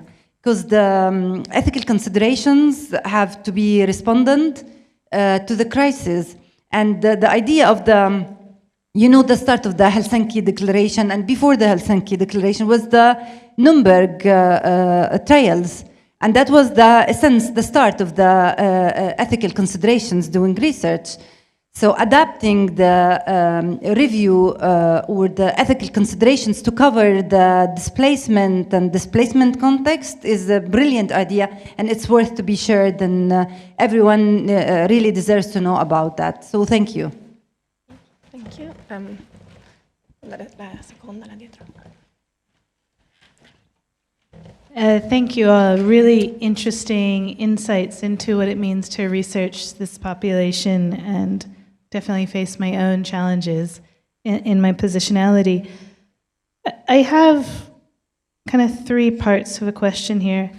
One, in terms of working with people that have been displaced, how do you recognize or provide incentive or some type of support for their participation in your study, recognizing that it might cost them time and valuable resources when they could be doing something else? And with that comes in terms of sharing your results back to the community that you're researching. I think that's something that I found, that many individuals that have been displaced, that I've been interviewed 100 times, yet I've never heard the results or seen any change. So how do we build that into ethical practices? And the final part is a bit in terms of this quantitative versus qualitative, but how can we look at indicators to show in more maybe policy-related ways the importance of this? Because many indicators of success of projects are often measured in quantitative ways, where all of you have expressed how important the qualitative side is. So thank you.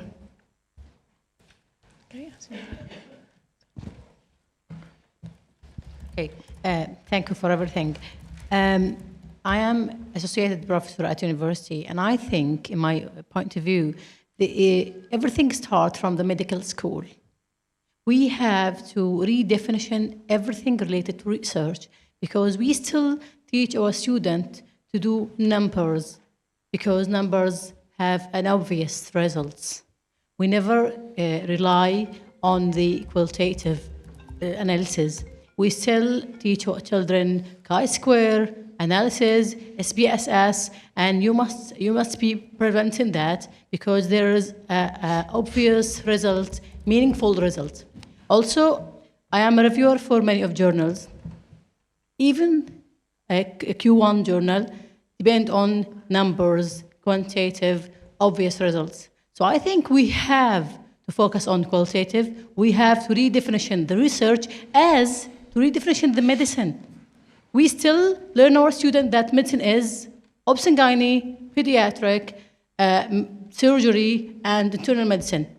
When I was a graduate at 2010, and I decided to be public health and epidemiologist, my consultant say, no, it's a waste of time to be public health. You have to be internal medicine.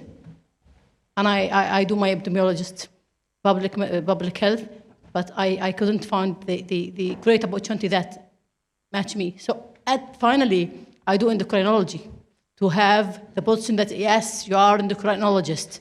You know, that's the point. It's very important to redefinition medicine, redefinition research, and to focus on the minorities that we still think that's minority.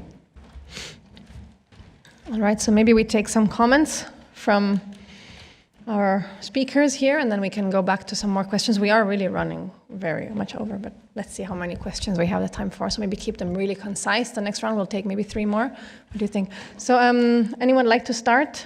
One question that captured my attention was about incentives in research, valuing people's time while being ethical in the way that you incentivize them to participate. Would you like to comment? Yeah.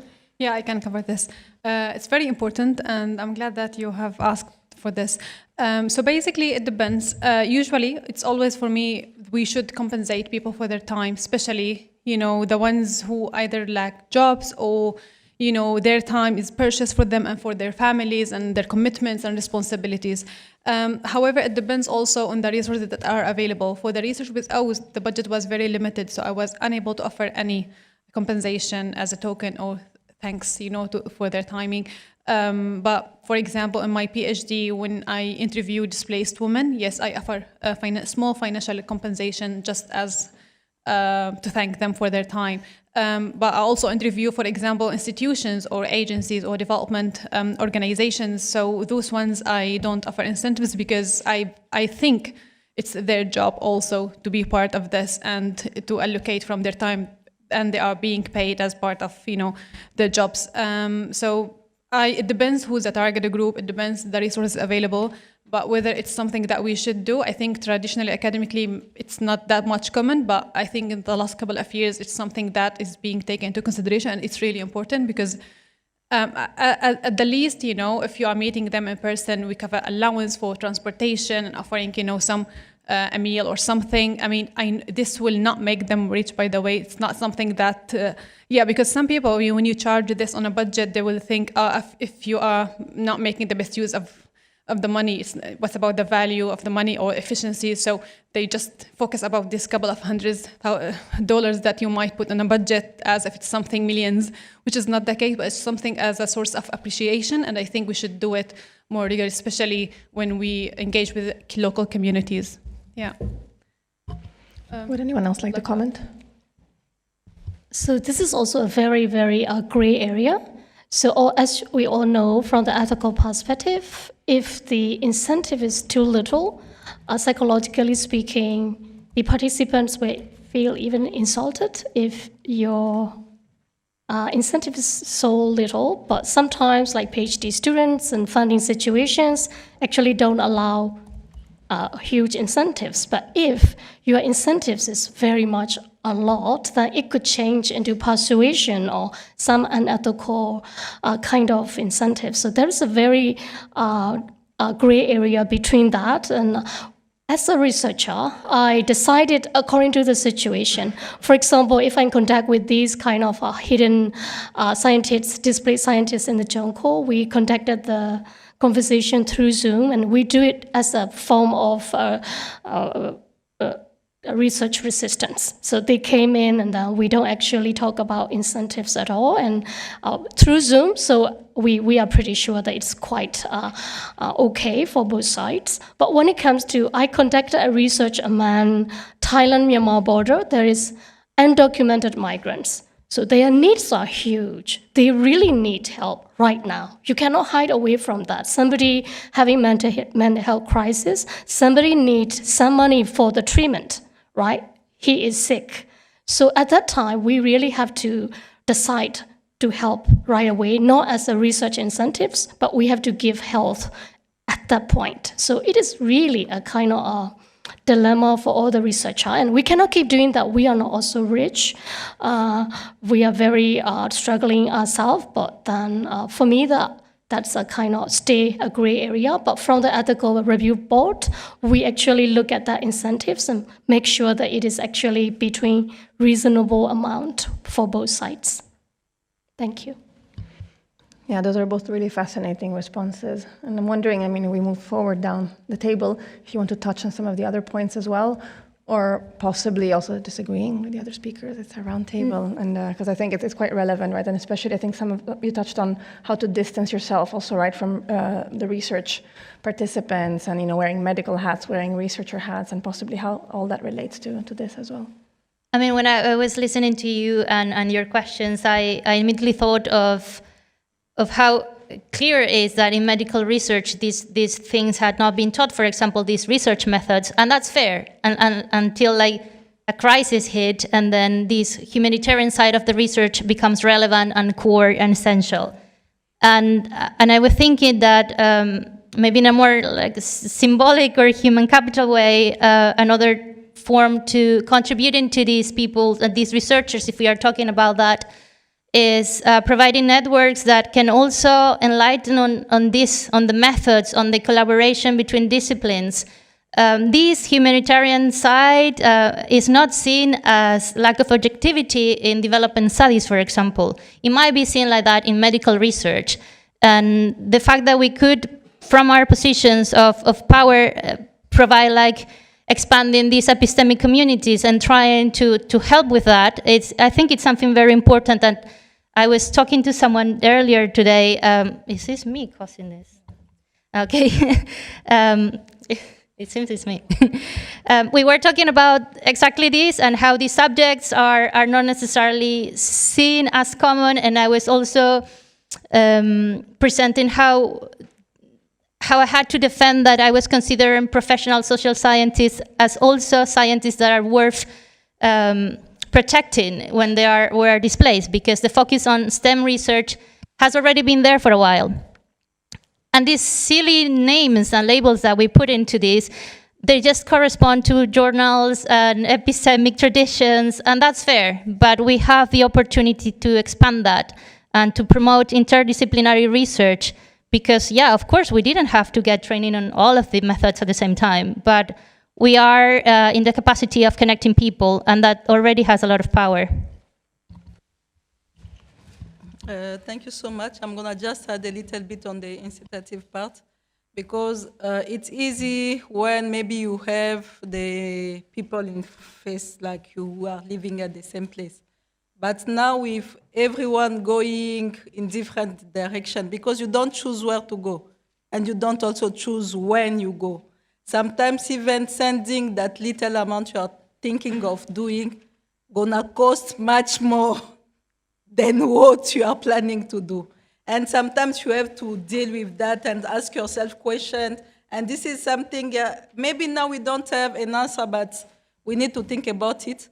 And the only thing we can have is just bringing this voice and trying to help to tell them that they are contributing, and their voice, we can use it. That can be only maybe the incentive that we have. Now, regarding maybe I will talk about medicine, medical teaching, and so on. I think that there's a lot to do. And we need, maybe a funny point also. I remember one day I submit a paper and I got this comment from the editor and the reviewer: we don't publish this kind of feminist work, because I was bringing this gender transformation. And then I was like, oh, I didn't know that I was a feminist. Because for me, it's normal. I mean, we are in the society, but everyone has their own way of seeing things or feeling things. We don't feel let's say, for example, we don't feel the same thing first. So even if we are in the same, we are facing the same challenges. One will feel maybe they paid more than the other, exposed to the same. So we need to do that way. We need to move forward. We know that everyone experienced the maybe same event, but everyone has their own experience. So in medical field, I think that this has to take place, and it's beginning already. And we need maybe to emphasize on that, because as much as long, even for the medical conditions that are very well structured, hypertension, diabetes, and so on, we are seeing how the gender and how the feminine, the different way of people living with it have to take place. That discussion has to take place. Some people are having the same disease, but some are living longer, others short. So we need to talk about it. It doesn't mean because you have diabetes, you have this, that means you're gonna live with it for 20 years, for 50. So it's really depending. And that is the thing that is maybe, we need to focus on it in medicine to help. And the best way at the beginning to teach that. In our school, and some of them, the qualitative part is taking now, not a big part, but at least they can give you, for example, 30 hours, and you're like, okay, fine. And every time, for example, if I'm having courses with students, depending on the level, I add also a gender perspective on how to see, how to look at. And also, I don't call it feminist, because for me, the thing of putting someone, no, she's talking because she's a feminist. No, she talks because she defended. So I'm like, let's talk about facts. We've been doing this. And now we are not really covering all the things, and we are not really solving the problem. So let's think in another way of doing the thing so that we can change and see the results. We've done, let's try and see what is happening. You talk to and even in medicine, it's just because we didn't think about it. Because the first thing when you see a patient is, how are you? And even in real life, I think that we are trying, even when we are supporting people, we are saying, stop asking the question, how are you, just for it's not a formula or something, no. Ask, how are you? And be willing to listen. Because that's only how are you, and the way you are listening to the people you are talking to is a lot. There's patient when you're, how are you? I'm fine. How are you? Since when it will not work, but how are you? And the eye contact also is important, even if now we are shifting on the online or remote, like we are discussing through, it's also important. When someone they feel like you are listening to them, not to answer questions, not to try to find, because they can also mislead you. And this is not only in medical science, I think it's everywhere, even in technical and everywhere. So I think that it's important. Thank you. Over. Thank you so much. So we are a bit over time, so I don't think we'll have time for other questions. But the good news is there's coffee break now, so you can run after the speakers and have a really in-depth conversation. I would like to just ask Ala and Chiara for like a 1-minute wrap-up closing comment or statement or question for the coffee break, or as you wish. Ala. Putting you on the spot. Thank you. I think there's lots of great ideas and thoughts. It's really, I feel like I'm just listening. So it's now shifting to panelists. So basically, it's really important to think about, the people that we work with, that we engage with, and women in specific, as a human being, and how do we, apply active listening when we speak to them, and how do we relate, even if we don't belong to the same cause or context. And how do we stand in solidarity in any way? Research we should try to avoid extracting. We should really receive, and how, I really liked what you said, Chiara, about how we have women co-authoring, their narratives and their stories. We have maybe the skills, to put things in papers and publish, but actually who owned the story, who owned the narrative, who produced this? It's actually their narrative. We are just having and facilitating, the spaces. So for me, like, the credit should go to those women, to their stories and their resistance, or sumud, as Fatin says.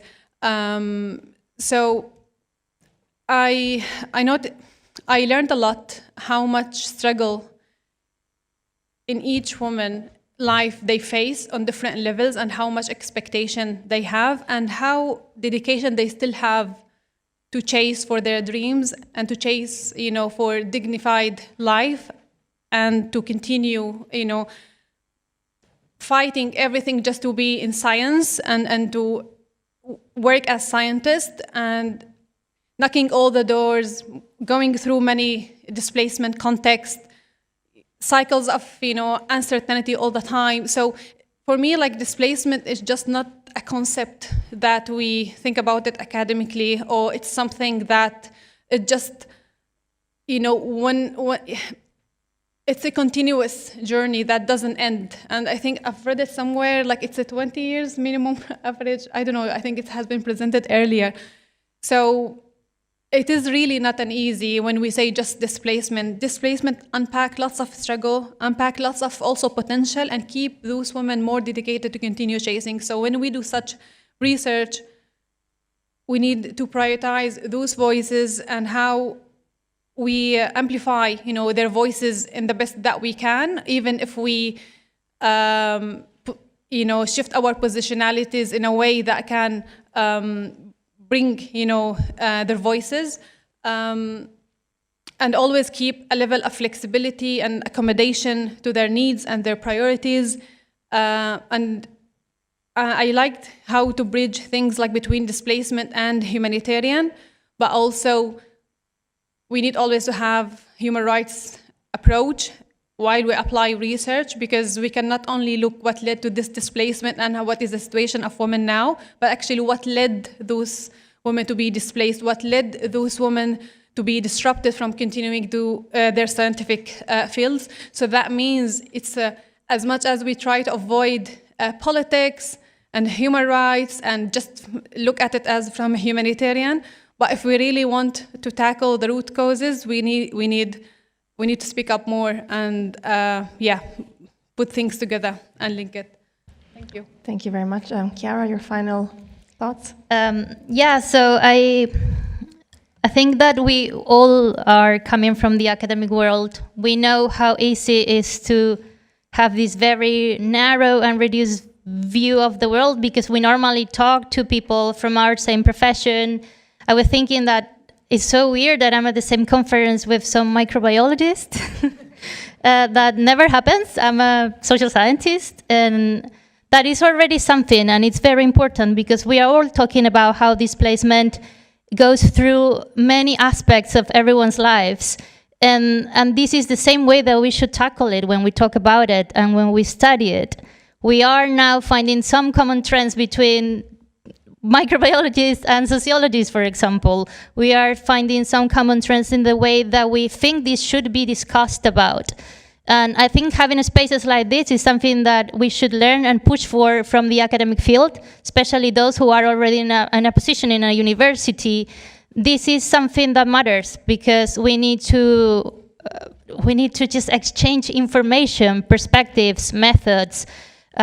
Phrasing matters a lot when you're talking about the academic world. Knowing which words to use to sell your research, to make, these academics to care about displacement. Maybe we need to talk about microbiology and sociological perspectives on this. Who knows? But I think this is something very nice, I think, seeing, at least myself, part of a community who is doing, like, having this very broad and multi-perspective take on how we experience the world. And I think this is something very valuable. Thank you very much. How weird and beautiful indeed to see microbiologists and social scientists in the same conference. Very weird and beautiful. Totally agreed. Thank you so much for your thoughts. I'm sorry we can't go any further, but as I said, the coffee break is just next door, as earlier. Let's try to be back in 10, 12 minutes so we can, Thank you very much. Thank you. Thanks for you. All right. Thanks for chatting.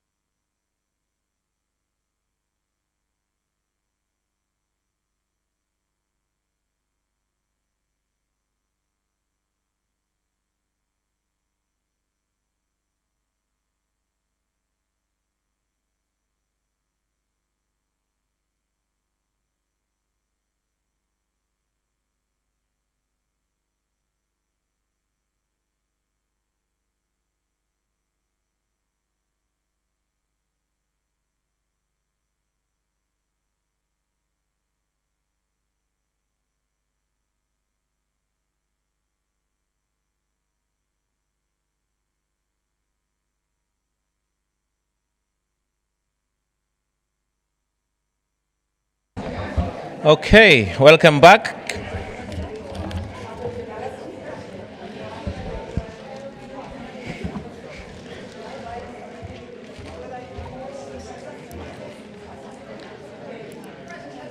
So, can I have the people on this last panel of the day, panel 3 on protracted conflict, participation and well-being, just come in front. Karibu sana.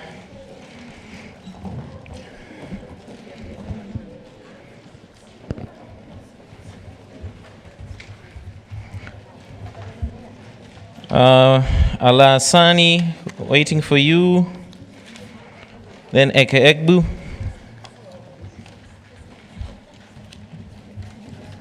Yeah, thank you.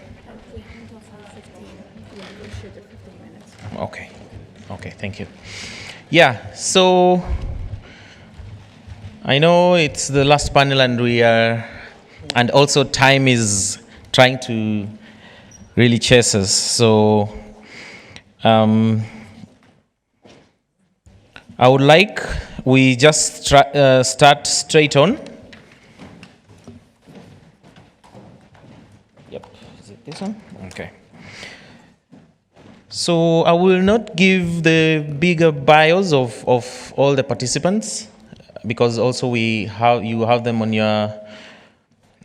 the vouchers that you were given. So I will request that each of us have like 5 minutes in the panel because of time. And the first speaker is going to be Ala Asani, who is going to talk about claiming women voices in exile, Syrian women scientists, experiences of displacement and scientific work. So if we can take 5 minutes, that will be great for us. Allah, welcome. Yeah, thank you.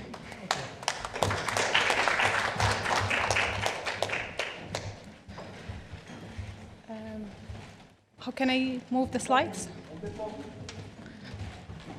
Which one? Oh, yeah, this one. Okay. Yes, this one. Okay. Hi, everyone, again. Thank you for this opportunity to present the research paper that I've been working with OWSD on since, I think, November or even earlier, that I just recently completed it. So basically, it's about claiming the voices of Syrian women in exile, and I will be speaking about their experiences of displacement across 3 countries, Jordan, Germany, and Turkey. Wow, it's working. So before starting about in detail the findings and the research structure, allow me to present my positionality and following on the conversation that in the previous panel. But also before my positionality, I was inspired just now to make a small change, given the earlier presentation, to tell about the context. So I am from Syria, and I lived in Syria until 2015. And I studied computer science University of Aleppo. I lived under war for 4 years, between 2011 till 2015. And I lived in an area that it's red line area and has lots of clashes, bombing every day. When I used to go to university, my parents used to say goodbye because they don't know if they will see me back or not, because there's tanks, there's snipers. So it just, and it's reminded me, one of the photos I think has been presented with these small lights. Actually, that's quite generous light, because the light that I used to study on, it's like this size of LED that you can put it on each word, to read and to pass. And I think I was stronger when I used to live under war than I am now. So I never had this fearing, from being killed or detained. But now, for example, I have panic attack every couple of days that I will be arrested. So it just, that's why I'm saying displacement is not something that it's gone, it's ended. It's something that you continue having every day. So the context of Syria, the revolution started in 2011, then in 2012, demanding freedom, human rights, and rule of law, given that Syria has been under long-term dictatorship system since 1960. The Assad regime, you might have now all knew about it. I know that before the Assad regime, lots of people say, oh, it's a good regime. But actually now finally we can, all the violations, all the crimes, that it's obvious for the international world. Unfortunately, we needed to have the international media to evidence what has been happening in Syria after the fall of Assad regime, while we have spent years to say, this is the crisis, this is the violation, these are the claims, and we have been not heard as people who spoke, for justice and rights. So I joined revolution, then it shifted to armed conflict, then I had to shut up and just work on humanitarian with UN agencies until I submitted my final module, and the next day I had to flee. I was displaced a couple of times inside the country, then I flee the country for the safety of my parents who have been there just for me to finish my study. And when the revolution started, I started volunteering and then joining emergency humanitarian. And then, I worked for the UN at that time in Syria. And then I ended up, forcibly leaving Syria and going to Turkey illegally with a smuggler, working 30 hours, to arrive, and in the middle of the night, holding 30 kilos of blah, blah, blah. So it's a huge journey. That's not something that I went to Turkey. And that's something I experienced with the women themselves when they say, I'm in Germany now, but how was your journey to arrive to Germany? So it's if you unpack it, it's a long journey that has lots. If you sit on each step of those, that you will see how it's just too much. And then the war led to huge displacements, one of the largest displacement in the world. We have around 12.7 million are displaced, around 6.7 are displaced internally. As someone mentioned earlier, internal displacement, that's something has been happening for years. Given, the different de facto authorities on the ground and the ones who's, holding the power and advancing with military escalation, etc. And then we have around 6 million who are displaced outside of the country and refugees. A couple of millions in the region, in Jordan, in Lebanon, and in Turkey, and then the rest are in Europe and wider, like UK and US. So why I'm mentioning about this number, and the majority of those are also women and children. Now, there's a huge shift in the country where 90%, where the fall of Assad regime took place in 2024 in December. Now we have the de facto authorities of the government in Syria. We still have some conflicts in different parts of Syria. It takes time to rebuild and return. 90% of the people lives under poverty. So this is just to give you where the size of the crisis and the humanitarian situation. Then COVID, then earthquake that hit Syria and Turkey that led, to 50,000 people have been killed in the earthquake. So just a crisis within a crisis, and then every day you have, emergency or bombing happening in an area or another. So that's just general idea about the context. Back to my research, I focused on Syrian displaced women, and I centered my positionality as also Syrian displaced women as one of them, and it's not about them, it's in solidarity with myself and them. So while I have my lived experience, so I decided how best to use it to produce this knowledge instead of using that as a problem or methodological ethical issue that I should be objective and distancing myself from this. So alternatively, I made a use of my knowledge and connections and networks to bring the most contextualized understanding about this and highlight, the challenges and the coping mechanisms of those women. I am a mother of myself, and I have 6 years old, and I'm mentioning this because also as a researcher, but also I have my full-time job, and so my caring responsibilities back home, but also to my son. So all of those created, gender burden on me and the woman that I interviewed with.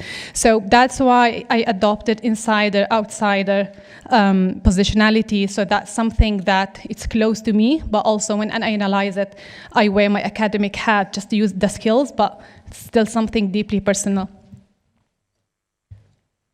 So the design of my research, I initially wanted to have mix. I was quite ambitious to have quantitative, because my initial design was like this, and then I wanted to have FGDs with displaced women, but I had adjustment for my methodological approach, and I focused more of generating the evidence based on the interviews with women, and I focused on the narrative storytelling for women. And instead of having that illustrative, I made those stories as the evidence, and I went through the process of displacement, of the multi-displacement that they went through, those specific women, and the different challenges that they faced. So I made like detailed case studies about those displaced women. The survey, it's mainly, I targeted 54 women, around 22 in-depth KIs between Germany, Turkey, and Jordan. And I've done a couple of FGDs with institutional academics and professors from the region, just to see from their point of view what are the challenges, what are the institutional approaches and strategies they are using to support those women, whether they are using or not. And yeah, I can tell a little bit in the findings. So basically, it's very similar of what there's part of it that are very similar to what the colleagues have presented earlier in terms of the barriers, financial constraints, the language barriers, definitely not in Jordan, but in Turkey and Germany, the credential non-recognition that's everywhere, and the legal status and residency that also has been one of the highest barriers for women. Around 96.2% have said they have the displacement and war have impacted their mental health, and that disrupted their scientific work. So I'm not presenting much about, let's say, literature, citations, and referencing and figures. I think I decided to design my presentation based on the words and voices of women. So I'm using more quotes that have resonated with me, and I wanted to say them here to deliver the voice and the feelings of those women. So when we talk about in Turkey, pharmacologists have said nationality is the single biggest barrier in my life. Without it, I cannot work freely, cannot access stable funding, cannot plan future. Biotechnology researcher in Germany have said, we graduated with real skills in Syria, but the system has no mechanism to recognize what we already know in Germany. Institutional stakeholders have said in an FGD, the universities, they lack the staff and the funding to process applications quickly. It's a resource issue, not a policy issue. Another one have said, back home I was visible, qualified. They treated me here as I'm starting from zero.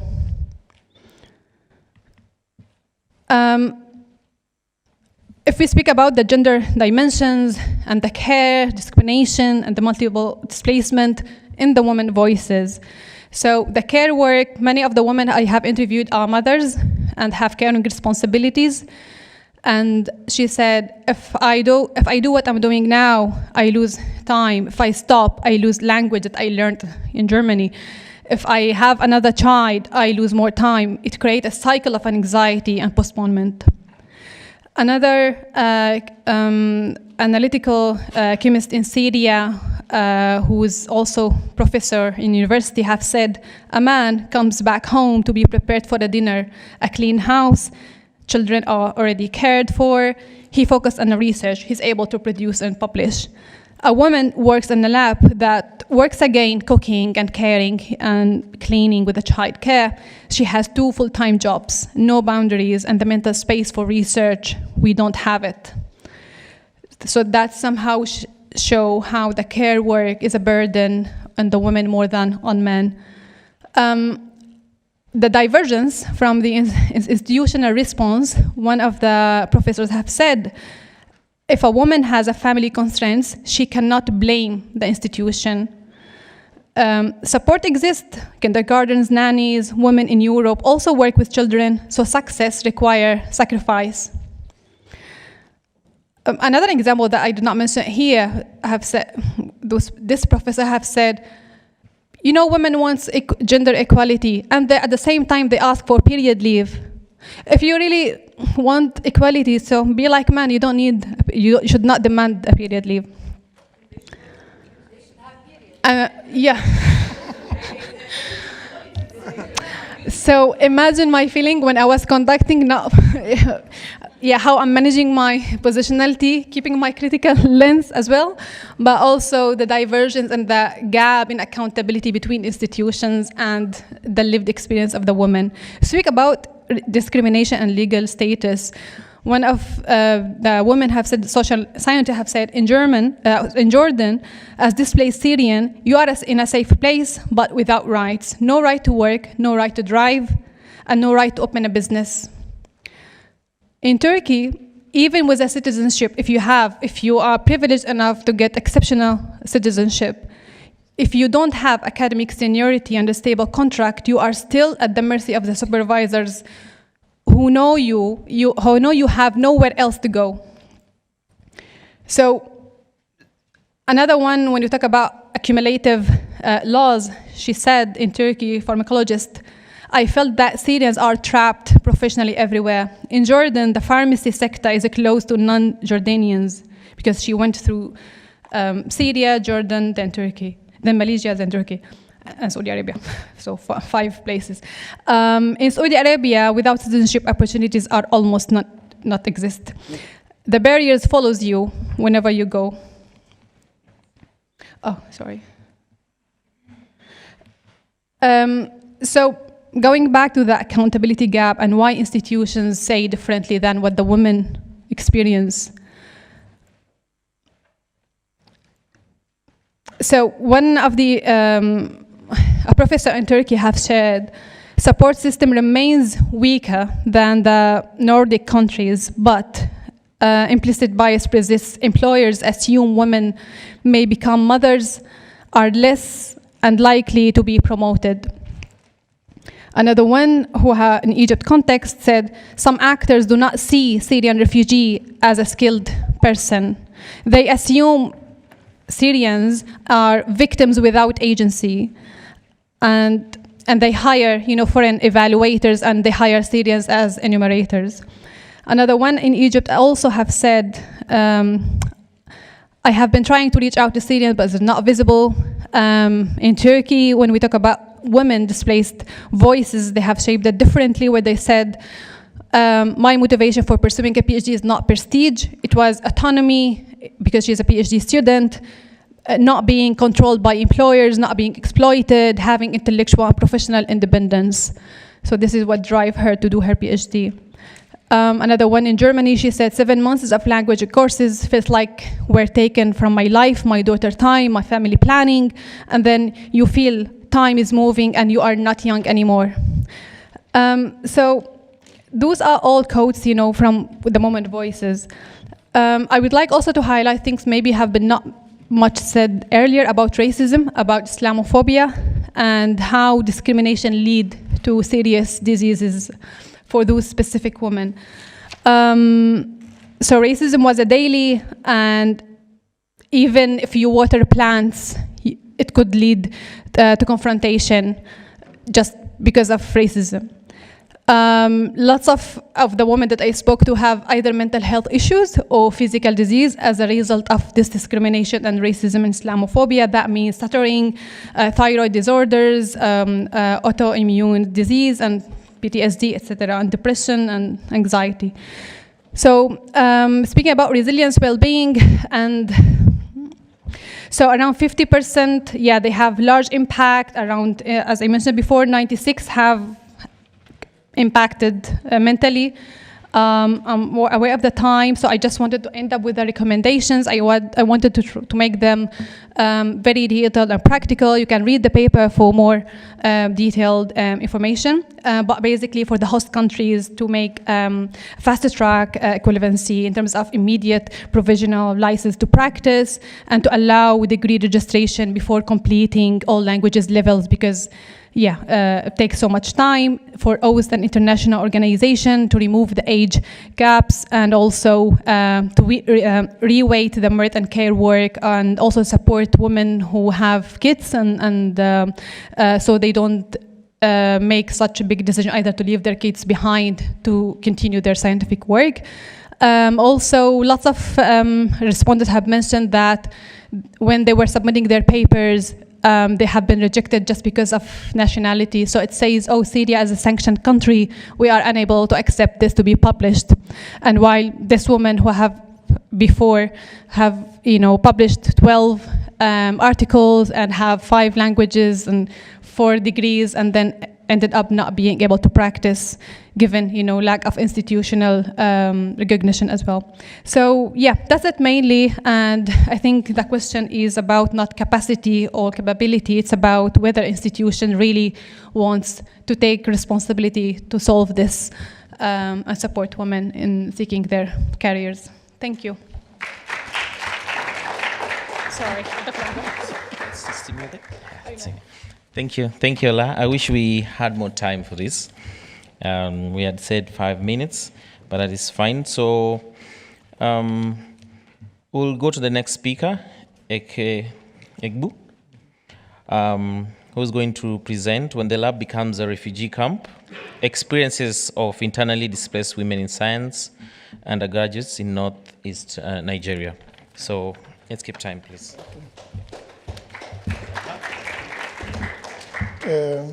Thank you very much. I count it as a privilege. To be here to talk about the experiences of the undergraduate science students in displaced communities in Southeast Nigeria. And before I continue with that, I also want to thank the association and the organizers for bringing together a multidisciplinary approach to the solution of sustainable knowledge in crisis, displacement, and gender issues. Then, as I proceed, there are background informations that we need to know regarding Nigeria. My country, Nigeria, is the highest populated Black African country. We have, officially, we have up to 280 million people, but we know the data index was given for political reasons. We are more than that.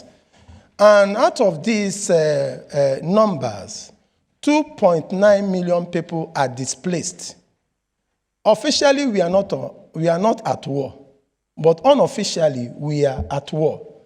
And most times, the information regarding the issue of displacement is being emasculated or stifled by the government because of obvious reasons. And out of this 2.9 million officially that are displaced, that are in IDP camp, 12 million, 12 point certain numbers are undergraduate female students.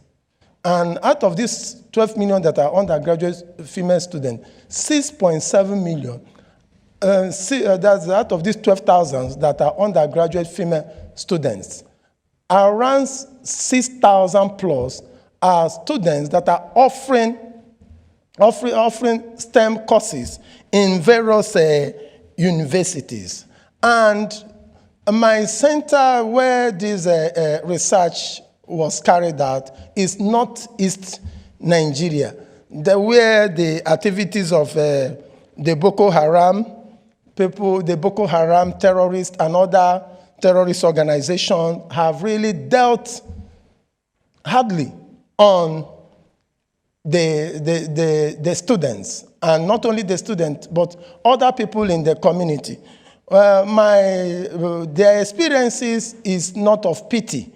Their experiences is to enlighten and to inform the world the situation that is taking place right now in northeast Nigeria and in other part of Nigeria. As I proceed, let me just give a little bit synopsis of the activities of some terrorist organizations that have really negatively impact the fortunes and the progress of female STEM students. In 2014, there is this in Nigeria we have what we call the Chibok kidnapping. It was everywhere where students in their dormitory were kidnapped. And I'm telling you now that 75% of those students have not been found. And all those students are females. And not only that, and the activities of terrorists, there are a lot of terrorist organizations, activities of terrorist organizations from 2015 to 2019 brought about 2.3 million people were displaced, were sacked in their communities. And out of these people, there were 8,000% of them or thereabout are STEM students. So we are now looking at what are their experiences. How are they being able to cope, irrespective of these obvious factors that seems to be a very big barrier to them progressing in their education. But I must tell you that irrespective of all these factors, that those students are very resilient.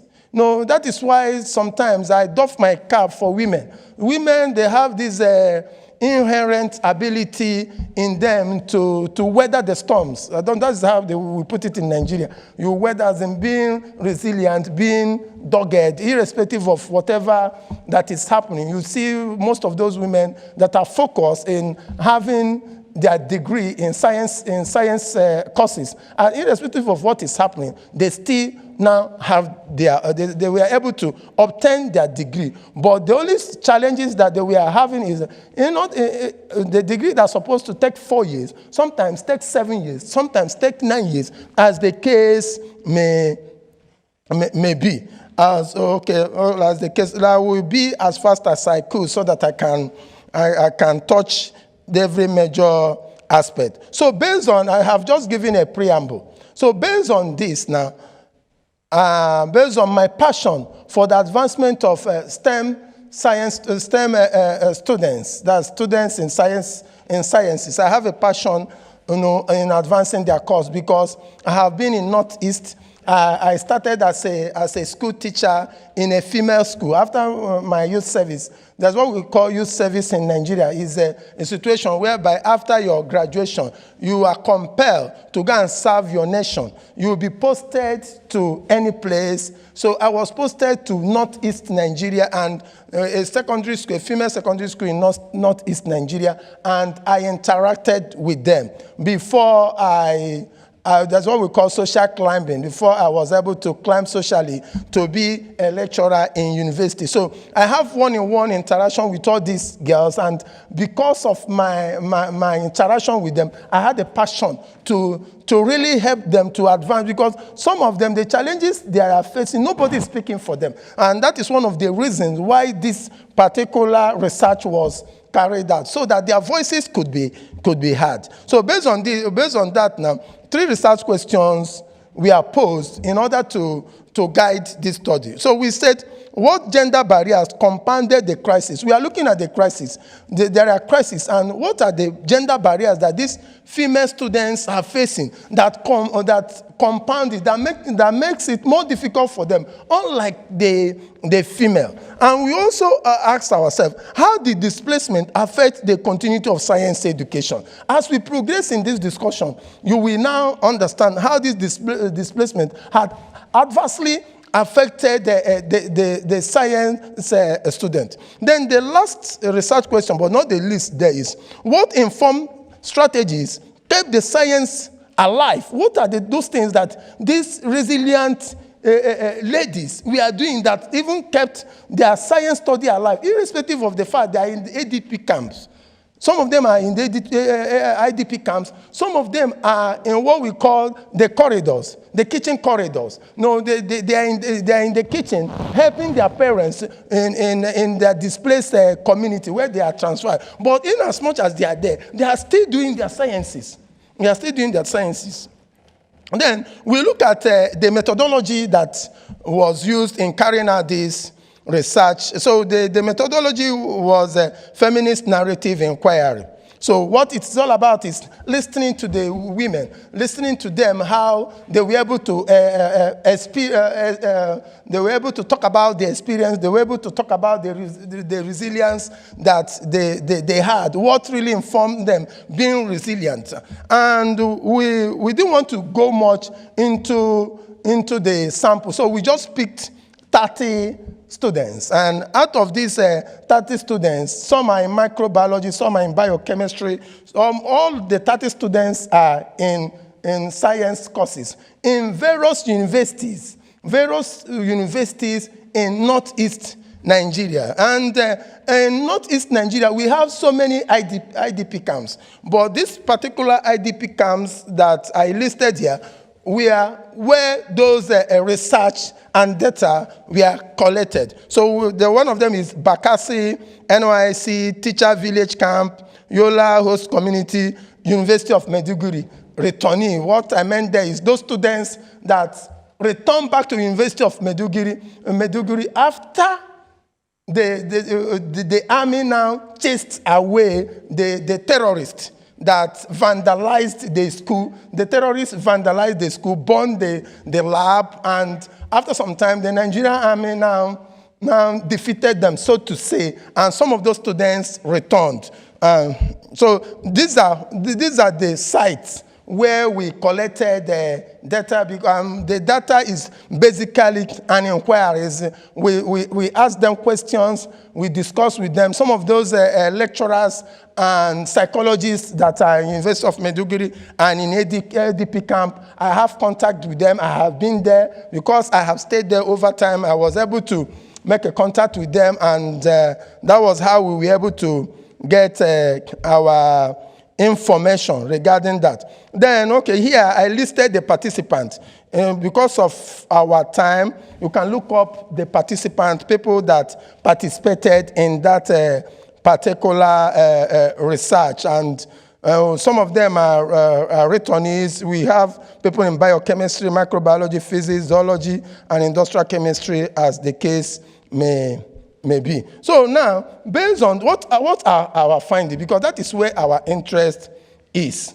So we now discover, we are looking at the impact. What experiences have these people? So we now discover that one of the impact is this. Number one, we said added 1 extra years of degree. 30% of those students added 1 extra years of degree. Okay, 9% of those students, 30%. Then 47% of the students added 5.4 years of degrees. That means the course that they're supposed to do for 4 years, they are now doing it 8 years, and so on and so forth. Now, in my interaction with them, we asked them to give a descriptive, a diagrammatic expression of their research or their school journey. And what we could collect there is, one, village lab. What we mean by village lab is the normal school, the normal lab, where they go for their experiment and so on and so forth. Then there we now move on to the burning of hostels. Their hostels were burned. Not only their hostels were burned, their university lab was burned. Then another one now is the camp. From the burning of the hostel, we now move to the camp. And even in that camp, those students were there. We call them refugee students. They are refugee students because in as much as they are in the camp, they are still following up their lectures. They are through online, through Zoom, and whatever means that is possible for them to, in order not to break their academics. But in as much as they are doing that, there are factors that have already hindered them from graduating at the due time. Then we'll move on to the borrowed clinic bench. What do we mean by borrowed clinic bench?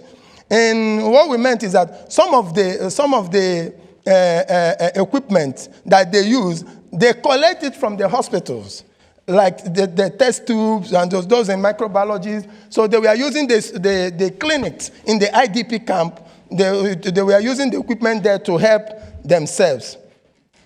Okay, then let's now, we now move on to the makeshift laboratory. All these things, we now find that most of them now we are able to, we say kitchen/balcony chemistry. They use DNA extraction and titration with household equipment. They were very resourceful. They improvised in as much as they require the environment and equipment were not available. So they make do. They were quite resourceful. They make do of what they have in order to advance their intention of having a degree.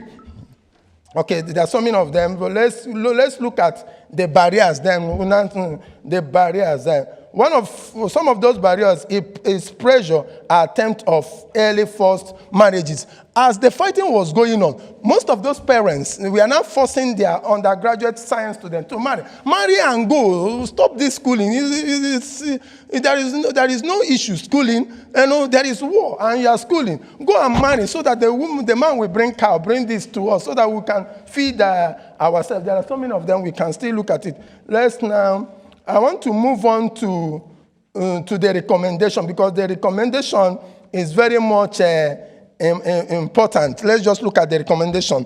We now recommend that this one is specifically for the federal government. We are looking at the federal government supporting STEM students. We're making funds available. We're also looking at, though this one I did not write it out, we're also looking at the organizations such as this. Thank God for this because this particular organization have made a forum where people from interdisciplinary, where people with different disciplines are coming together, brainstorming on the way forward to advance these challenges that STEM undergraduate students face. And we say that this honorable organization can help by providing maybe 100 lantern laboratory projects. There is what we call laboratory projects, as in, it may not be the full laboratory, but sort of a makeshift or a smaller laboratory, basic laboratory. They can provide that, and then, the last day, but not the least, we said include female STEM parks in distribution. Okay.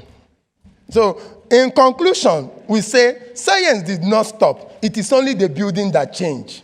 That is just the slogan from this work. Science never stopped. What changed was the building. Laboratory, we are burnt. Hostels, we are burnt. But these women were resilient, that even in the IDP camp, they continue to progress, even at a snail stage, in their science ambition. Thank you very much.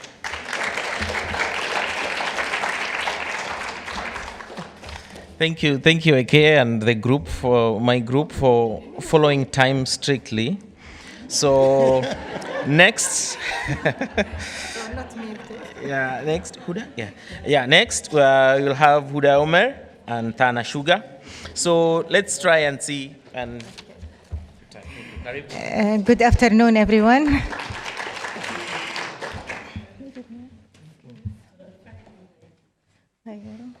Yes. My presentation and Tana together, I will explain the internal challenges, our challenges for internal scientists in Yemen that is staying all this period, and Tana will continue with those challenges that those who flee Yemen are facing. So the title, Women Scientists Under Protracted Conflict. And Yemen, when we say protracted conflict, one can think about the conflict since, the Arab Spring of the years 2011, 2014 till now. But actually, Yemen have long history of instability since the 60s of the last century. So we have long protracted conflict. What is this? Yeah. This is Yemen. Yemen is the poorest country in the Middle East and North Africa, with a population of around 43 million. Before the conflict, Yemen is classified a middle and low-income country. By the conflict, it became a low-income country with, life expectancy of 69.7 years. For the Human Development Index, the latest one in 2025, Yemen, the position is 184 over of 193 countries. So this is a bad, ranking. More important is about gender inequality index, which is also in the Human Development Report. Yemen, the ranking behind many countries, it is only 191 over 193. That is only 2 countries behind Yemen, which are Afghanistan and South Sudan. So, the protracted conflict, I explained long time, and this is economic collapse and instability. For example, now, I am a full professor since many years. My, salary, because of our economy, our currency become down, only $200. So this is economic collapse for all the country, but also it affected, the universities a lot.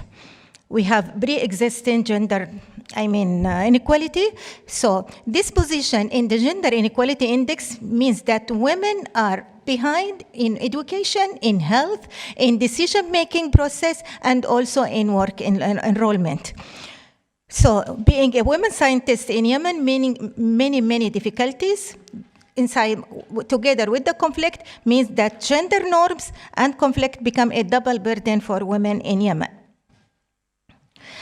By the way, this is my family home that was fired at the beginning of the 2015, yes, April 2015, and then completely destroyed and down.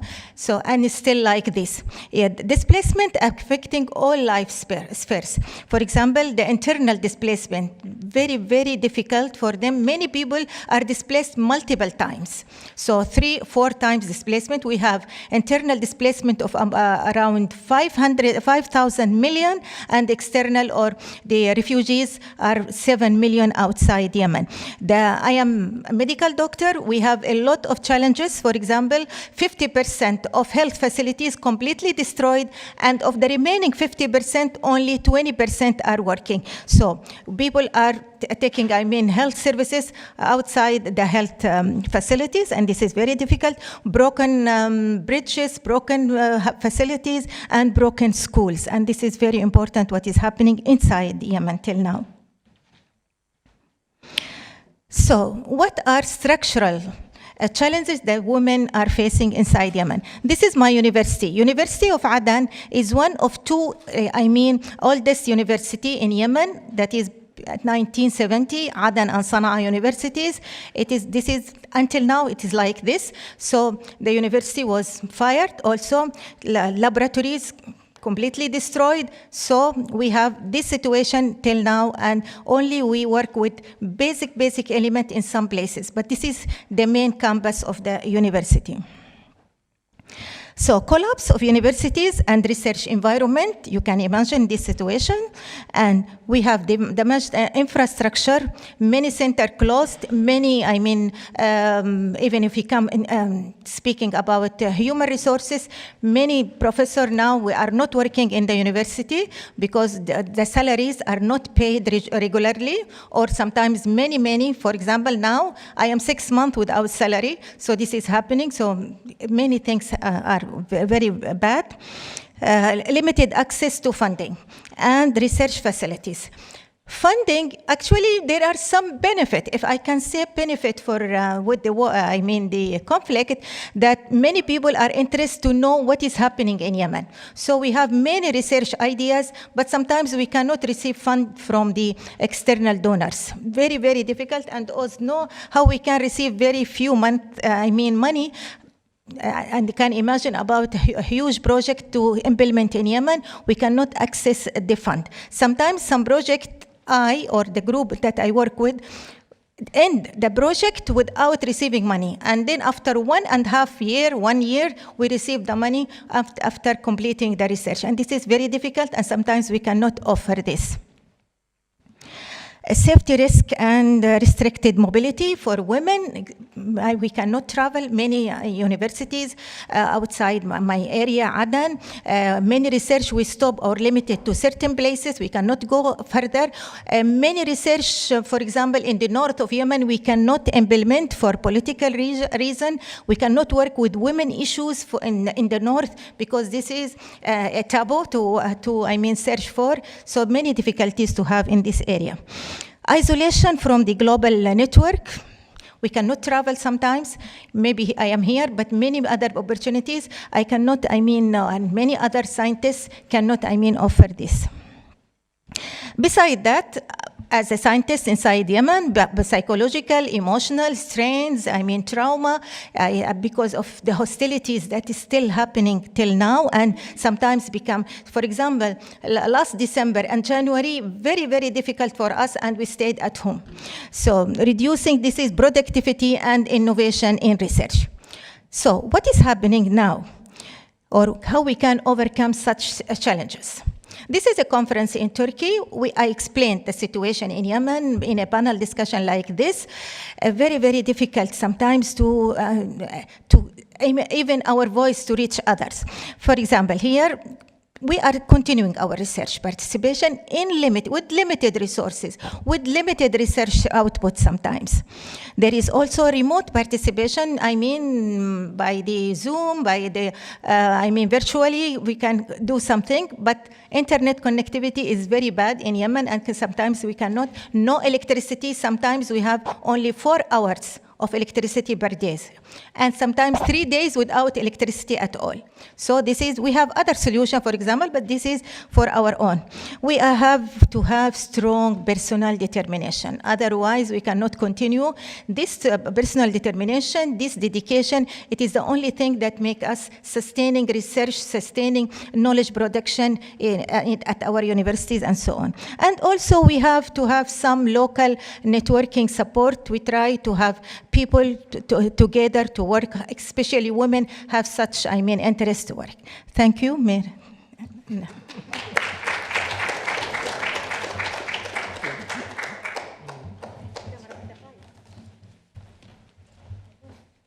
Hi, everyone. As Dr. Huda explained,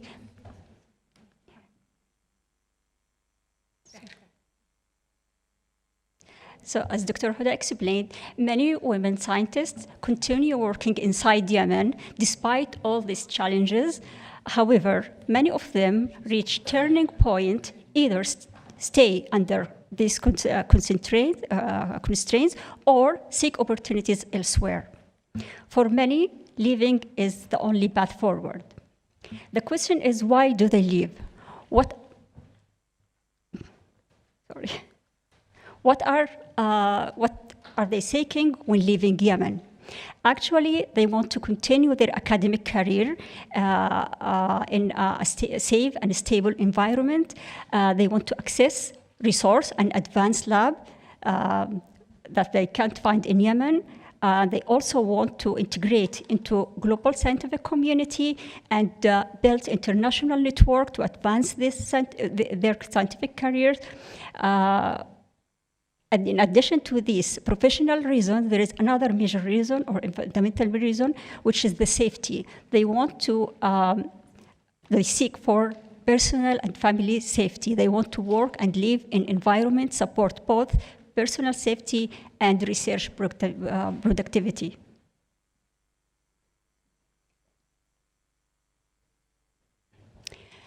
However, leaving doesn't mean challenges end.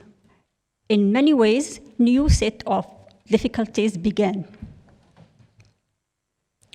They have to adapt or they face a lot of language and cultural barrier. They have to adapt to the new academic system, which differ in structure, prediction, and evaluation process. Also, separation from family is a major challenge. Most of them leave their family and relative in Yemen. They have to leave and they have to work and be productive while worrying about the loved ones they left behind. And most of them, or some of them, lost or disturb their professional identity because their previous experience are not fully recognized in the new place. They feel uncertain about the future because of the short-term fellowship, the temporary visa, and the limited institutional pathway. Of course, this short-term fellowship is very important, but they don't secure long-term of stability. They need to plan and to growth. And a lot of scholar women find themselves move from short scholarship to another without clear long academic path.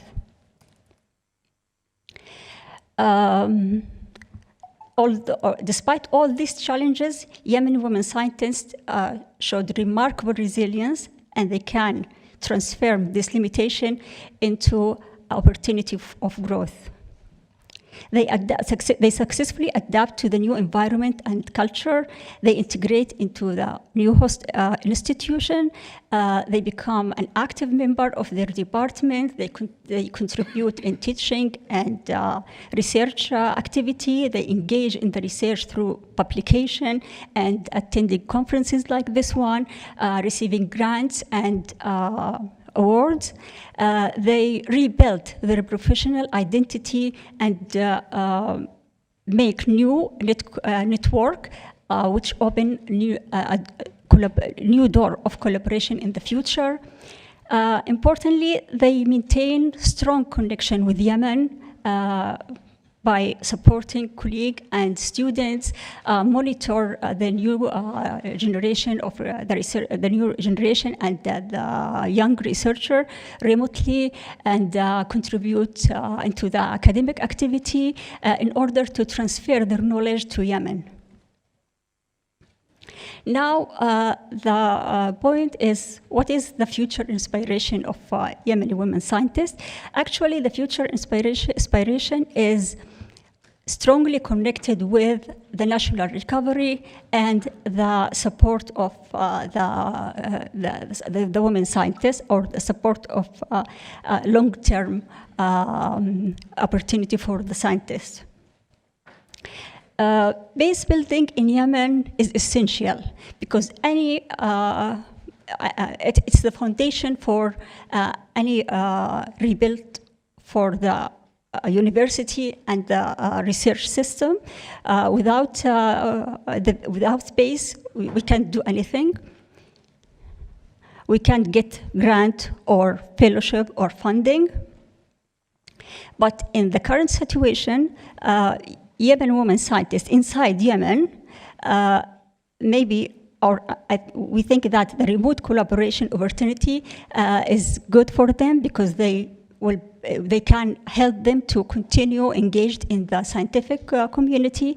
Also, the access of international opportunity outside Yemen will give them a chance to advance their research. For the displaced Yemeni women scientists, the stable and long-term academic career is a main goal. They want to work under security that they will not return back to Yemen under this critical situation. This highlights the importance or the urgent need of institutional and policy to support women, because supporting women scientists is not charity, it's an investment for the future of knowledge. Thank you.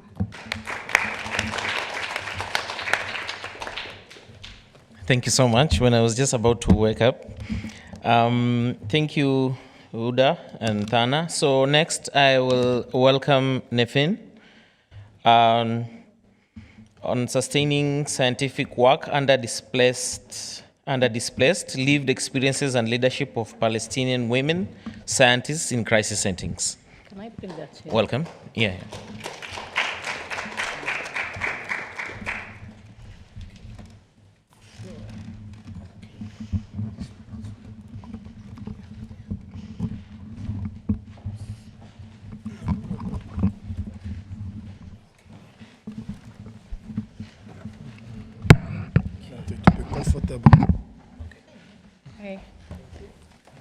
Pointer.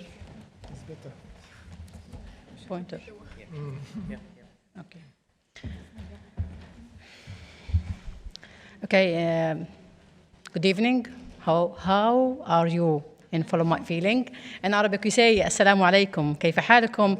I think in Italy we can say ciao, come sta? Isn't it? Yeah.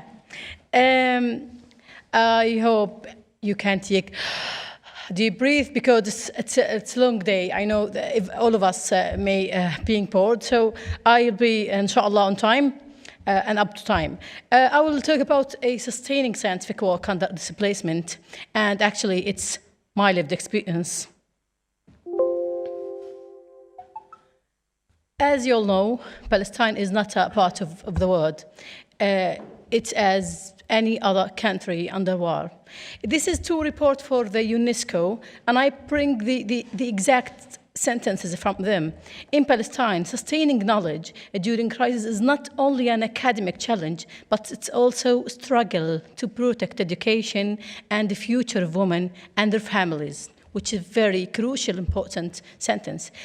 Another one is yet Palestinian female scientists and students and educator continue teaching and continue educating, and sustaining knowledge itself is a form of survival. It's very important and crucial to realize that sustaining knowledge is not a walk, it's a part of survival. And what's beyond the survival? Beyond survival, there's a huge and a high price, heavy price beyond this survival. The sustaining knowledge is tied directly to the voice of visibility, nationality, and identity. The second point, which we can never ignore, is there is a dual burden and heavy price on female, because female is a mother, is a woman, and is a daughter, and work in her home, her job, and her science and education, and have their own needs. You know, so there's a dual burden and there's a complexity of work for the woman, which is the third point. So beyond survival, there's a daily and emotional and daily conflict that we should realize and know well. First of them, as you all know, the service disruption, the career instability during war, emotional strain, and I think it's very important to focus on the emotional strain because the human being is mind, body, and soul. And to be healthy, and WHO say that being healthy, or the definition of health is not merely absence of disease, but also being healthy in emotional way, psychiatry, and even spiritual. So it's very important to focus on the emotional strain. You cannot achieve any achievement if you are anxious, if you are in depression, if you have any psychiatric or mental problem, or even issues. So I think it's a huge domain, and we have to focus on that. And finally, the complexity or the negativity of complexity of work. So you all realize, and we all come from difficult life and obstacles in many countries, so now we know the difficulties that we face. Upon that, we need a leader. We need a strong leader. We need leadership. We need to empower ourselves. We need to empower women. We don't need just healthy women and healthy men. We need leadership. And I mean in leadership here, not merely the leadership in women. Sure, we are focusing on women, but we have to know and realize that we are a daughter of men, we are a wife of men, and sister for men. And we need this cooperation and collaboration. We need to put hand on hand to grow up in our community. So we need leadership. And in Palestine, the leadership must know how to teach a student, whatever the domain student, medical student, engineering, biotechnology, art, sport, whatever. We have to know how to teach our student because our student is the future. So if we build the human resource, if we focus on leadership on students, we can get a human resource, good human resource on the future. And I think in our life, we need a role model. We need a role model. Because I'm Muslim, I can say it all the time that Prophet Muhammad give a strong patient in building leadership of youth before spreading the message of Islam. And Jesus spent a huge patient and sacrifice of himself to spread peace and peaceful in life. So we have strong role model. Whatever strong role model is your father, your teacher, your professor, or even something in the community. All the role model show us that leadership means to have holistic approach, holistic mentality, focusing on other, not just focusing on yourself. So this is the first point, that teaching students. The second is doing research, because research can rebuild and reestablish our community and our situation. We know that nowadays we are in this situation. We have to know what is our gaps and try to resolve it, and to know what's our situation in the next 4 or 5 years. And in this point, I have to focus on just one thing.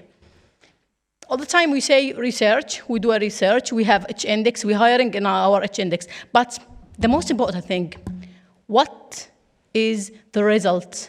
What is the effect of this research? For example, I did one research on my diabetic patient, and I realized that as a result we have 20% major depression in the diabetic patient, the diabetic female patient in my center. Is this the end? No. The most important, what I can do for these patients to be healthy. And in any research, the end result, not just having result and celebrating our results, but monitoring, evaluation, and re-evaluation. This result means that we have to change. And beyond change, what is the impact of community. And this is the work of research, not just doing research. The third point, the academic life. We have to ensure to have academic life by its accountability and responsibility. Our brothers in Gaza have an academic life in the street. So we have to ensure having academic life in schools, in streets, in church, in mosque. We have to ensure being in academic life, because academic life present the responsibility in the soul of our student. And the final point, realize the personal cost. Don't stand up in any situation and throw the word of resilience. You have to realize that resilience means a heavy price of emotional stress, emotional distress, and loss.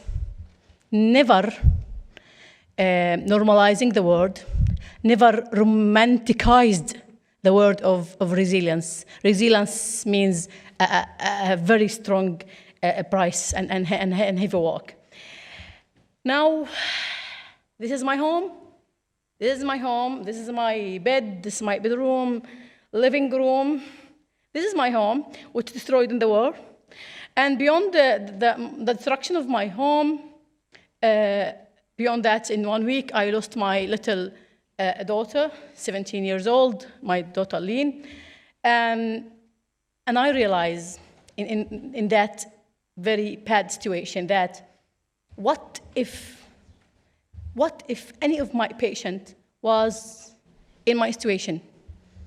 What if any of my diabetic patient, or any female, or anyone who is not a doctor, not an associate professor, not a head leader in Ministry of Health, having a strong family and a strong partner, supportive? What if any of my patient was in my shoes? What if any of them in my situation? This question hunting my mind. And honestly, I feel kind of PTSD. But was that? Because I feel when I hear the voice of the Israeli soldiers or something like that, I feel that my heart tachycardia, which is very normal, because of the huge loss. I realized in 1 minute that I lost my home, my shelter, my certificate, my clothes. As you see, there's nothing in my house. And I lost everything that I've ever feel that is stable and settled. And I need to re-establish my life. I need to go for my universities and reprint my certificate, and I have to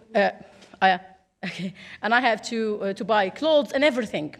So I feel that I have to do something for my community, because I realize that pain is not only loss. Pain is the feeling helpless while many of people around you. I realized that, and so I established DAB, Disease Awareness and Prevention Initiative. It's totally volunteer initiative.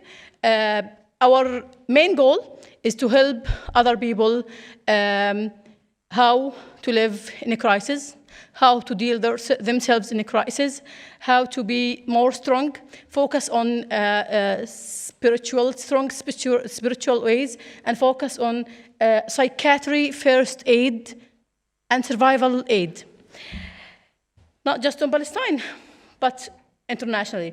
First thing, I established it first with my sister, and then with my colleagues. And this is the first event for this organization, and I start to publish about it on the International Diabetes Federation. And this is the first event that I did in the schools, and this word in the second mean my right to be educated. Beyond that, I started to connect the Ministry of Affairs in Palestine, and I then go to Africa. This is Guinea Conakry, fourth-year medical student. I educated them. I give them a PowerPoint about how to be mental health and psychiatry issues, and then we put a program about malaria, diphtheria, and depression and anxiety. We realized that there is a huge problem in the cervical cancer. So we start to talk about cervical cancer prevention and education. Then we do another totally volunteer medical mission for Guinea Conakry, Sierra Leone, Sahel al-Aj, Cote d'Ivoire. Then we return to Palestine and establish, there's my colleague, men and women, we can't walk alone. I think all the time we need our colleagues, our brothers, sisters, and parents and colleagues. I think the first important thing in any project is to have need assessment. And need assessment not depend on female alone. We have to be more an holistic approach and holistic mentality. So we do a need assessment in this session, and we have many gaps in communicable disease and mental health and some epidemiological problem. This is the second session. We talk about HPV. You know, I don't know if you know that. Okay, I don't know if you know that in Palestine the HPV vaccine is not from the routine vaccines in Ministry of Health. So we decide to talk about HPV prevention and education. This is about gender violence, and here we try to make a small conference with Judur and another small societies as a funder. In this conference, we talk about mental health, HPV, depression, and also diabetes and diabetes complication. And then we go to Morocco for the second Al-Hassan Academy, and there's a professor, international professor. We talk about climate change, which is a very important point, and mental health also. And finally, I want to say that well-being is a core and crucial and important point that we have to focus in. And well-being not mean scientific support. It means scientific support and conflicts, to know how to deal with conflict and vital condition. This is me when I nominated for the Wiley Awards as one of top researcher, and I say in that event that Palestinian women scientists not merely endure crisis, they sustain knowledge, leadership, and collective hope. Thank you very much.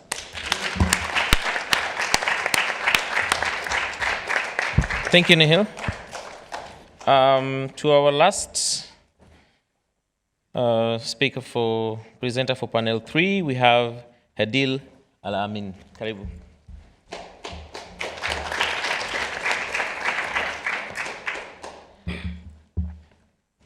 Hello everyone, my name is Hadil from Sudan, and as we say in our culture, saving the best for the last. Saving the best for the last. For the last, yeah. Today I will present, this is my title, Maintaining Vaccine Access During Conflict and Displacement, Lesson from Sudan, Solar Power Vaccine Refrigerator.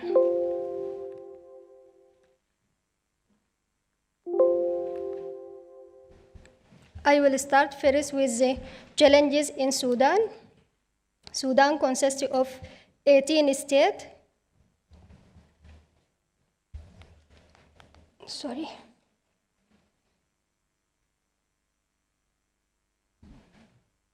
Sorry for that. Sudan consists of 18 states with, with many remote villages located at large distance. With many remote villages, as you can show here on the map. The national grid connect mainly cover central area, while rural communities remain without electricity. This significantly limits access to essential service, and this is the core challenge we are facing. But the solution, Sudan is one of the African countries with high solar radiation. This allows us to use solar energy, and we can apply it in many applications here. For example, we can convert solar radiation into electricity to solve the remote area by using, for example, solar panel, and apply it in different applications like lighting and refrigerator and pumping for drink and agriculture and so on. Also, we can convert solar radiation into heat and apply it in many applications like solar cooker, solar dryer, solar heater, and so on for the rural area.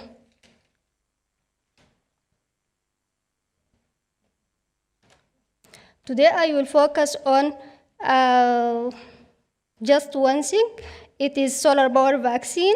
This is the first solution for remote villages.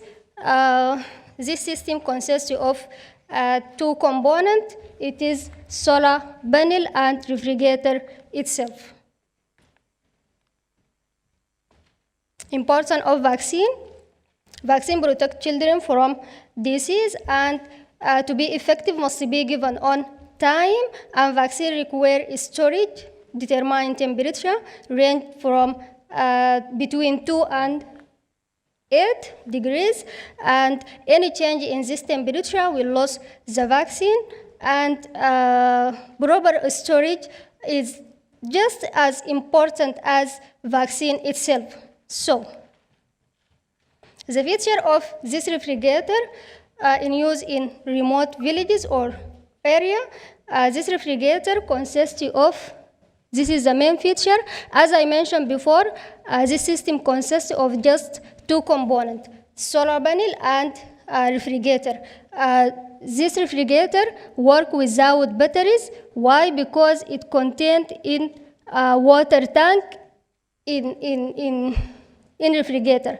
This water tank makes the vaccine kept for almost 1 week without solar radiation, I mean in rainy season.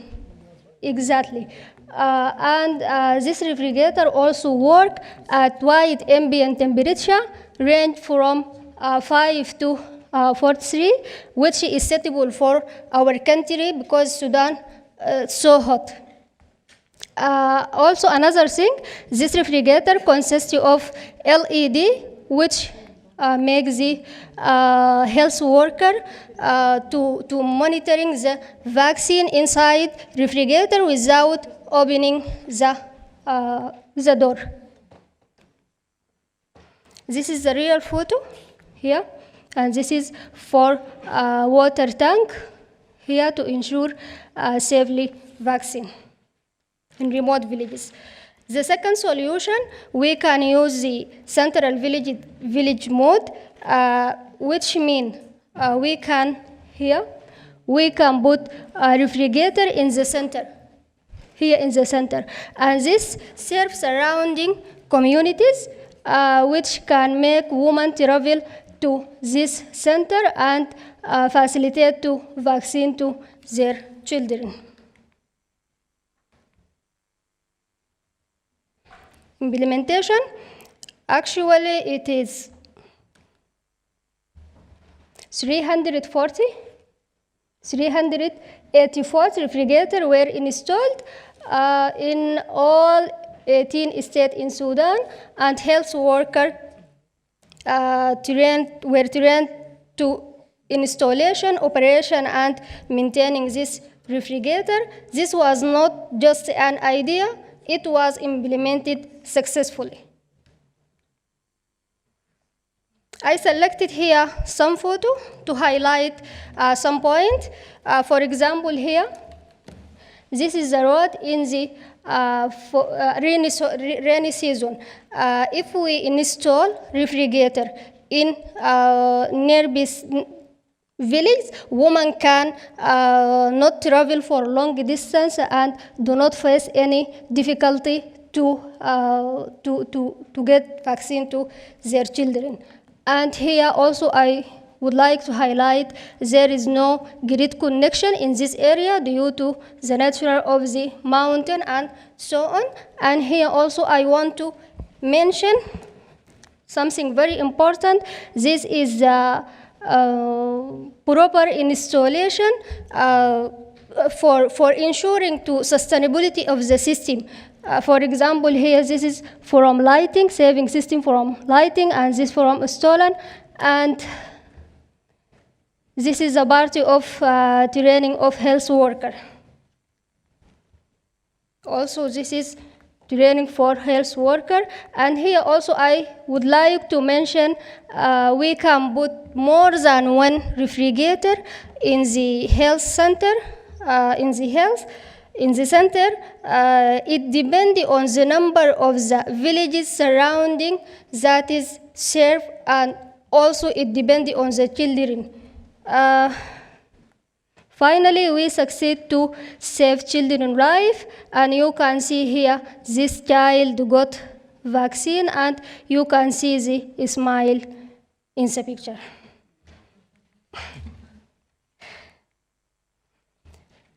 But the gap, unfortunately, after the war, most of this unit were lost.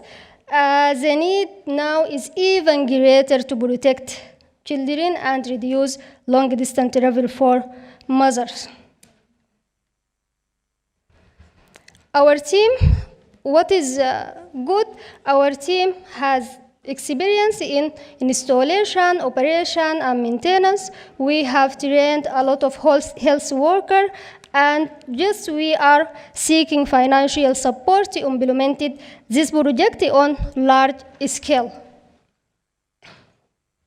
Thank you, but finally I would like to present another issue, because this is also urgent, and this is also another challenge we are facing. As you can see here in the photo, in 13 villages, in 13 states, we have high production of, for example, mango, tomato, and onion, and also this we can solve by using, and all of this production, much of it is wasted, as you see here, is wasted, but we can solve by using solar dryer, this one, and this is also related to health and women by creating a job for women here and empowering them.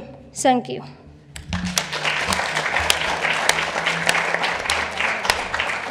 Thank you. Thank you so much, Adele. And team, thank you so much. And I think, you can move, I think that is the end. And we have talked about the labs. We've talked about women in the voices of women, leadership, and also external and internal challenges. And because of time, I think the hall is going to be closed in the next, I think, 4 minutes. So, so that's why I was really, maybe we can find time and see when to continue with this, but I'm really sorry. I've seen the passion in you, in what you're doing, and thank you so much for your time. So maybe I just welcome Tonya. Thank you so much. A clap for them, please. Thank you so much. That was a marathon session, but it was so, so interesting and so much amazing information for us to follow up on. Of course, we've got dinner tonight, so any questions you would like to raise with the panel here, you can talk to them. We've got tomorrow morning, and right now we have got 3 minutes to go. And then we're going to go for a walk around the Farnesina so we can relax a bit. Maybe we should forbid ourselves to talk about anything to do with work over the next, and then we can get back and have dinner after a bit of a pause on this very, very intense but extremely important, precious day. And then just to check in with you tomorrow, we just have the morning following the conference. So we start off with a panel in the morning. So we need to be here again at 9 o'clock in the morning. And then we have a round table. And then we have films from Nicole Leguisa. There she is. Some fantastic films talking about women, science and displacement. Then we have lunch, and then those of you who would like to join us, we will be having a kind of book working workshop. And this is all, we're coming back here tomorrow morning. Right, so everybody should clear up their stuff. We're going to take it with us around the Farnesina, but we will be back here tomorrow morning. And then the afternoon we will be in the hotel, which is the Ripa Hotel, for those of you who are not staying there. For those of us who are staying there, it's the same hotel that we're going to this evening. Okay. And what time is dinner? Dinner is at 7 in the Ripa Hotel. Yeah. Well done. Okay, I'll collect your number now. Okay. Your number. Yes. Okay. There's a lot of things we can do together. I'm sure. I'm sorry you didn't have time to show all of the details. It was wonderful. So much that we've done. Yeah, it was just limited. I want to send to you the full copy. Yes, you can do that, yeah. I mean, it's best if you send it to me by email, the work. Okay, please. Just write it here. Yeah. So from that email, I can now get your number. And then,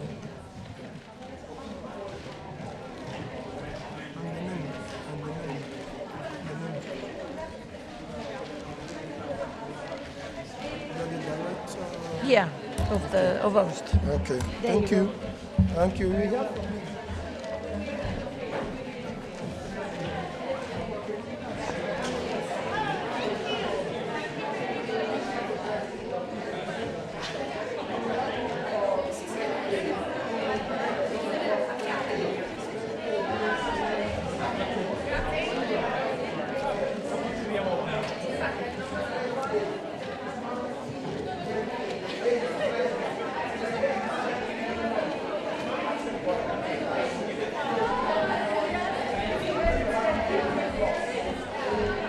Sorry. Hello? No? Hello? Everybody, for the tour, we can just wait outside, and just outside this room, and then they will come and pick us up for the tour. No, era acceso, ma non